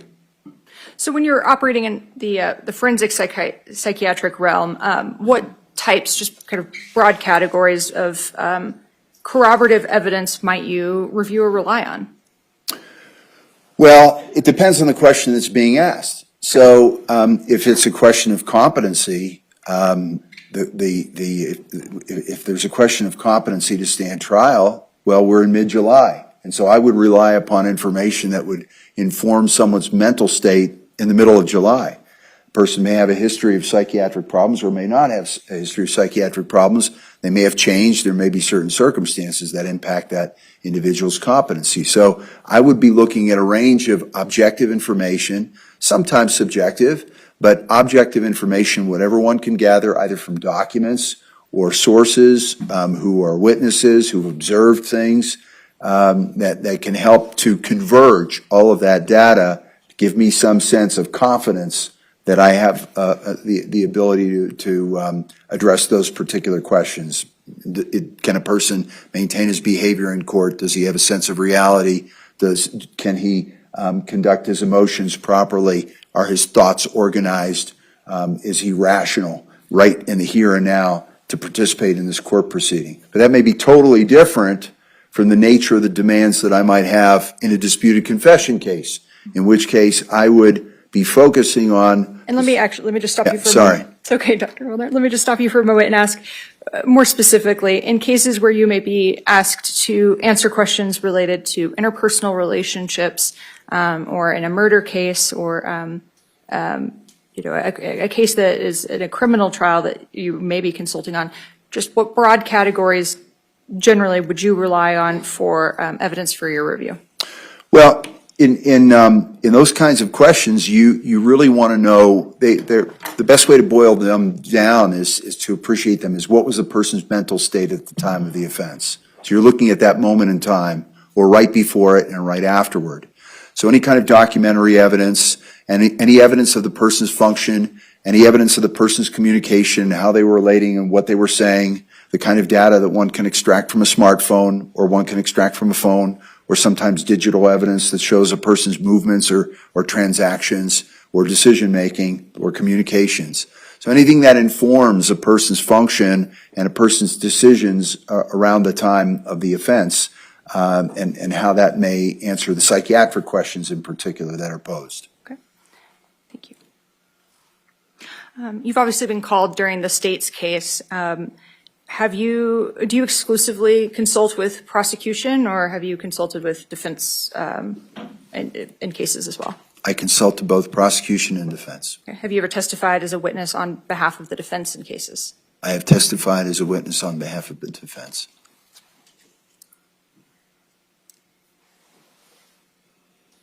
Have you ever consulted on cases involving a perpetrator or alleged perpetrators who are intimate partners themselves?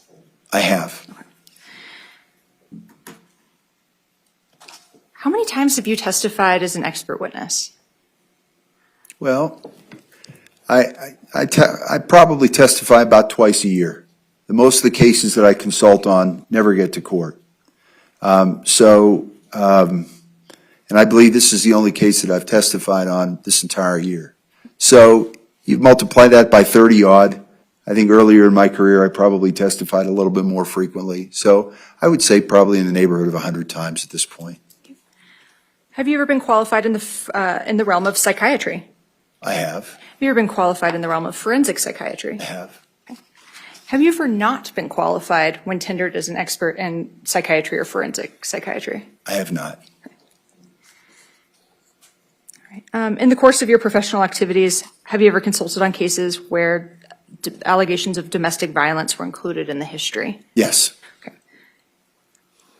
Have you followed or do you maintain or stay up on the research that has surfaced regarding interpersonal violence and its relation to complex crimes? Yes.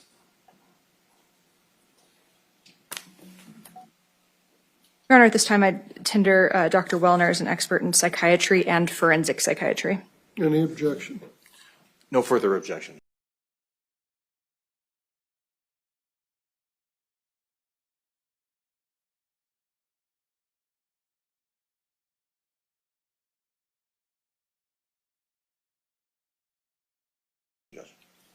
Dr. Weinler is admitted in those two areas and allowed to express his opinion in those limited areas. Ms. Murphy. Thank you.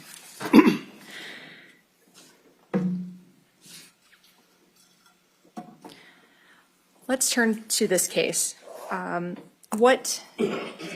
Very generally, what general questions have you consulted on to try and answer in this case? I was asked to offer an opinion on the dynamics between Kira McCulley and Isaac Apodaca. I was asked to offer input about the forensic behavioral science constructs and areas of study that were illustrated in the records of their relationship. And I was asked to offer an opinion about the qualities that are documented about Kira and Isaac that would have expressed themselves in this event that we're here about today. Okay. In consulting on this case, I won't ask you to bullet point each individual document, but what categories of evidence did you review? I reviewed the criminal complaint. I reviewed the police investigative reports.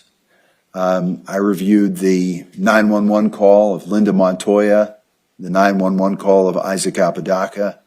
I reviewed the approximately 15 hours of Facebook messaging between Isaac Apodaca and Kira McCulley. I reviewed the body-worn camera by police officers when they encountered and interacted with Isaac Apodaca in arrest and also in the transport.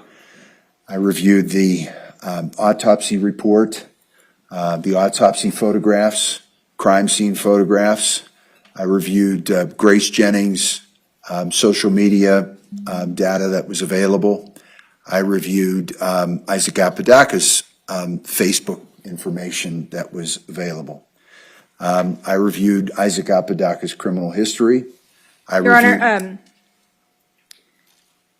let me just stop you there. And when you say that, you mean as it relates to the charges in this case specifically, is that correct? Well, I didn't know that it did relate, but I reviewed it because you don't know whether it relates unless you actually review the history. That's how you know whether things are or are not relevant.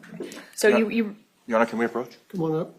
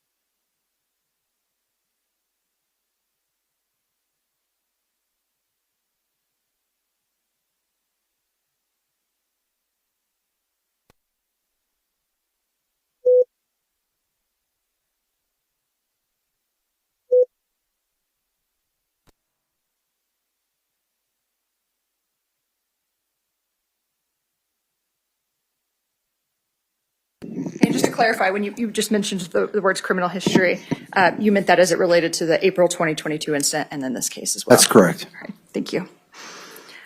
Did you? I haven't finished my answer. Yes, let me just get there. I'll ask a couple just more pointed questions. Did you review the actual phone extractions in this case? Yes. Okay. And did you review some recorded conversations, phone conversations? Yes, I did. Are there any other categories of evidence that you reviewed that I've missed? Yes. I reviewed the law enforcement interviews of Isaac Apodaca, of Kira McCulley, of Ms. Montoya, Ms. McCulley, Ms. Montoya with, I believe, her husband, Jimmy, Roma Resendez, the interactions with Roma Resendez and Arlo, Catherine, and I believe it was Eliana. I reviewed pretrial interviews of Kira McCulley, pretrial interviews of Ms. Montoya, and also Kira's mother. And I conducted a number of interviews of witnesses myself. Oh, I also reviewed a psychological evaluation conducted of Kira McCulley. And just remembering, web searches that had been done by Isaac Apodaca around the time of the event. Right. Thank you. Is it customary for you to review, or for a forensic psychiatrist to review communications of people that are made close in time to an event? Yes, it's very important to do so. And why, generally speaking, are those communications between two people who may be involved in an event important to you? Well, because there are various ways to explain an event. And if you have that information, then you're able to inform what happened immediately preceding an event, and you can identify any kind of triggers, potentially, to the event. You have an opportunity to understand how people relate, especially if they were both involved, whether there was a leader, whether there was a follower, what the nature of that is. You can gain understanding about the motive of the offenders. You can get an understanding of the victim's involvement in what transpired. So that's an example of what you can inform by the communication, and you don't know what you're going to learn until you actually study it. What, if any, general information, and just being very general and short in your response, have you obtained regarding sex work as it relates to Kiara and Isaac? Well, that there was an extended period during which Isaac was compelling Kira into sex work, and that continued even after Kira's mother found out about it and directed her to stop and directed him to stop. Is there any research on intimate partners where one is drawn into sex work by the other? Yes. Okay. And is there a professional term used for that dynamic? Yes. It's called coercive control. How is coercive control understood in the forensic psychiatric community in terms of sex work being facilitated by an intimate partner? Well, the person who's compelled into sex work is dependent in the relationship to the point that they lose what we call agency, and that is they really assert their choice. So that the person has essentially a loss of personal agency, and they're pulled to be responsible for the economic betterment of somebody who is otherwise able-bodied, but they're essentially supporting that individual. Within that relationship, the person doing the sex work relates to it and relates to what's going on as this is just an extension of love and intimacy. This is just something I'm doing for the relationship. And that by virtue of the dominance of the other individual, the person compelling that, and the power, and in some instances the economic situation, in other instances the secrecy of what's going on, and in other instances traumatic experiences, that's what keeps that person from leaving the situation, and it maintains the situation as it is. And it's appreciated under the broader heading of domestic violence because it involves the degree of control and the expression of it that it does. Okay.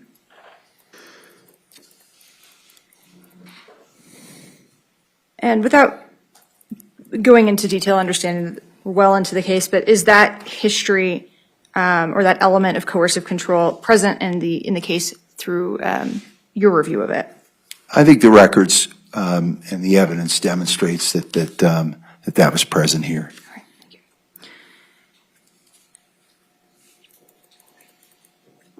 And you referenced a concept of economic control. Is that a concept that you, in your opinion, have seen reflected in this case? Sure. And if insofar as the money Akira was earning was basically going to Isaac for his disposition and his making choices, then he essentially had economic control over the situation.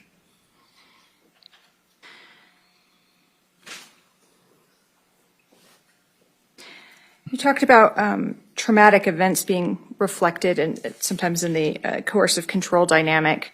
Do you see that element present in this case, in your opinion? Well, one instance that I know about was that she was raped in the course of doing this sex work. And that happened in October 2021. And what concept would that lead you to consider as an element in this case? Well, I think that it's in the context of this coercive control, it's these kinds of traumatic experiences that contribute to just the nature of the connection, the nature of the bond. So I think that it's just consistent with the other aspects of the coercive control that were present within this relationship.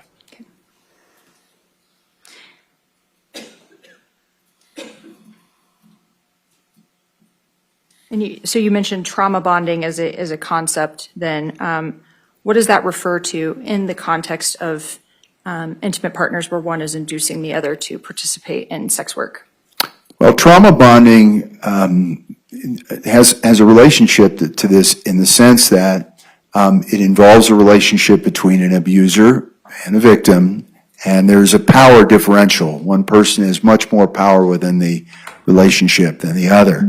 The distinctive features of trauma bonding that make it sort of its own entity is that within the relationship, the dominant individual uses positive experiences and negative experiences to reinforce control within the relationship.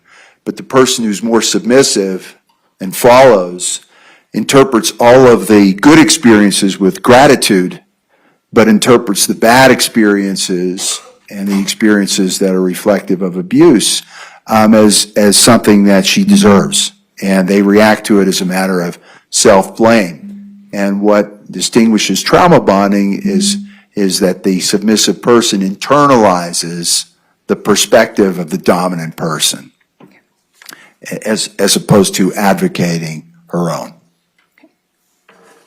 So I'd like to turn for a second and talk about the relationship through your review of the records and things that you've heard in this case about the relationship between Kiara and Grace as it existed in October of 2022. Yes. Fair to say that you would categorize this as antagonistic? Yes, hateful.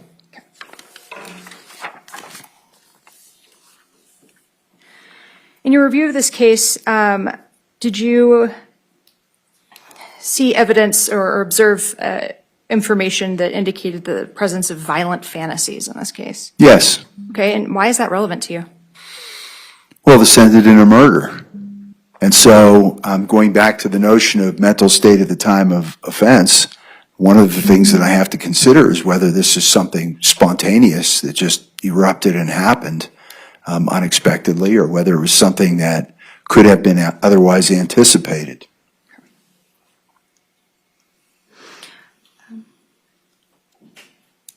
Do the records reflect, or the things that you've reviewed, reflect an understanding that Kiara was emotionally volatile?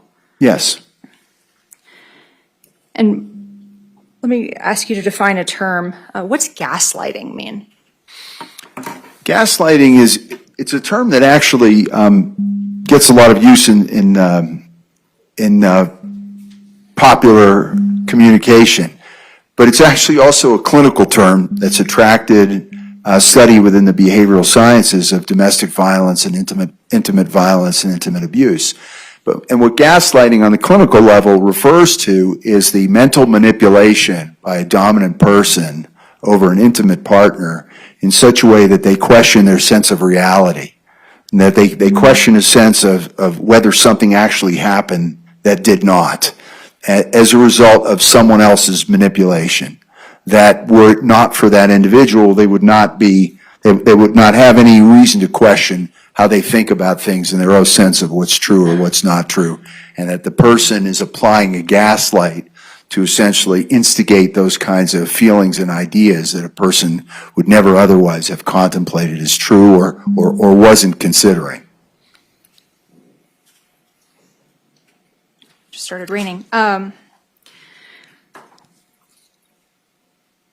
In applying the term gaslighting to this case, can you generally speak to some elements that you may have observed that indicate the presence of a gaslighting dynamic? Well, I think the evidence demonstrates that that Isaac Apodaca was gaslighting Kira McCulley over the idea that she had been gang raped by Grace Jennings a number of years earlier, and that over time she came to believe it or somewhat believe it, and he reinforced it by suggesting to her that he had seen videos on the dark web and that he thought resembled her, the victim resembling her, but would reinforce this idea that Grace Jennings was responsible for having orchestrated a gang rape of her some years earlier.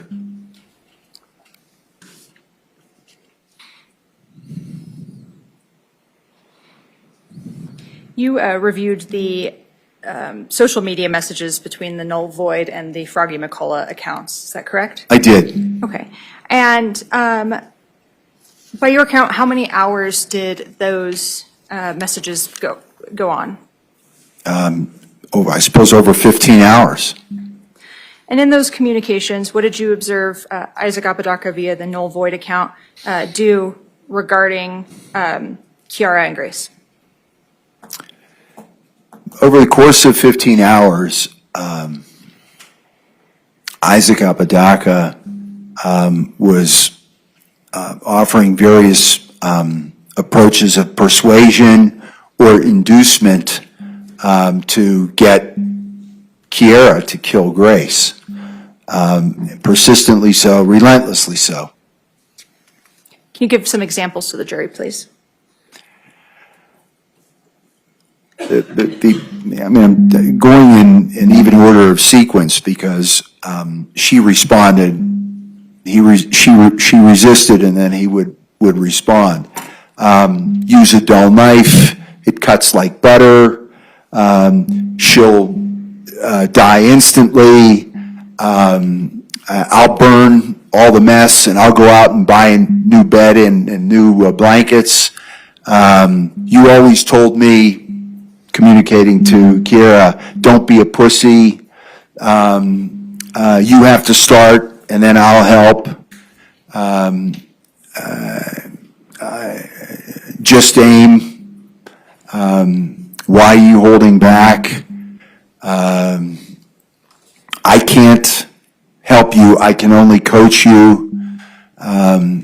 She's the one who sold you into sex trade. She made you feel horrible about the color of your skin and your beliefs. Just swing and don't regret your aim. I can get Christian to help. We can go to the barn. Nobody will hear her screaming because the walls are soundproofed. Those are some examples of persuasion. You wanted to kill her since 2020. What's holding you back? And others.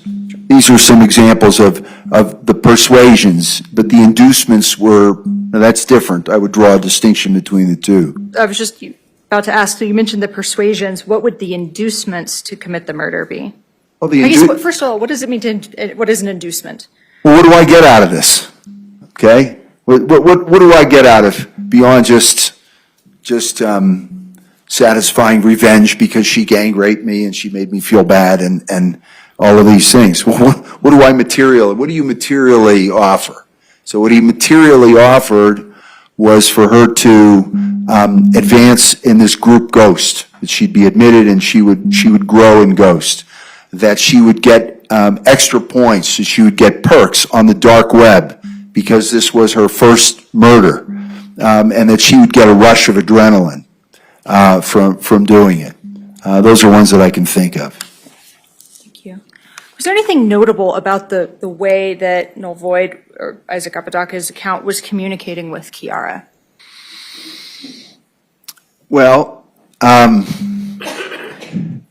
he clearly knew her areas of sensitivity. He knew about the relationship with Grace. He knew that she believed that she had been gang raped. He knew that she had violent fantasies.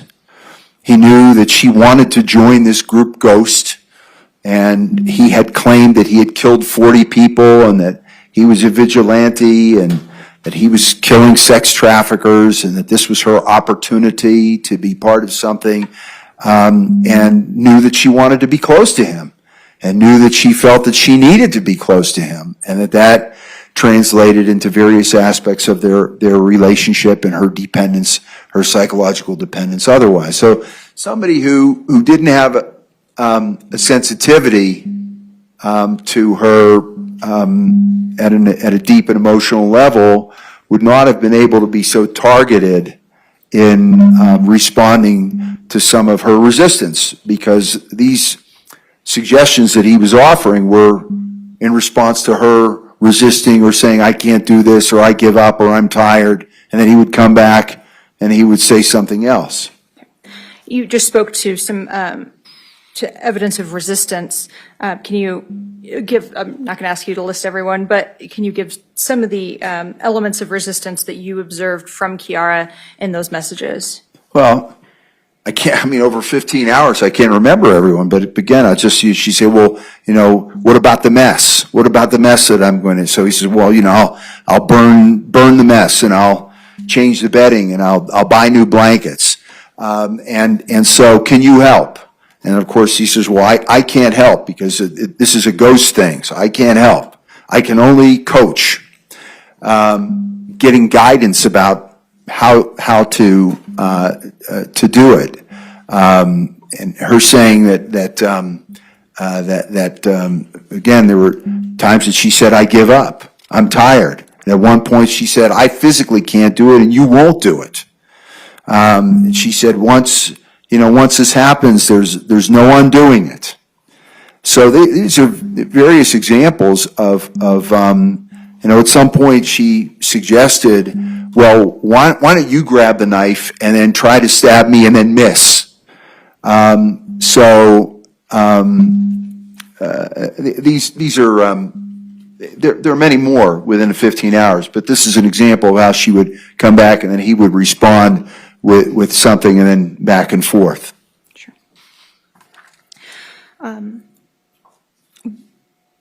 What is the significance to you from a forensic psychiatric perspective of Kiara asking, make me angry or make me mad, provoke me to be enraged? That those sorts of statements. Why is that? I mean, that's she said at some point. She said, "Remind me of what she's done to me." So, if the experience with Grace was that traumatic, then she wouldn't need to be reminded, especially in the context of her being persuaded to carry out this killing. So she actually asked him that, and it also reflected that she wanted to be roused to anger to bring herself to a point that she could carry out a murder.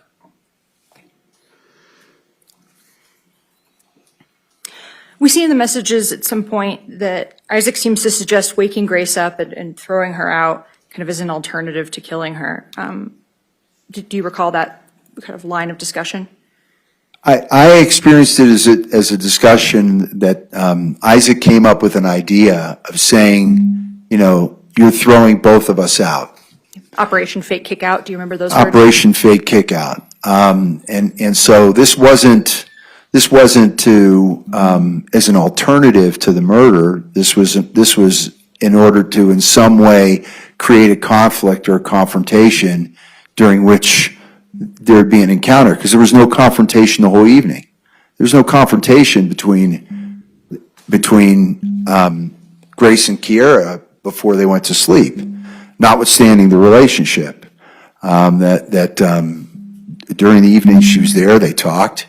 Kiara's recollection was that she tried to make her feel better because she found out that she had just broken up with a fiance, and then she was able to feel some sense of compassion. So this was transpiring after all of that, and so she couldn't bring herself otherwise. So then they were talking about, well, exactly how could this be orchestrated? And in this context, Isaac came up with the idea of saying, just say you're kicking us both out.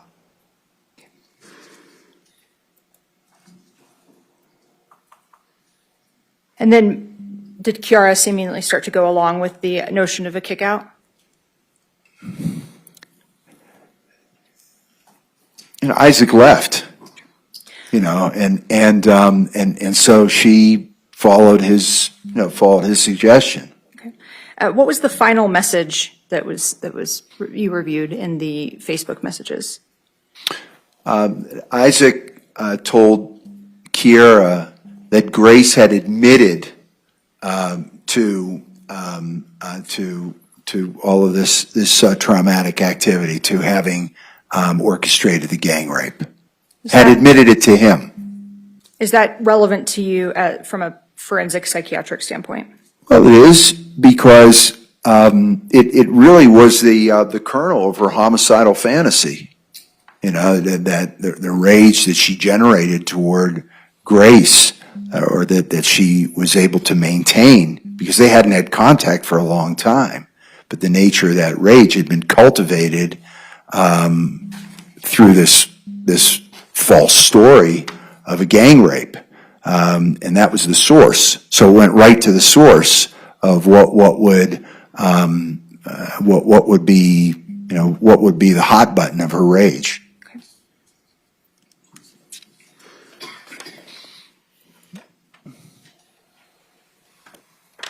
So, Dr. Wellner, based on Kiara and Isaac's personal history, the evidence you reviewed in this case, what is your ultimate opinion on how that relationship or those relationship dynamics played a role in the murder of Grace Jennings? Well, in various respects. First of all, he was dominant and controlling. She was very dependent. He had various homicidal fantasies, was saying that he was running a vigilante gang, had killed 40 people, and making those representations that Kiara believed. She had extreme rage towards Grace that he had cultivated in her. Isaac, who's aware of the intensity of all these feelings, brings Grace over to where they live without getting her permission and just says she's coming over and puts her right there in that situation. Notwithstanding that, even though she objected to it when in the course of their correspondence, their recorded messaging, she went along with it and they had an uneventful evening before they ostensibly all went to bed, but Isaac and Kiara continued to message one another. He had the demonstrated capacity to persuade her to do anything.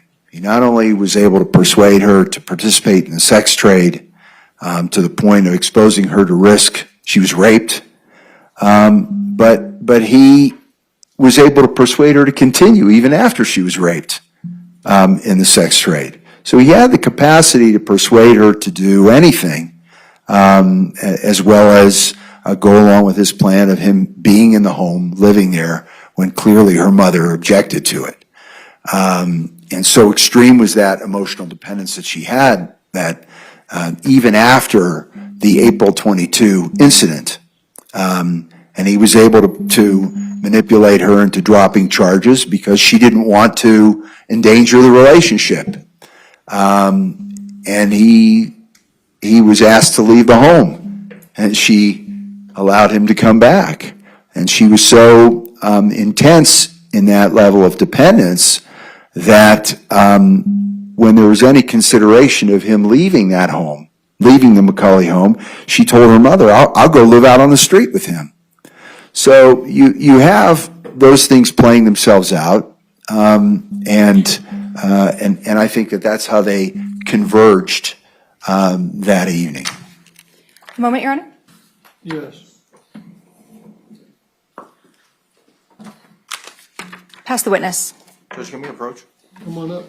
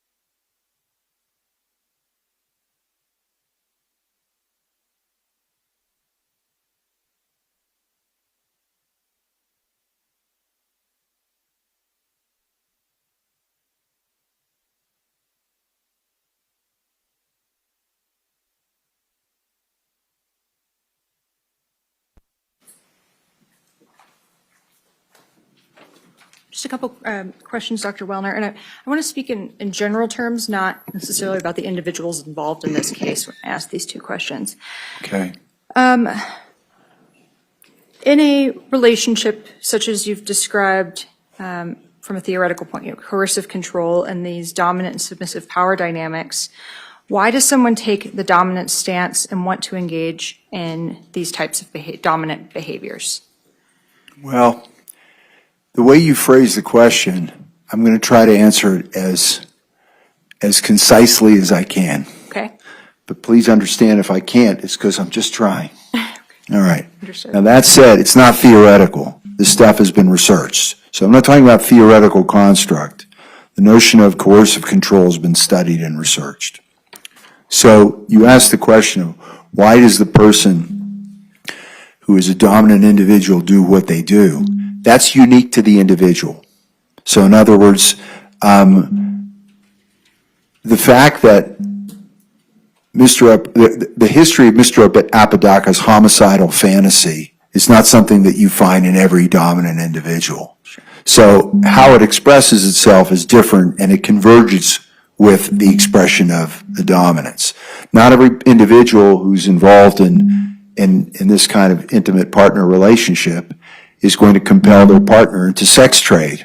That happened here. In other instances, other things happen. Let's stay to the general construct of individuals who have a dominant coercive control aspect. What benefit do they derive, generally speaking, not necessarily specific to Mr. Apodaca or Ms. McCauley's case? What are the general types of benefits one might derive? The psychological benefit is the satisfaction of control over another individual and the absolute nature of that. The more control one has, then the more one feels a sense of satisfaction and comfort. Thank you. Pass the witness, Your Honor, and I'll hand this to the court monitor. Cross-examination, counsel.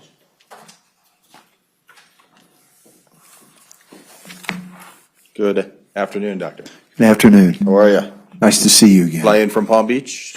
I've actually, I flew in from Fort Lauderdale. Fort Lauderdale? Yes, sir. All right. And I'm going to ask you just some general questions. A lot of what you're testifying to is based on generalities, correct?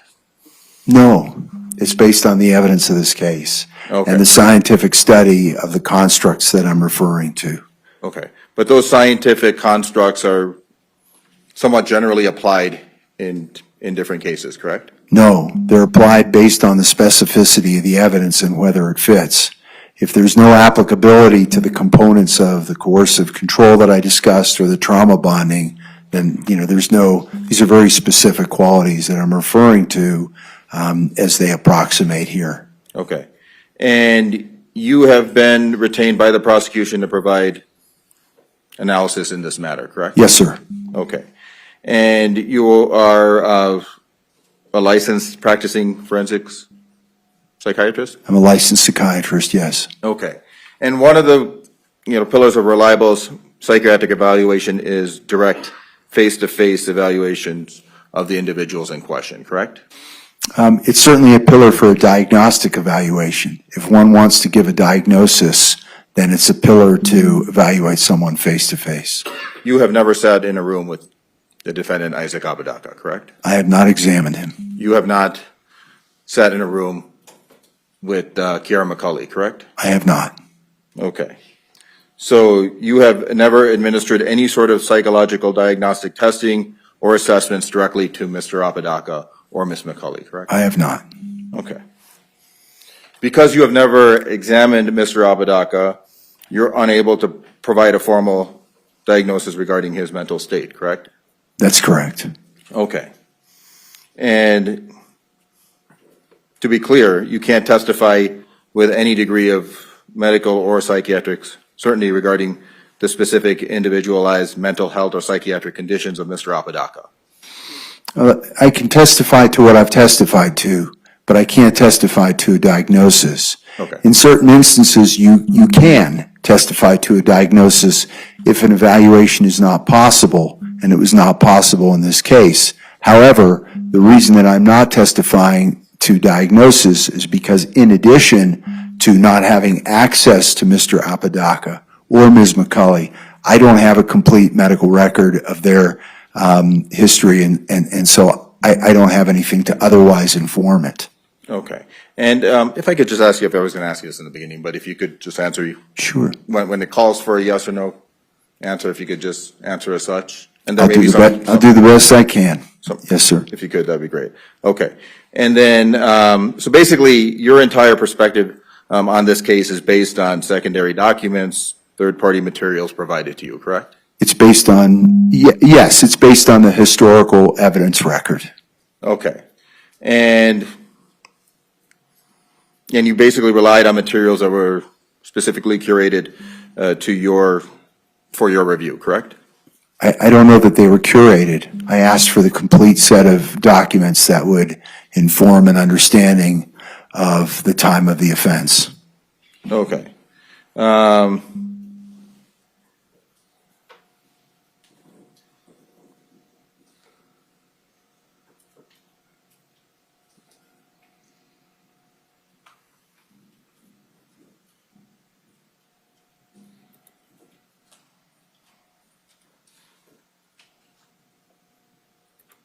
Now, you've never observed Mr. Apodaca interact with anyone, correct? Other than anything involved in the file of this case? Yeah, with respect to the file of this case, I observed what I observed, whether it be the body camera, whether it be the interviews with law enforcement. Those are things that I did watch video of, but otherwise, it's limited to that. Okay. So you're basically offering opinions about the psychological dynamic between Mr. Apodaca and Ms. McCulley? Correct. Okay. But you never sat face-to-face with Ms. McCulley to get her perspective directly? I did not. I was relying upon. Yes or no? I did not. Okay, thank you.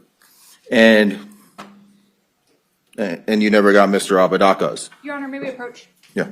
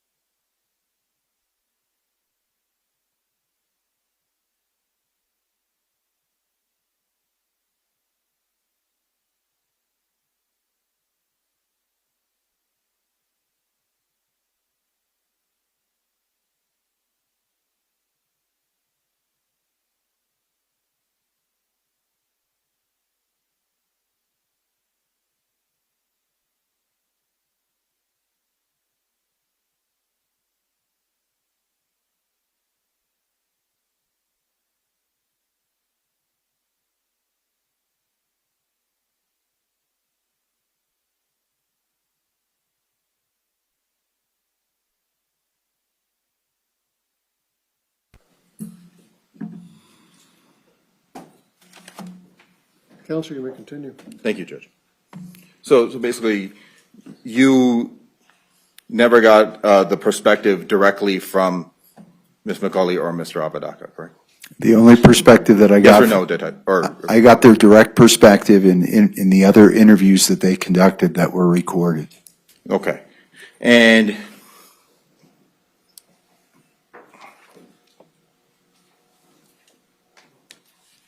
you never heard Ms. McCauley directly sitting in a room, face to face, you never heard her describe the relationship between her and Mr. Apodaca, correct?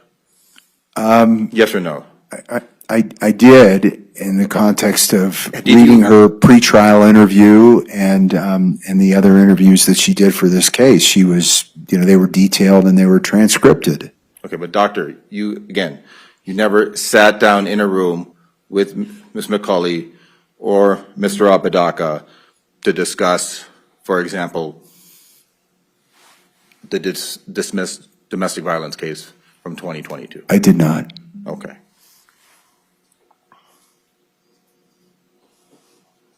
You never sat face to face with Ms. McCauley, yes or no? I did Doctor, not. no, I was getting to a point. You never asked Ms. McCauley if she felt psychologically controlled by Mr. Apodaca? I did not ask her that question. Okay. So you are making your analysis and assumptions based on the documents that were presented to you in this case, correct? I'm making my analysis based on the documents and based on a range of interviews that I conducted of contributing witnesses, which included people who are acquainted with Kiera McCauley and with both of them. Okay. Now, you have stated that the dismissed April 22 incident is relevant to the dynamic between the two. Yes or no? Yes. Okay. And you stated that this prior incident shows that Mr. Apodaca had psychological control over Ms. McCauley, correct? It contributes to. Yes or no? I don't believe that was exactly my testimony, but what it does illustrate to me, if I can restate my testimony, is that it illustrates that Kiera's dependence on him was such that after a significant assault such as it was, that she prioritized maintaining the relationship, and she also prioritized keeping him in the home. Okay, but Doctor, that's what my testimony was. That incident was, that case was dismissed, yes or no? Based on your review? Yes, the case was dismissed. Okay, and you don't know, you have no further information in conversations with Mr. Apodaca or Ms. McCauley in regards to the circumstances of why that case was dismissed, correct? I have an understanding from the records of why it was dismissed. Doctor, my question was, you don't have an understanding of that directly firsthand from Mr. Apodaca or Ms. McCauley? I did not speak to either, and I did not have access to either of them. I spoke to the people I had access to.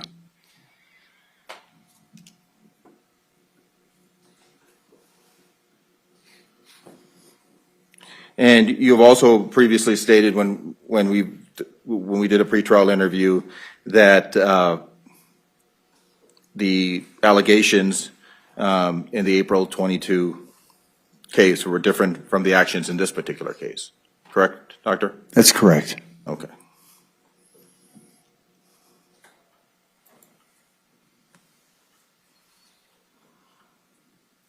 And when it was me who asked you in that interview whether it was character evidence, you didn't deny it, did you? You'd have to show me the transcript in the context of that, because we did talk about quite a number of things. Okay. I'd want to see that what I actually said. Okay. So you are basing your opinion based on maybe a prior charge that was filed and dismissed, correct? I'm basing my opinion on her psychological dependence on various aspects of her psychological dependence, including how that case was handled, and including her not moving forward with the complaint, which is how it came to be dismissed. But you don't have any knowledge of whether she didn't move forward with the charges or whether the charges were bogus, correct? I have knowledge that when police called her to speak to her about it, that Isaac was in the room. Well, she declined to speak to them without telling them that he was in the room when they called her. Doctor, can you answer my question, yes or no? You did not speak, you did not get a first-hand account from Mr. Apodaca or Ms. McCulley about what actually happened there in that April 2022 incident? I didn't get access to speak to either of them about it. Okay.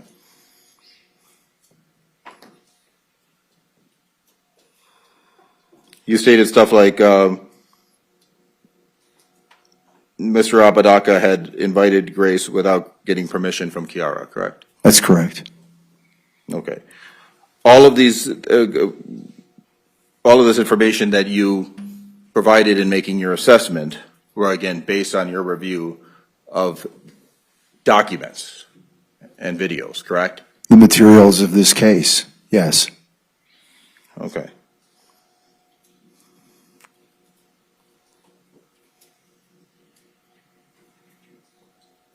So you're claiming to know Mr. Apodaca's intent based on your review of a file without speaking to him directly? I don't believe I've testified about his intent. Okay. I've testified about the dynamics between the two of them, the constructs implicated by the forensic literature, the behavioral science literature, and the qualities of each of them that related directly to this event. In terms of his motivation, I haven't offered testimony about it. Okay. And you...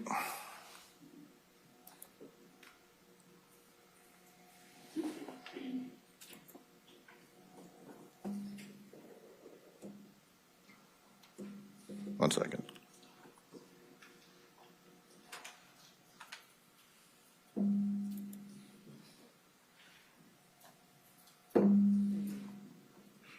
Dr. Wellner, based on your review of this case, there is no DNA evidence linking Mr. Apodaca to Ms.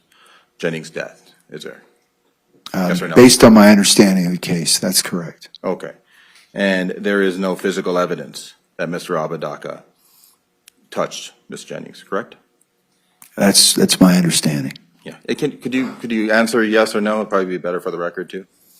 Well, you asked me, there's no evidence that he touched her, and I don't believe that that's what you're getting at. No, there's no evidence that there's no DNA, there's no physical evidence that he issued an assaultive or lethal blow. Yes or no, doctor? There is no blood spatter, from what you understand, on Mr. Apodaca's clothing, correct? That's correct. Okay. Yes or no? There is no forensic evidence placing Mr. Apodaca at the scene during the actual stabbing, killing, correct, doctor? Well, yes or no, doctor? That's not true. Yes or Because, no? well, the answer is no. There is forensic evidence. Okay, There's no physical evidence, but there's forensic evidence. Okay. Placing him at the scene while the stabbing is occurring? While the stabbing is occurring, no. Okay. Only around the time. Okay.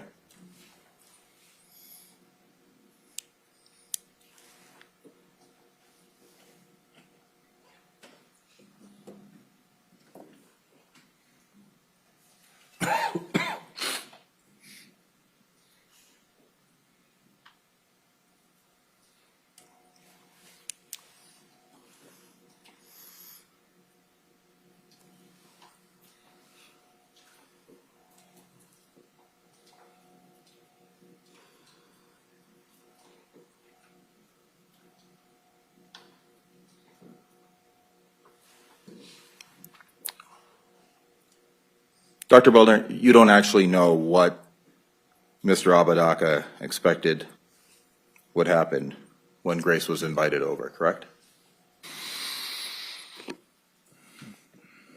Yes or no? It's an interesting question. But I asked for, I mean, can you No, answer it I have to think about it before I answer it, because I think only he knows what he was capable of persuading her to do, but I don't know what his objectives or anticipated outcome of that night when he invited her over. That's correct. Yeah, okay. That answers it well. Thank you.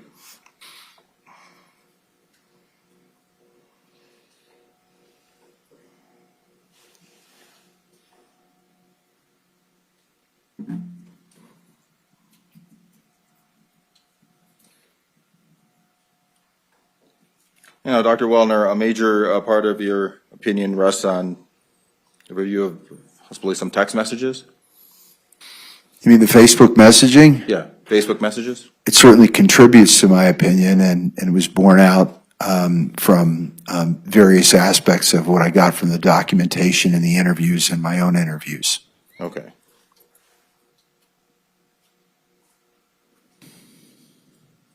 So basically what you've been reviewing is what we've been going over here this week, correct? Objection, Your Honor. I can move on. Yes, and just, Understood. yep, move on. Okay.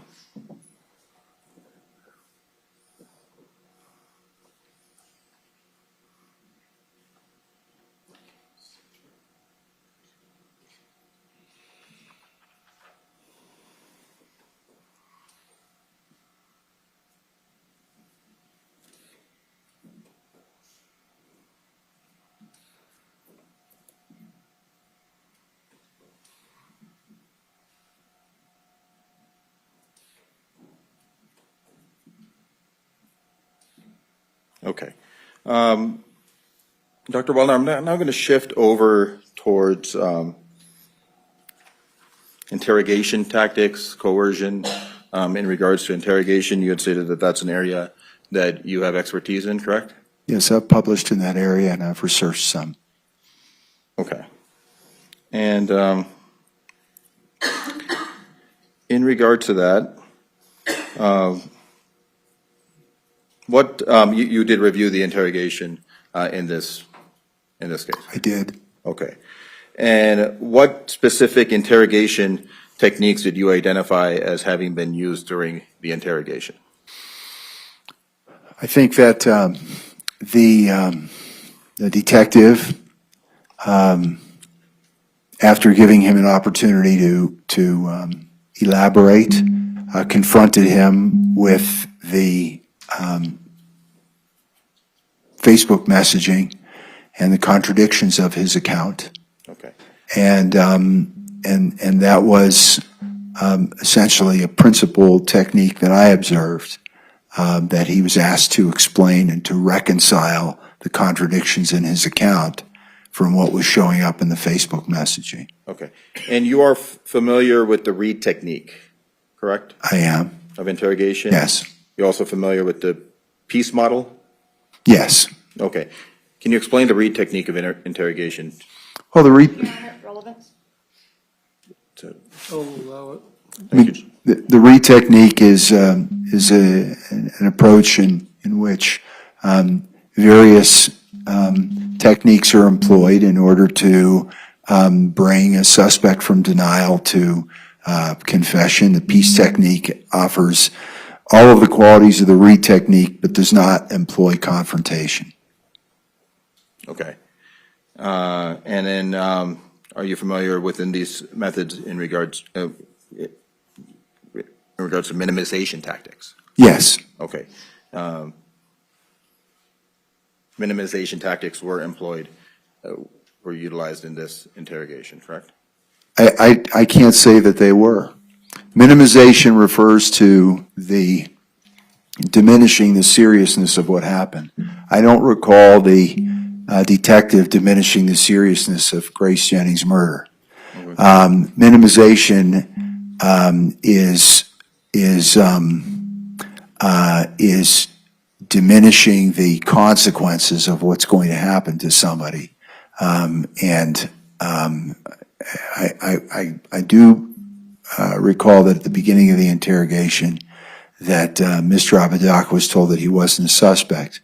And I believe that at the beginning of the interrogation he may not have been. Okay.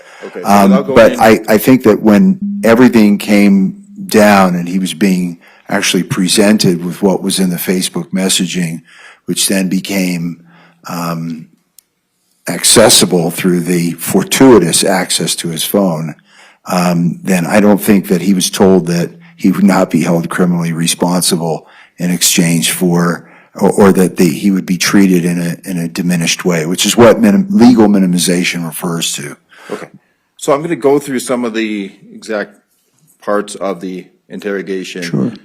In the beginning where the detective discusses Halloween and what he's going to be doing for Halloween. Do you remember that part? Sure. Okay. That could be an implied promise tactic, correct? Can you show it to me? Because in my own mind, I'm inclined not to agree with you, but you may be right, and I want to see what you're referring to. Okay.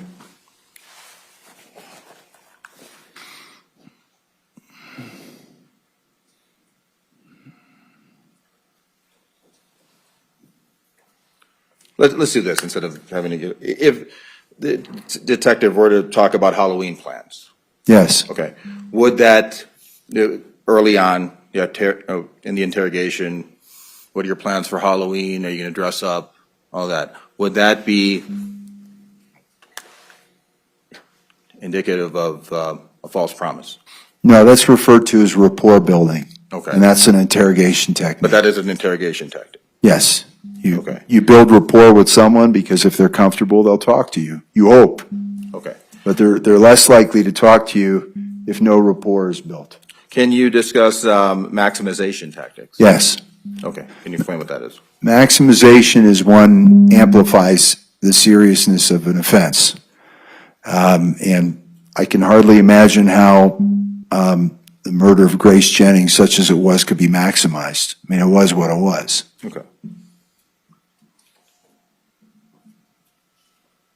And I meant to say over amplification. There's no question. Wait for the next question. Thank you, Judge. Now, a long interrogation, would that be concerning in regards to a possible coercion? It depends what happens during the long interrogation. It depends on the conditions of an interrogation. If a detective or police officer creates coercive conditions within an interrogation, it doesn't have to take too long. And length of interrogation can be affected by any range of factors, but it doesn't create coercion. It creates a lot of boredom, may contribute to a suspect falling asleep because they have to wait a long time. Okay. But no. And generally, is lying a tactic in interrogations? You mean when officers lie to a suspect? Yes. Some officers will lie during interrogation. It's not as commonly used if you look at surveys of police officers, but it's some officers will lie and see where it goes and what it elicits. Okay. Creating a narrative of guilt that they want the suspect to adhere to? It's not an interrogation tactic It because happens in interrogations? it may at some point that there are various theories that may get tested out, but it's not so much a tactic as it is something that happens in interrogation. In the Reed technique that you speak of, they're not taught to create narratives, they're taught to elicit input. So if it's something that a detective does or law enforcement does, if anything, it's not necessarily encouraged because it may prevent other information from coming to light. But it's not something that contributes to a coercive atmosphere. It's just a qualitative technique issue. Okay. Psychological vulnerabilities of a subject, again, that's something that you would have to interact directly with the subject to know about, correct? You can get a lot of historical data about someone's psychological vulnerability in an interrogation. The opportunity to examine somebody doesn't reflect on how they were at that time.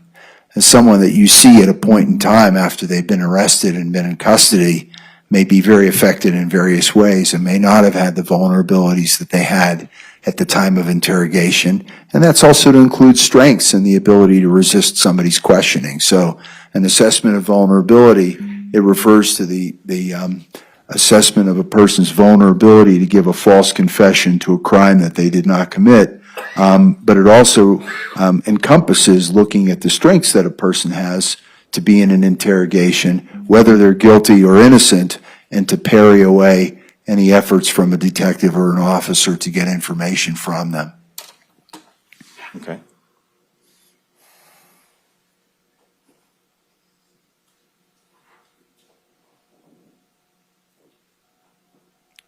And did you interview any of the interrogating officers? I did not. Okay.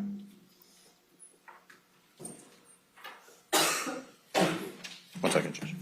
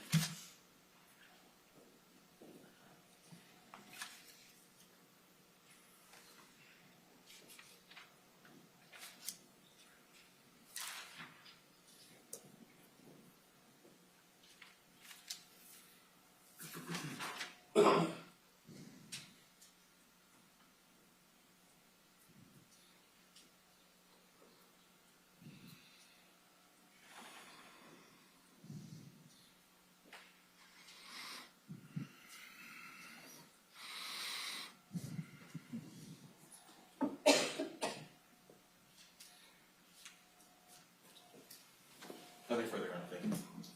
Redirect. Yes, Your Honor.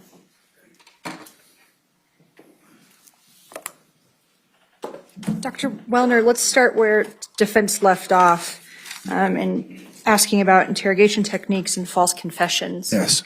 Okay. What is a false confession? A false confession is a confession that somebody makes to a crime that they could not possibly have committed. Because, for example, let's say that you confess to a murder, but that murder happened when you weren't in Santa Fe, but you were in Fort Lauderdale. Well, that would be a false confession. Or you confess to a murder. Doctor, don't refer to specific jurors in your examples. Okay. Let's say that someone else can confess to a murder or sex assault, and the physical evidence of that sex assault demonstrated another person's bodily fluids inside someone. And so the nature of what was physically described could not possibly have taken place. So it's a confession to an event for which the physical evidence, and actually not just the physical evidence, but the digital evidence, and that was the testimony I gave earlier about forensic evidence, many kinds of forensic evidence, wholly makes it just impossible that the person could have participated at all. That goes to my next question then. You did differentiate between forensic evidence and physical evidence. Can you just explain that difference? There are many kinds of forensic evidence. There's the evidence that we rely on in behavioral sciences is human evidence. When I interview someone, it's human evidence, and I take it in. There's physical evidence from the DNA that's been referred to. There's digital evidence where there's camera, there's photography, and you can prove that someone was where they were in a particular place. There's documentary evidence, which is, it is what it is, and it was created when it was created, and was said what was said.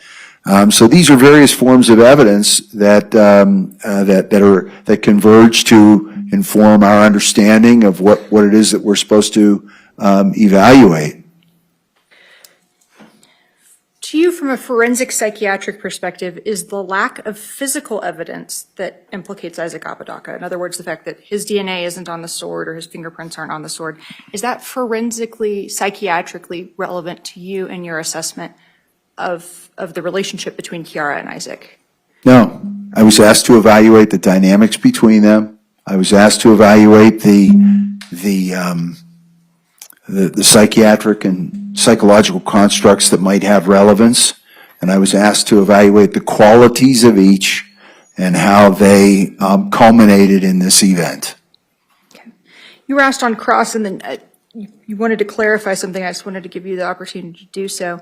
You were asked about the concept of maximization in a interview of a suspect, and you said something about amplification versus over-amplification. Can you just clarify what you were talking about? Well, I did not want to misspeak. If you, an example that I can refer to is if someone is being questioned about an alleged physically or sexually inappropriate act that exposes itself to certain charges. Maximization would be, you're going to go to prison forever, you're going to get life for this, or you're going to get 50 years for this. And so you're amplifying the significance of the legal significance of the event in order to impact the suspect to think that the potential consequences are greater than they are. So you've over-amplified it. So my point is, you can't over-amplify this murder. It is what it is. It's not, it doesn't have relevance to the context in which maximization is studied and applied. Yes.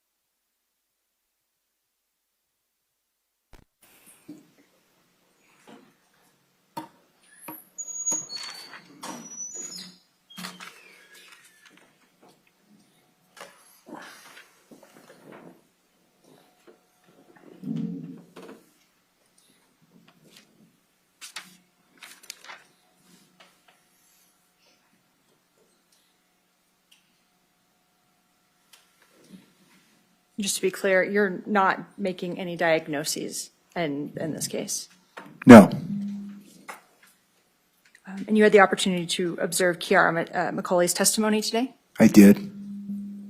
And just generally speaking, did those observations factor into your opinion, the opinions you've already testified to in this case? Yes, the information that she provided and my observations, yes. A brief moment, Your Honor.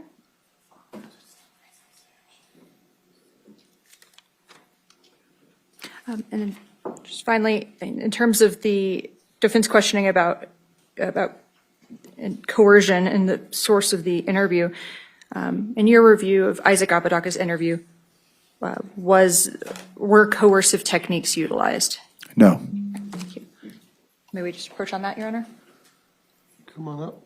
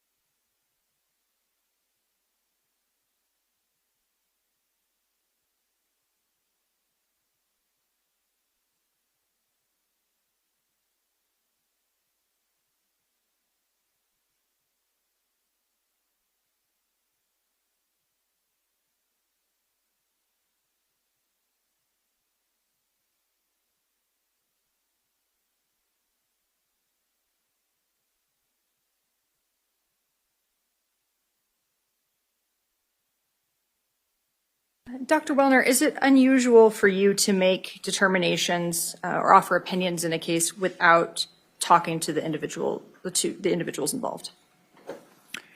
There are many areas across the spectrum of forensic psychiatry where interviews are not done, and in certain instances, they're not even possible.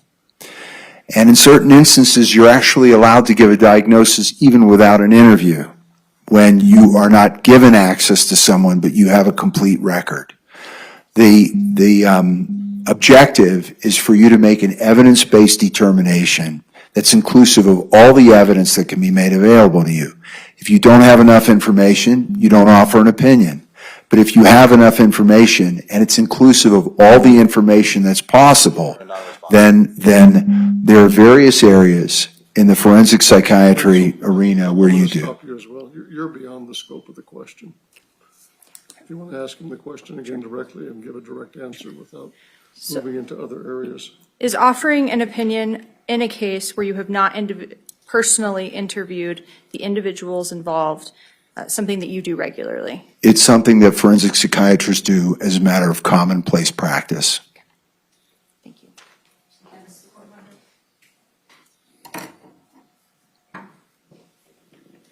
Nothing further, Your Honor. We will reserve the witness. Ladies and gentlemen, I think we'll go ahead and take our afternoon break at this time. Doctor, you're being reserved. The attorneys will stay in contact with you and let you know if you're going to be recalled, but you're free to step down as soon as the jury departs. Okay, thank you, Your Honor. All rise.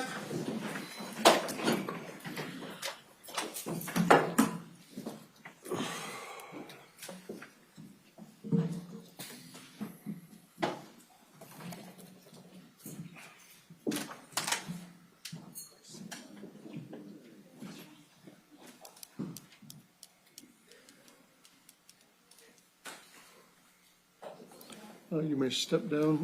Don't discuss your testimony with any of the other witnesses during the break. And again, the attorneys will stay in touch with you and let you know if you need to return. Counsel, 15-minute recess. Thank you, Judge. We're off the record.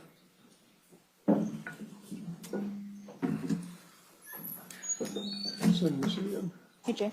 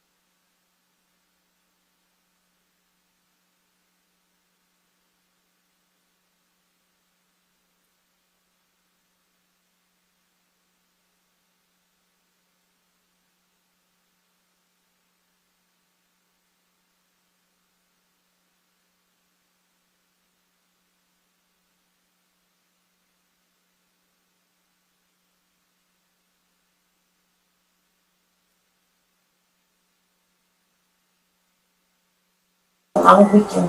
Yeah, it has. It's been one of the past few days for a lot of people. Yeah. We're just in the elevator.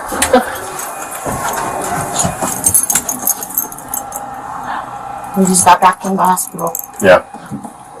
And my mom had a stent catheter. Oh no.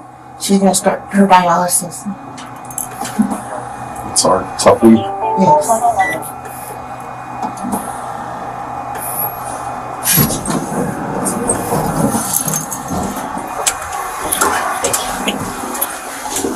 Let's go over. Right. Yes. We might be able to find one somewhere. Do you need one? Yeah. And we saw a mask, but I forgot. We have any masks? No. I mean, do you need Just one. My wife has a problem with one. just one? I don't want to catch him. All right, thanks so much. So let's come in here, guys. Just so you know, our policy, we have to record all our interactions with no one, so we're going to be. Got some recording going, but whatever you guys want. Let me see if I can score you a mask. Thank you. Lacy, bring them. Because I have COPD. Yeah. I'm old, I don't wanna touch them. Just because it's Cynthia and Tyler are already in here. Would you like me to wear a mask? I don't mind wearing a mask if it makes you No. more comfortable. No, Okay. I don't mind. Here's the sensory period we have. The sensory period. Oh yeah, I like that screensaver.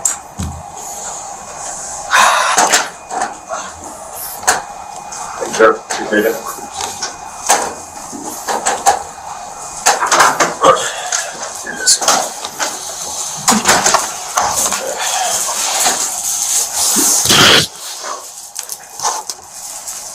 I'm gonna show you the pictures, are you? Very much. Let me get your full name, ma'am. It's Linda. Linda Louise Montoya. Montoya. Do you have a driver's license on you?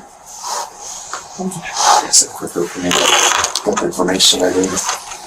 The address on here is a different address. Okay. What's your current address?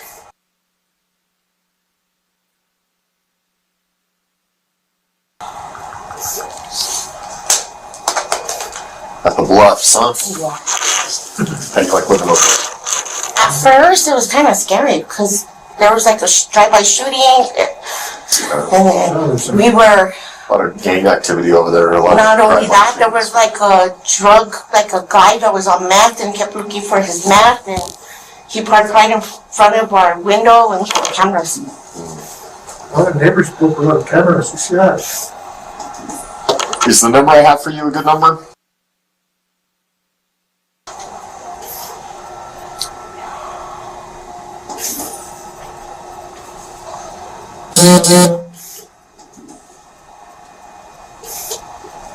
Well, why don't you tell me kind of your account of everything that happened the day of the incident? How did you get involved with everything, and what all did you do? Well, my son came. Well, he didn't come. He called me. Sorry, I'm confused. It's just been a long week. And just for the record, who's your son? Isaac Apodaca. Okay. And he called me. He said, "Mom, get me." What time did he call you back? It was at 11:54. Okay. And then he called. He said, "Mom, come get me. I got 2 bags." And I was like, "Why? What happened? Are you got into a fight again?" And he goes, "Well, I don't want to deal with this anymore, and I don't want to deal with her." So I was like, "Well, are you still sick?" Because they were still sick. And he goes, "I still have like a scratchy throat with the like knives." And I told him, "You can't come with us because I have health issues, and I'm visiting your grandma in the hospital. She has health issues, and so does my husband. Yeah. So you can't be around us. You know that, Isaac. Why would you ask me?" Okay, he got quiet, and he goes, "Let me call you back." He called me back. He goes, "I'm in the main house, and I'm gonna go get my bag." What time did you call?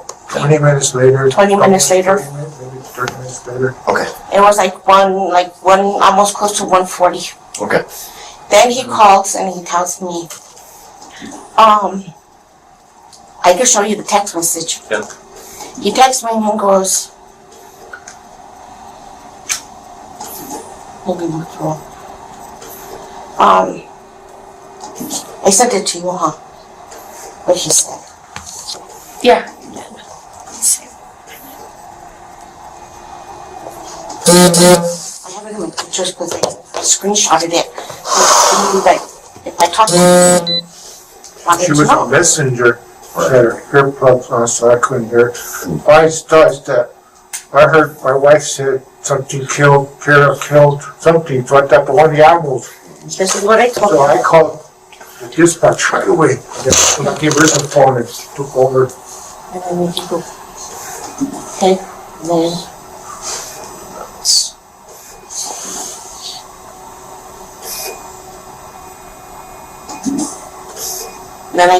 Then he called me back and he was scared and frantic. May I see? Yeah. So these were the earlier ones. He's in the green messages. Yes. I was going to be there for several hours. Okay, call me Grace. She wants me gone for a little while. How'd that? Okay, call me and let me know. We talked to you about Kara. We love you so much. What had he said about Kiara at this point? He didn't say nothing about Kiara.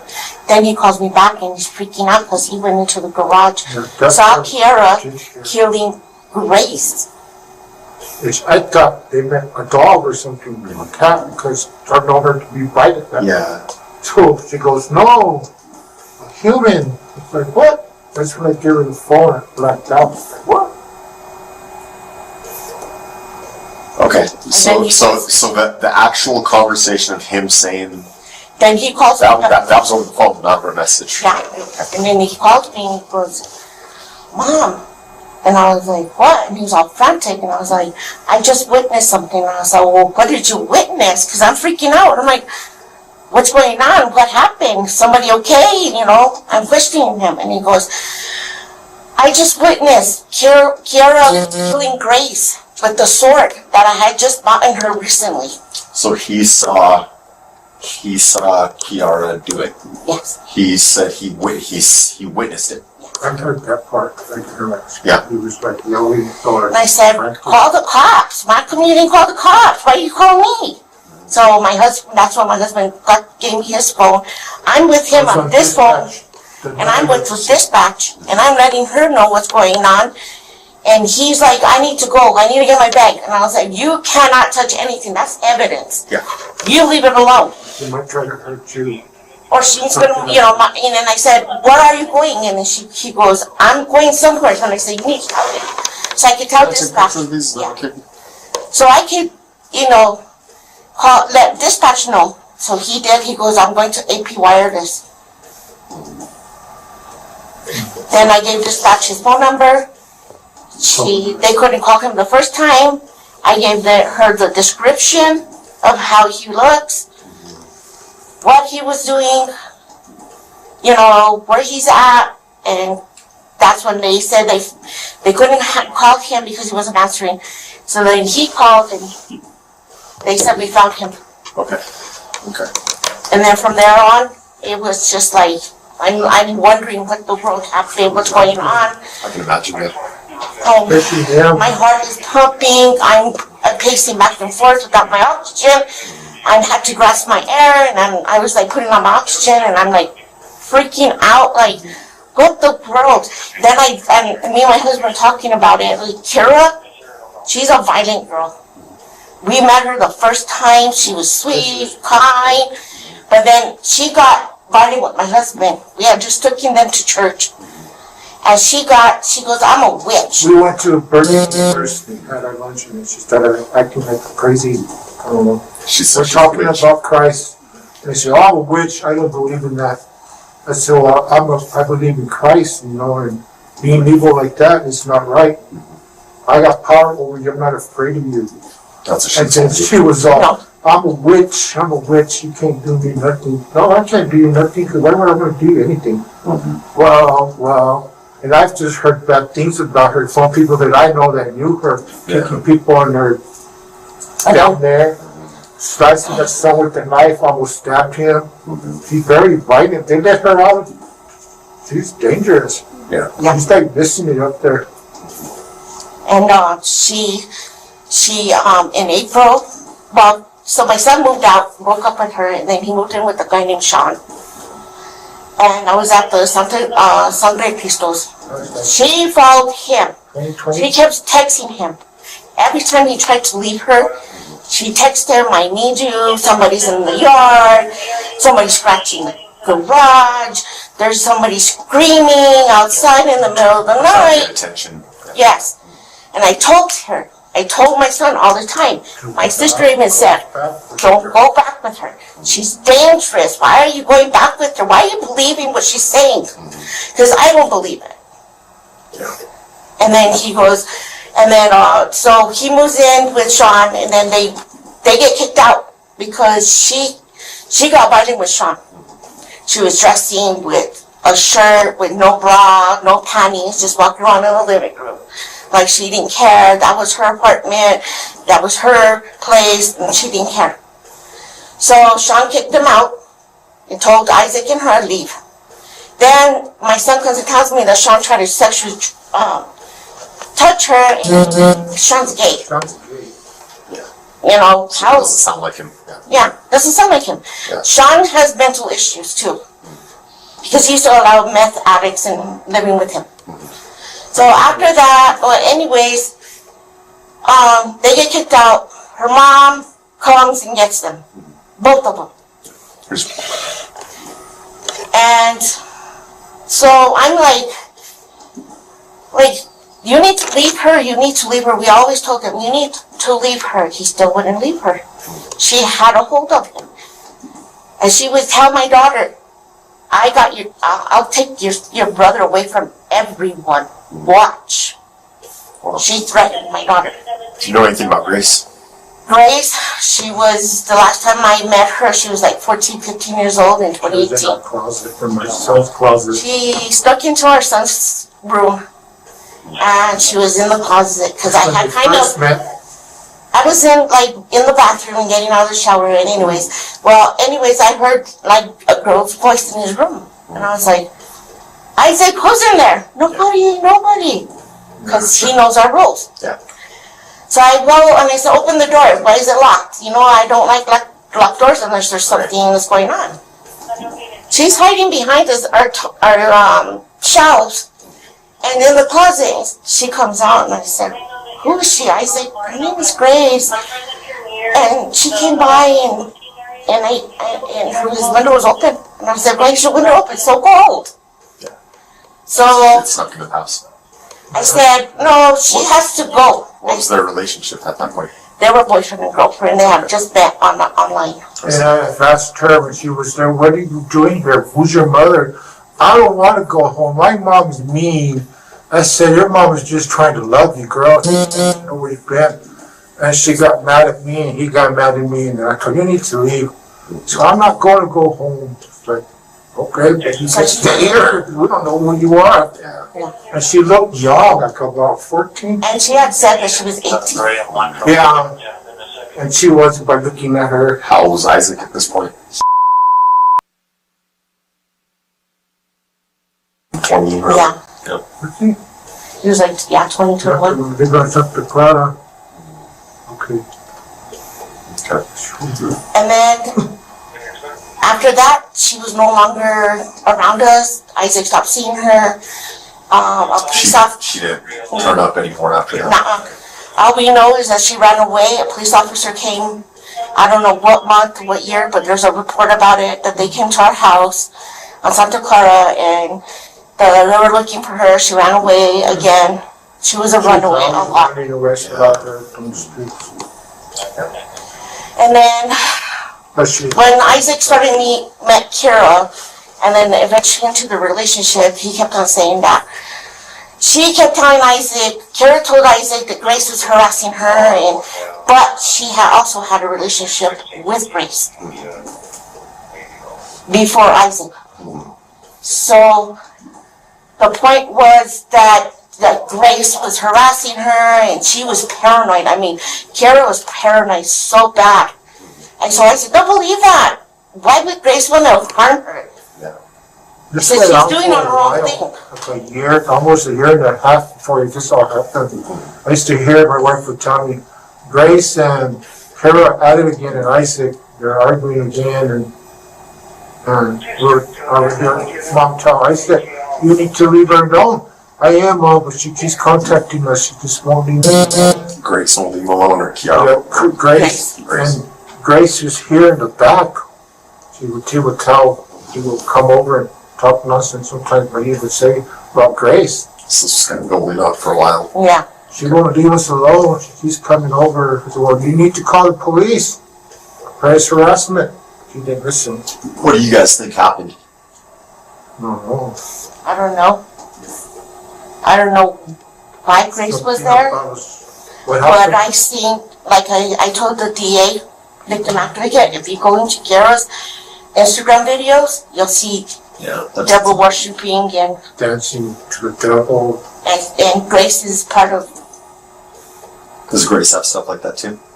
I sent you some. Yeah, on TikTok. On her TikTok. They were like supposed to be They were like normal. a witch clan or something. They're all witches and warlocks. And They were normal like teenage stuff, like I noticed that Grace was listening to like rap music, you know. This is Grace's stuff. Yeah. Anything weird on Grace's profile? Any kind of Just one. stuff? Just one video where she's like, it's like a voiceover, and it says, when I see a girl walk by, I want to say hi or something like that. But then afterwards it says, but then I also want to say, I want to see your head on a stick. And that's all from her. That's Grace's. And then recently I looked into Kiara's Instagram, and recently within the time leading up to Grace's death, they all were part of those weird, creepy videos. Like you could hear the sound of people dying in the background, I would say. Yeah. And it's so creepy, and it happened within like 3 or 4 days before the incident happened, and it's just weird. But then you scroll more down onto Kiara's videos, and they're just like normal videos. But then there's yeah. But then there's what, the last year, 6 months, what time frame? I would say within the last month. Okay. Yeah.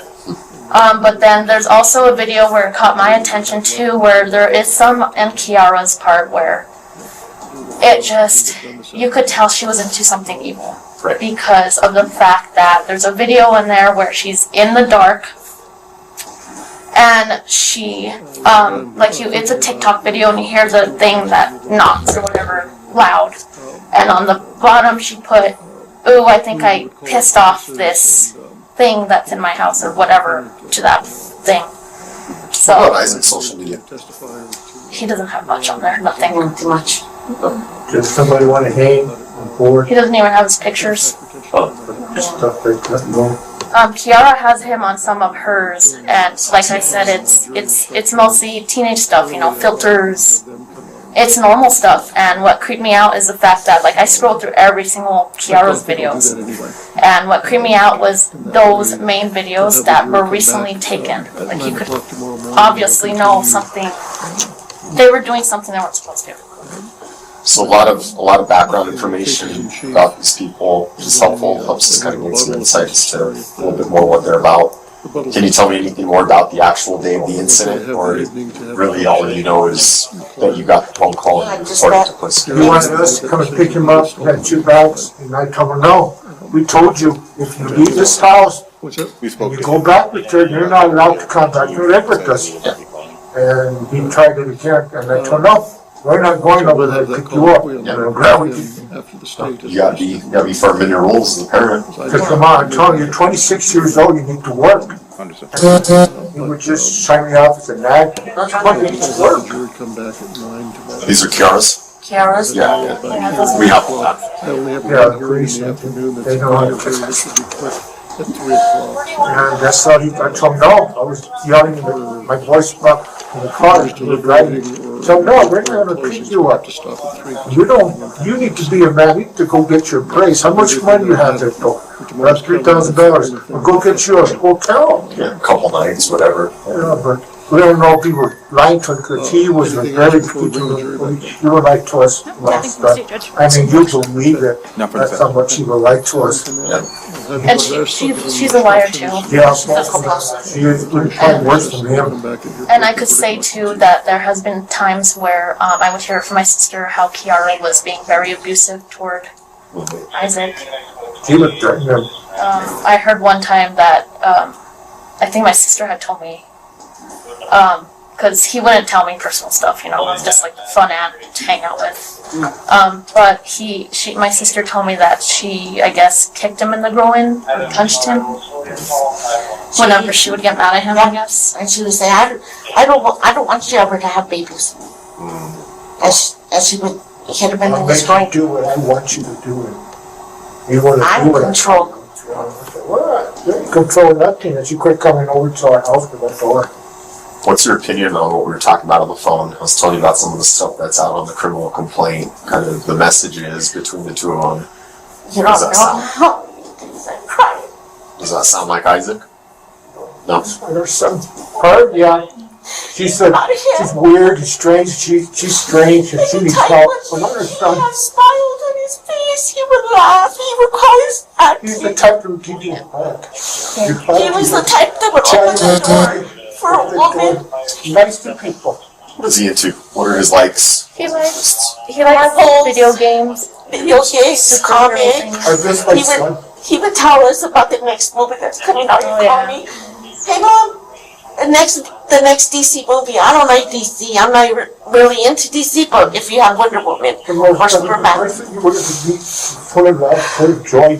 And he would make jokes, and he would do pranks, and he would just, hey mom, what? Nothing. Like my sister does to my mom. Yeah, he would always pick on his grandma and say, hey grandma, I'm gonna go in there and make a prank phone call and call you and say, like, I don't know what he would say, it was something stupid from like a movie. I want to explain a little bit how we do our job, just so you guys kind of have an understanding. And you probably already do, but let me just clarify any myths that might be out there from movies or social media or anything like that. It's not up to me or to anyone to. We don't file charges on people based on like what we think happened or like what we assume happened or like even past history. People is only mildly taken into account. Everything that I look off is based off of evidence. Yeah, statements, evidence, video cameras, we are back on the witnesses, record with statements, our jury counsel, phone extractions, Mr. social Apodaca media present. extractions, all that stuff. So like I was telling you today on the phone, the stuff that, because Isaac coming in here initially, Your Honor, at this time, the state of New Mexico started rests to this thought him case. being a suspect. I read him his Miranda rights just in case it went that way. I'm glad I did, because some of the stuff that came up from looking at his phone with his consent afterwards, yeah.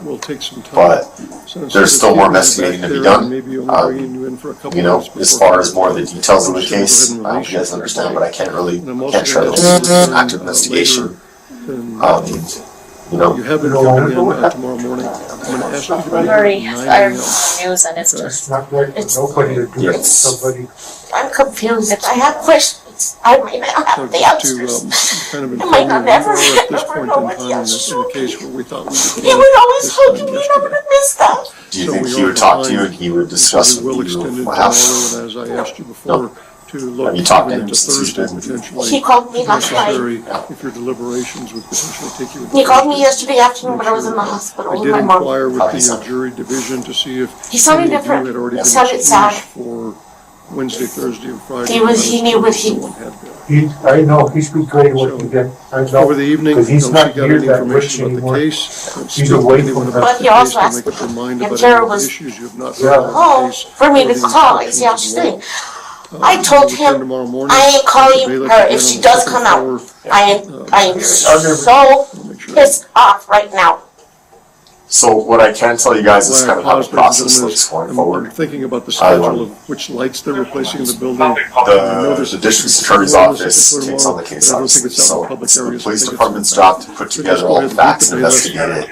And through the process, we send this information to the district attorney's office. The district attorney's office is responsible for prosecuting the case, right, trying to see if it's a case where there's enough evidence for a conviction or whatever the case may be. So kind of the first step in this in the DA's office, if not already, is going to do it very soon. They're going to file for what's called pre-trial detention.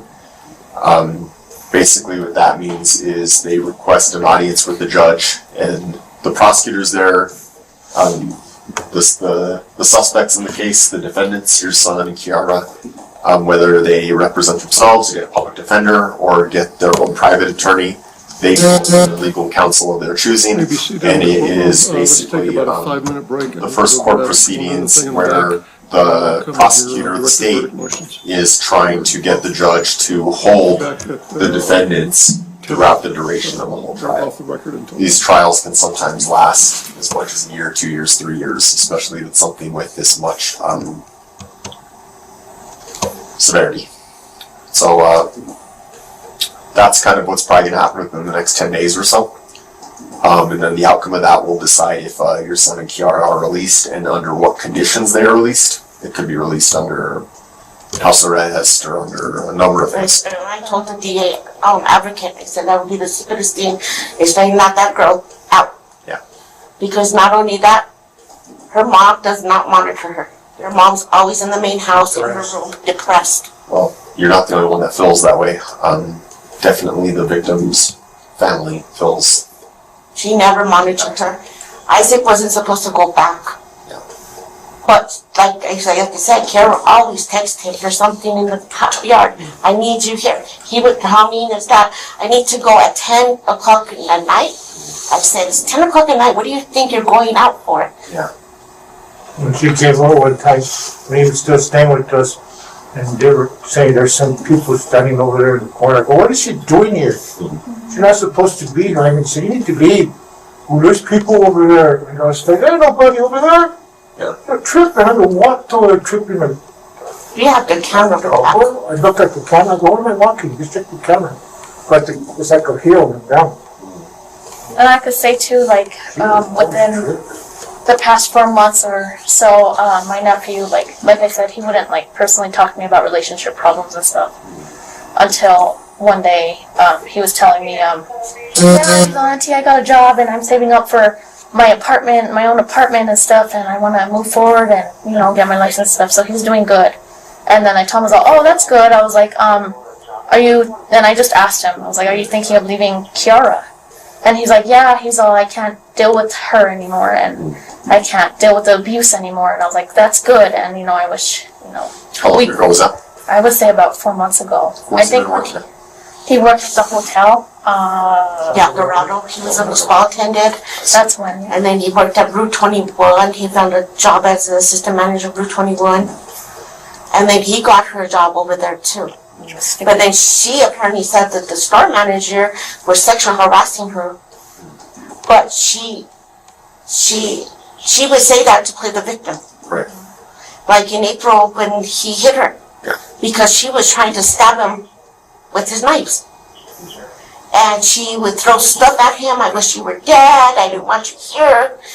I don't like you. You're fat. You're ugly. Nobody loves you. Not even your parents love you. It's terrible. And the whole fact that I saw in the newspaper that she claimed that she has multiple personality disorder. I don't know her mental health history. I don't know much about her. I met her only once or twice. She plays like she's a nice girl. With my nephew, though, I don't know if my sister told me that he was diagnosed with multiple personality disorder, or DI. What is something? What? DID? Yeah, DID. Yeah. And who is this? Isaac. So like I said, I don't know if she, I mean, obviously she knows that Isaac has that mental disorder and she's trying to say that she has it. Right. But like I said, I don't know her mental health. She don't have it because we've seen her explode. Like one time I didn't hug her when they were staying in the San Francisco's, and my daughter had just moved in. We were helping her take her stuff and everything, and my daughter gave me a hug, and Kara wanted to give me a hug, and I said, no. Do you remember what you said to my husband? I don't want you near me. Don't try to come and hug me. She gave me a mean look, and she was mad and growling and everything, and I was like, oh no. If I were you guys, because the vibe I'm getting from all of you is you've seen a lot of negative from Kiara, correct? She's psycho. Any doubt in your mind she had anything to do with what happened? Yeah. She was, I heard her tell him when he was at the house one time and they would come over. You're going to do as I say or else. I'll bewitch you. I don't know what a bewitch is, but I'll bewitch you and you do what I say to do. Even my daughter even told us that she would threaten him that you're going to with witchcraft, and I don't know if she was, because witchcraft can, if you believe in it, you can get witchcraft. If you don't believe it, that will happen. And our son, I think He raised him in church. And he was in church. He was in church, raising about God and Jesus, you know. Yes, Judge.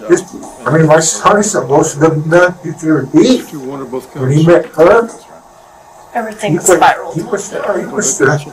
He lost. His smile was right away. His hugs.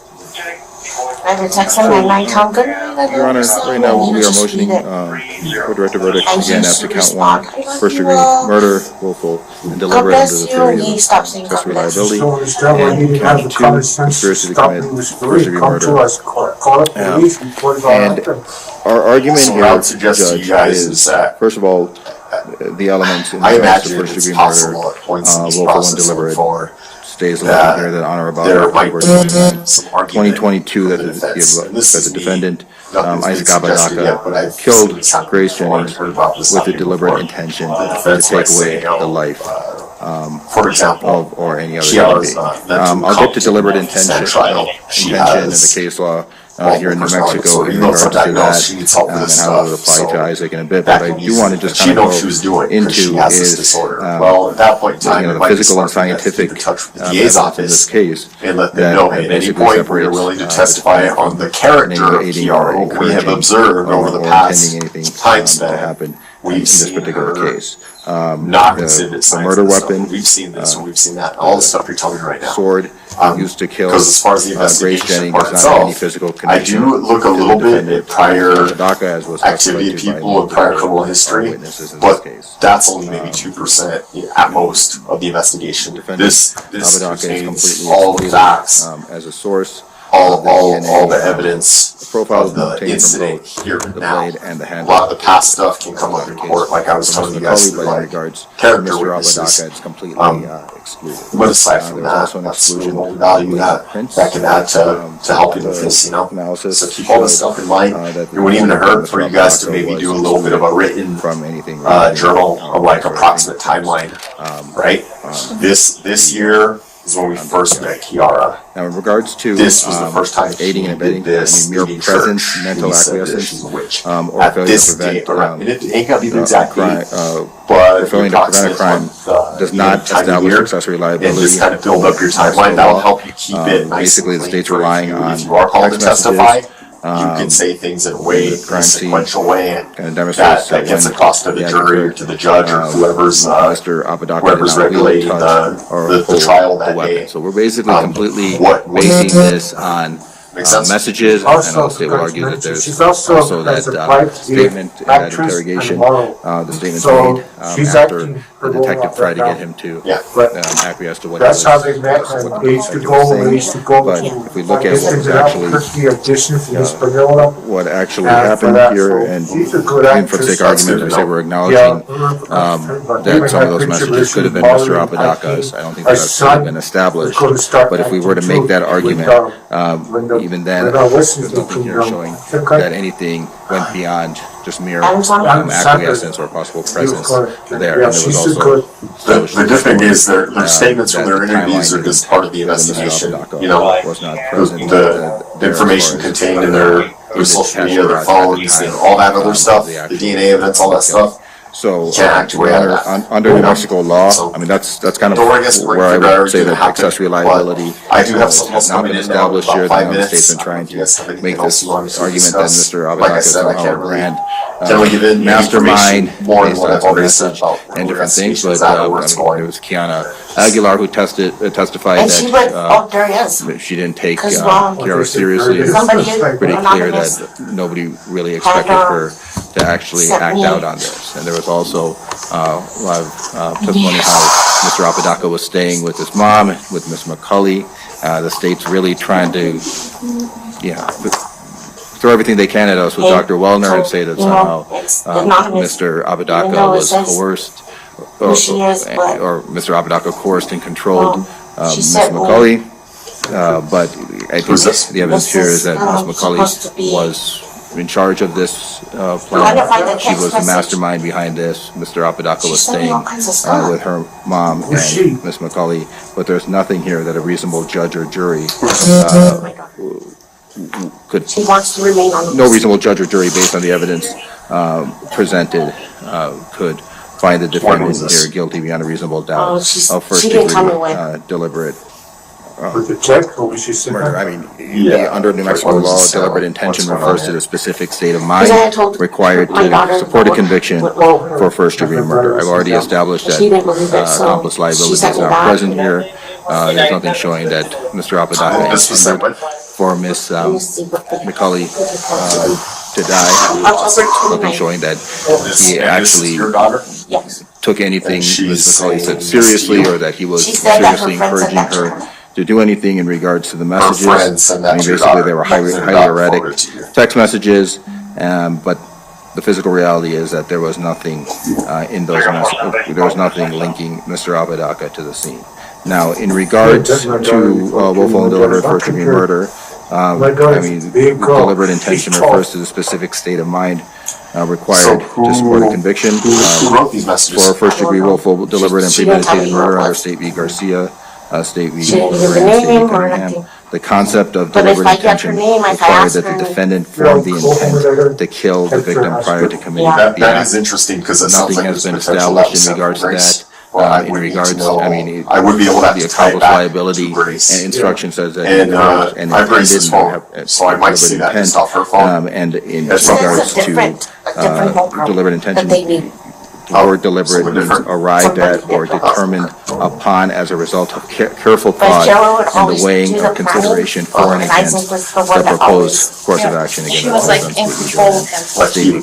Crawford, there was absolutely no evidence that there was any sort of deliberate intent, that this was a result of any sort of careful thought, weighing anything. In fact, Miss McCulley testified that she was the one stabbing the DA's office. Miss Jennings, Any and then points while she was where, stabbing Miss Jennings, where they'd be willing to need to come in as like a character witness or something like that? You know?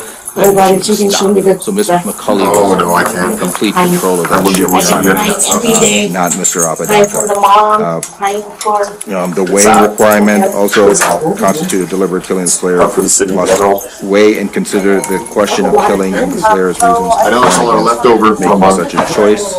There's nothing the kids didn't take enough. Mr. Apodaca in any way was weighing this or was even serious about it, doing anything to Miss McCulley. Again, Miss McCulley was running this show, and decision-making, time frame, calculated judgment and decision. There was no calculated judgment here. It was by Mr. Apodaca. It was Miss McCulley who carefully weighed the options and ended up killing Miss Jennings.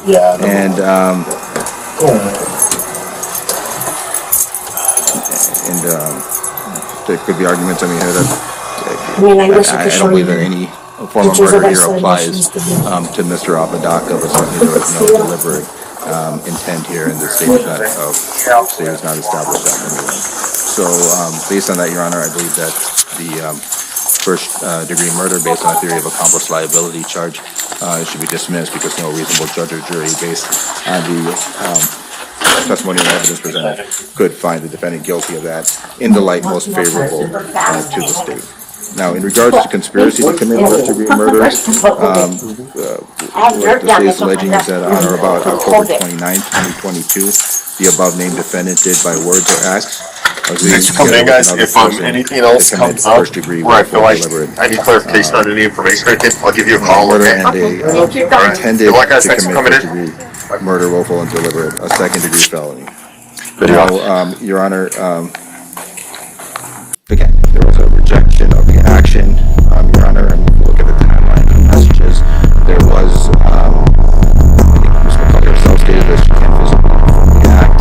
Mr. Apodaca stated he did not do anything regarding that, and that there was basically no real organized framework in regards to this, and also there was evidence that established Mr. Apodaca left his restroom, returned, found the victim deceased, and then instead of conceal anything, he immediately contacted his mother, Ms. Montoya, and directly contacted emergency dispatch to report that Ms. McCulley killed someone with the sword. So if we're going to say that there's a conspiracy here where this is alleged to have happened, it was an independent action by a single individual, but it was immediately met with emergency intervention by Mr. Apodaca, who the state is alleging is a co-conspirator, Your Honor. So based on that, the state's argument basically is that Mr. Apodaca somehow conspired to commit this crime and then decided to just go turn himself in and wait for cops to arrive at the AP wireless store, Your Honor. That is not indicative of a conspiracy, and I don't believe that in the light most favorable to the state, a reasonable judge or jury could.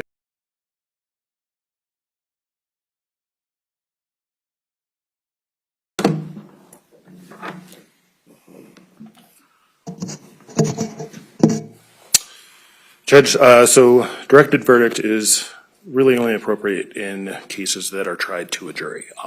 If this were a bench trial, then the court would just make a decision as to guilt or innocence. But what directed verdict does is that it requires the court to decide at the conclusion of the state's case whether the direct or circumstantial evidence admitted at trial, together with all reasonable inferences to be drawn therefrom, will sustain a finding of guilt beyond a reasonable doubt. That is taken directly from New Mexico Rules Annotated 5-607E and K.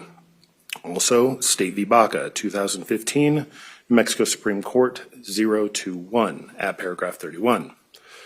A directed verdict is appropriate if there is no legally sufficient evidentiary basis for a reasonable jury to rule in favor of the non-moving party. That's directly from State v. Garcia, 2017, Westlaw 1373443 at paragraph 3. The proper standard of review for a denial of a directed verdict motion is sufficiency of the evidence. That's out of State v. Sena, 2008, New Mexico Supreme Court 053 at paragraph 10. The test for sufficiency of the evidence is whether substantial evidence of either a direct or circumstantial nature exists to support a verdict of guilt beyond a reasonable doubt with respect to every element essential to a conviction. That's also from State v. Sena. We do not weigh, and this is, I'm quoting the case, we do not weigh evidence or substitute our judgment for that of the trial court so long as the jury was presented with such relevant evidence as a reasonable mind might accept as adequate to support its verdict. That is out of State v. Coleman, 2011, New Mexico Court of Appeals 087, paragraph 19. A reviewing court must view the evidence in the light most favorable to the state, resolving all conflicts therein and indulging all permissible inferences therefrom in favor of the verdict. That is out of State v. Graham, 2005, New Mexico Supreme Court 004 at paragraph 6. Essentially, Judge, the jury instructions for count 1, willful and deliberate first-degree homicide, is element number 1, the defendant killed Grace Jennings. Number 2, the killing was with the deliberate intention to take away the life of Grace Jennings or any other human being, and this happened in New Mexico on October 29, 2022. Further, there is a definition of deliberate intention, but then if we move on to the instruction right after that, or proposed instruction right after that, talks about how a defendant may be found guilty of a crime even though the defendant did not do the acts constituting the crime if the state proves to your satisfaction beyond a reasonable doubt each of the following elements. You're talking about a different instruction, 2822 or 22? 2822, correct, Judge. Go ahead. I'm sorry? Go ahead. Thank you. And those elements say the defendant intended that another person commit the crime. Number 2, another person committed the crime. And number 3, the defendant helped, encouraged, or caused the crime to be committed.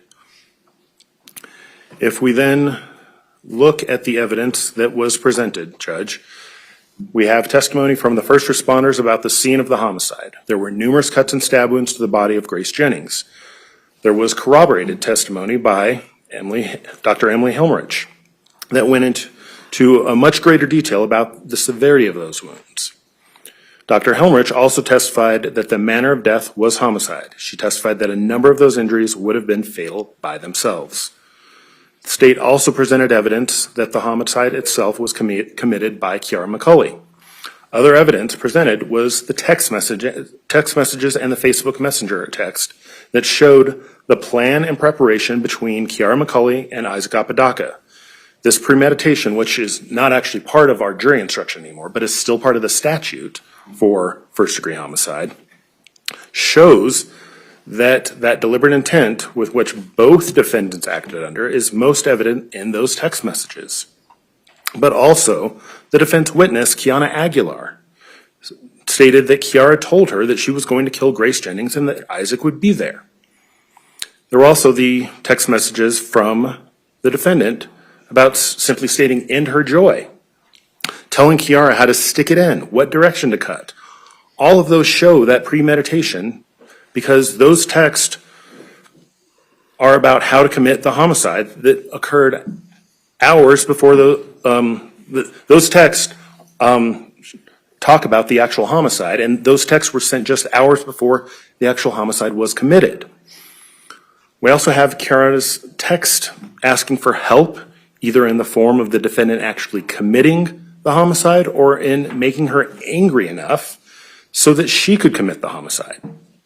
Also, Judge, we cannot forget the defendant's final adoption of those text messages in the interview with Sergeant Vigil, as well as a statement that he wanted Grace dead and wanted Kiara to kill Grace. In looking at whether the defendant helped, encouraged, or caused the homicide, those texts show the many different avenues the defendant took to encourage Kiara McCulley to commit the crime. Based on those text messages, it is very clear that the plan and preparation began actually on October 28, 2022, and was actually realized the next day on October 29, 2022. Aspects of the plan include leading Grace to the park where Kiara was waiting. The defendant actually didn't follow through with that. The Operation Fake Kickout, and the evidence from the defendant's phone telling Kiara that he would take care of the cleanup. It is also clear by those text messages that the defendant encouraged Kiara McCulley to commit the homicide. Not going through every piece of evidence submitted and presented, but in those text messages, Judge, he did tell her that she would gain access to the black market and could get paid. He also very clearly intended that the crime be committed by reading those text messages that he sent to Kiara McCulley. The defendant's statement that Grace would die instantly after telling Kiara to use the dagger against Grace, that's further evidence of his intent to kill. It is also clear by those text messages that the defendant encouraged Kiara McCulley to commit the homicide, but also, again, Judge, we do have the defendant's final adoption of those text messages to Sergeant Vigil. Finally, we also have the testimony of Dr. Michael Wellner and his explanation of what he called coercive control. And really that does a lot to, I think, not only assist the jury, but to, assist sort of everyone that has been following this case to understand how one person can actually have so much power and control over someone else to the point that they're actually willing to commit murder. Finally, Judge, looking at the conspiracy, let me just briefly go through those elements.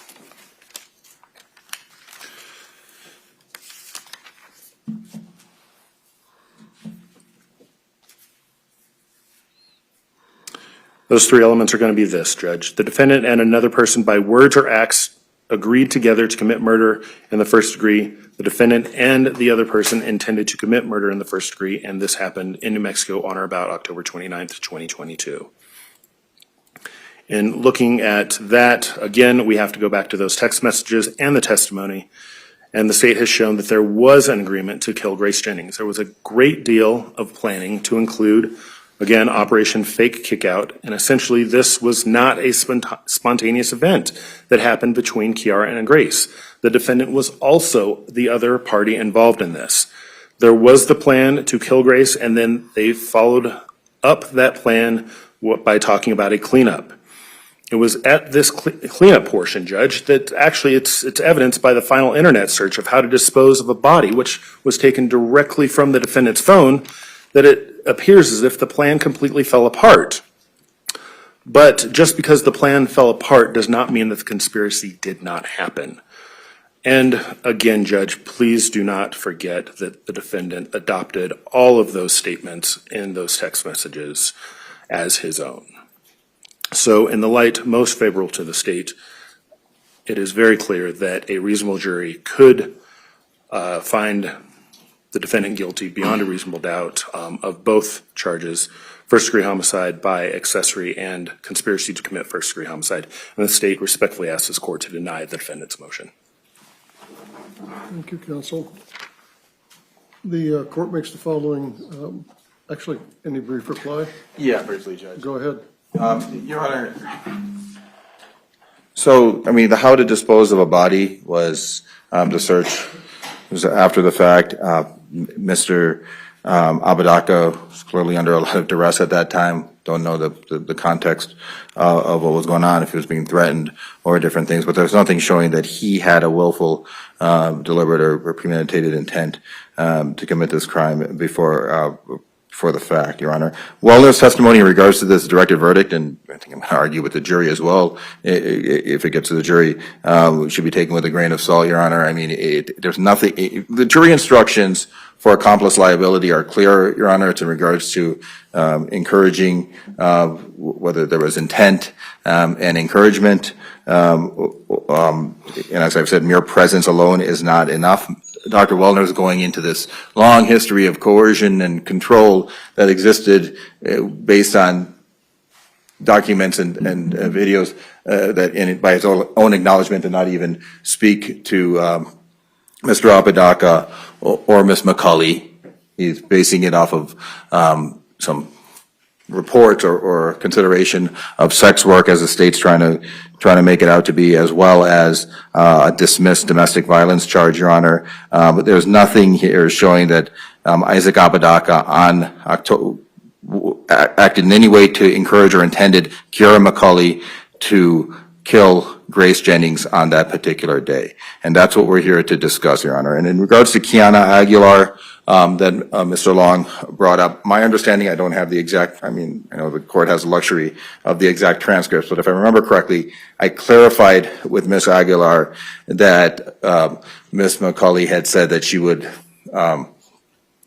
have Isaac there, or something to that extent. So it was not like Isaac already knew what was going on. And she testified that Isaac didn't know, Isaac wasn't there, Isaac wasn't hearing any of this, but it's basically Kiara saying Isaac will be there. That could be because Kiara stays with Isaac, or Kiara knows that she herself can manipulate Isaac, Your Honor. So based on that, Your Honor, again, I think the first degree murder charge should be dismissed. And again, for some of the similar points, as well as the arguments that I made initially, I would argue that in the light most favorable of the state, that the conspiracy charge should also be dismissed by virtue of the fact that no reasonable judge or jury could find the defendant guilty of that crime. And as far as the bench trial thing, I have actually won a directed verdict on a bench trial here in Santa Fe, on a bench trial, one directed verdict. So it can happen in a bench trial or in a jury trial, Your Honor. Thank you. Give me just a second.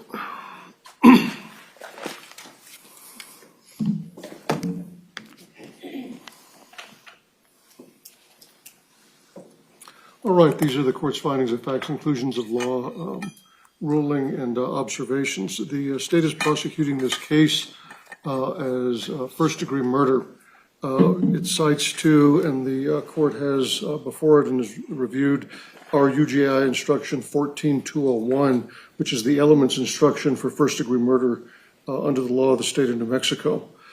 The standard of review at directed verdict is that all inferences and all evidence is viewed in the light most favorable to the non-moving party at this stage, meaning the state.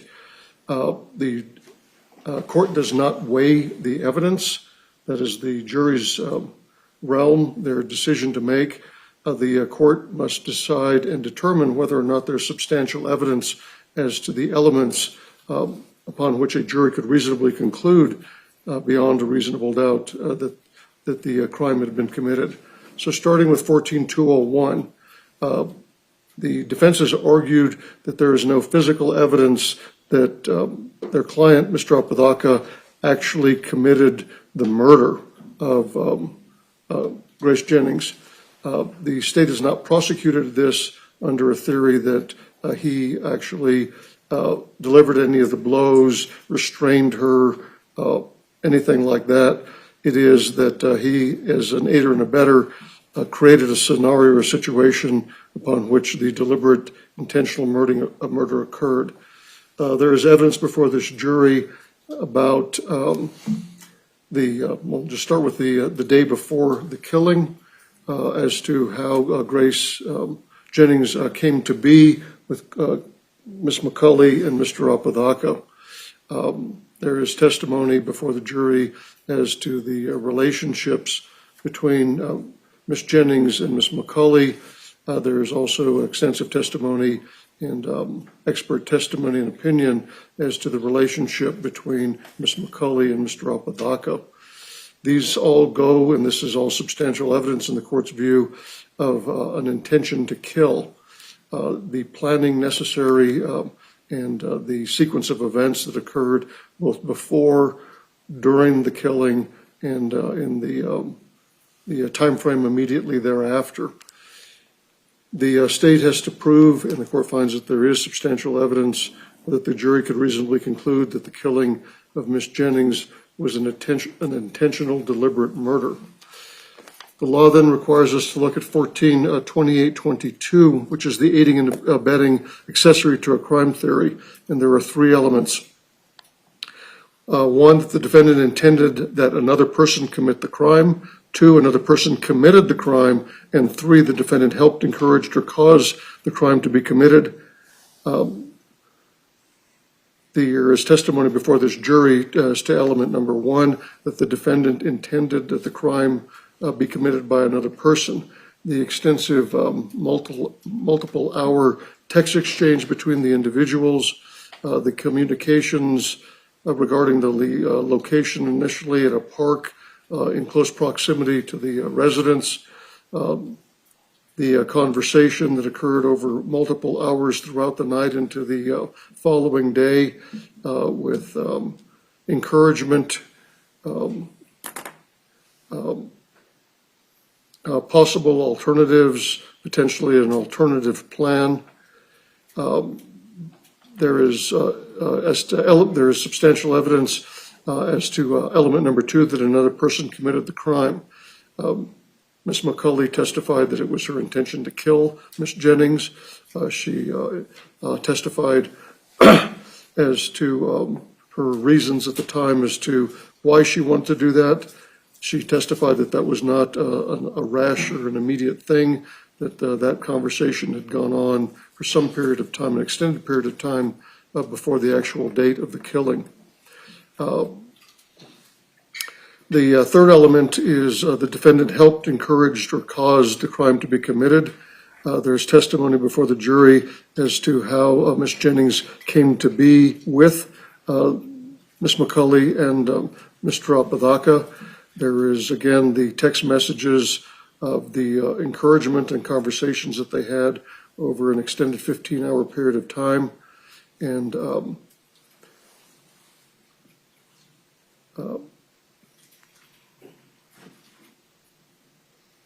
there is testimony, although controverted, as to how the crime was actually committed.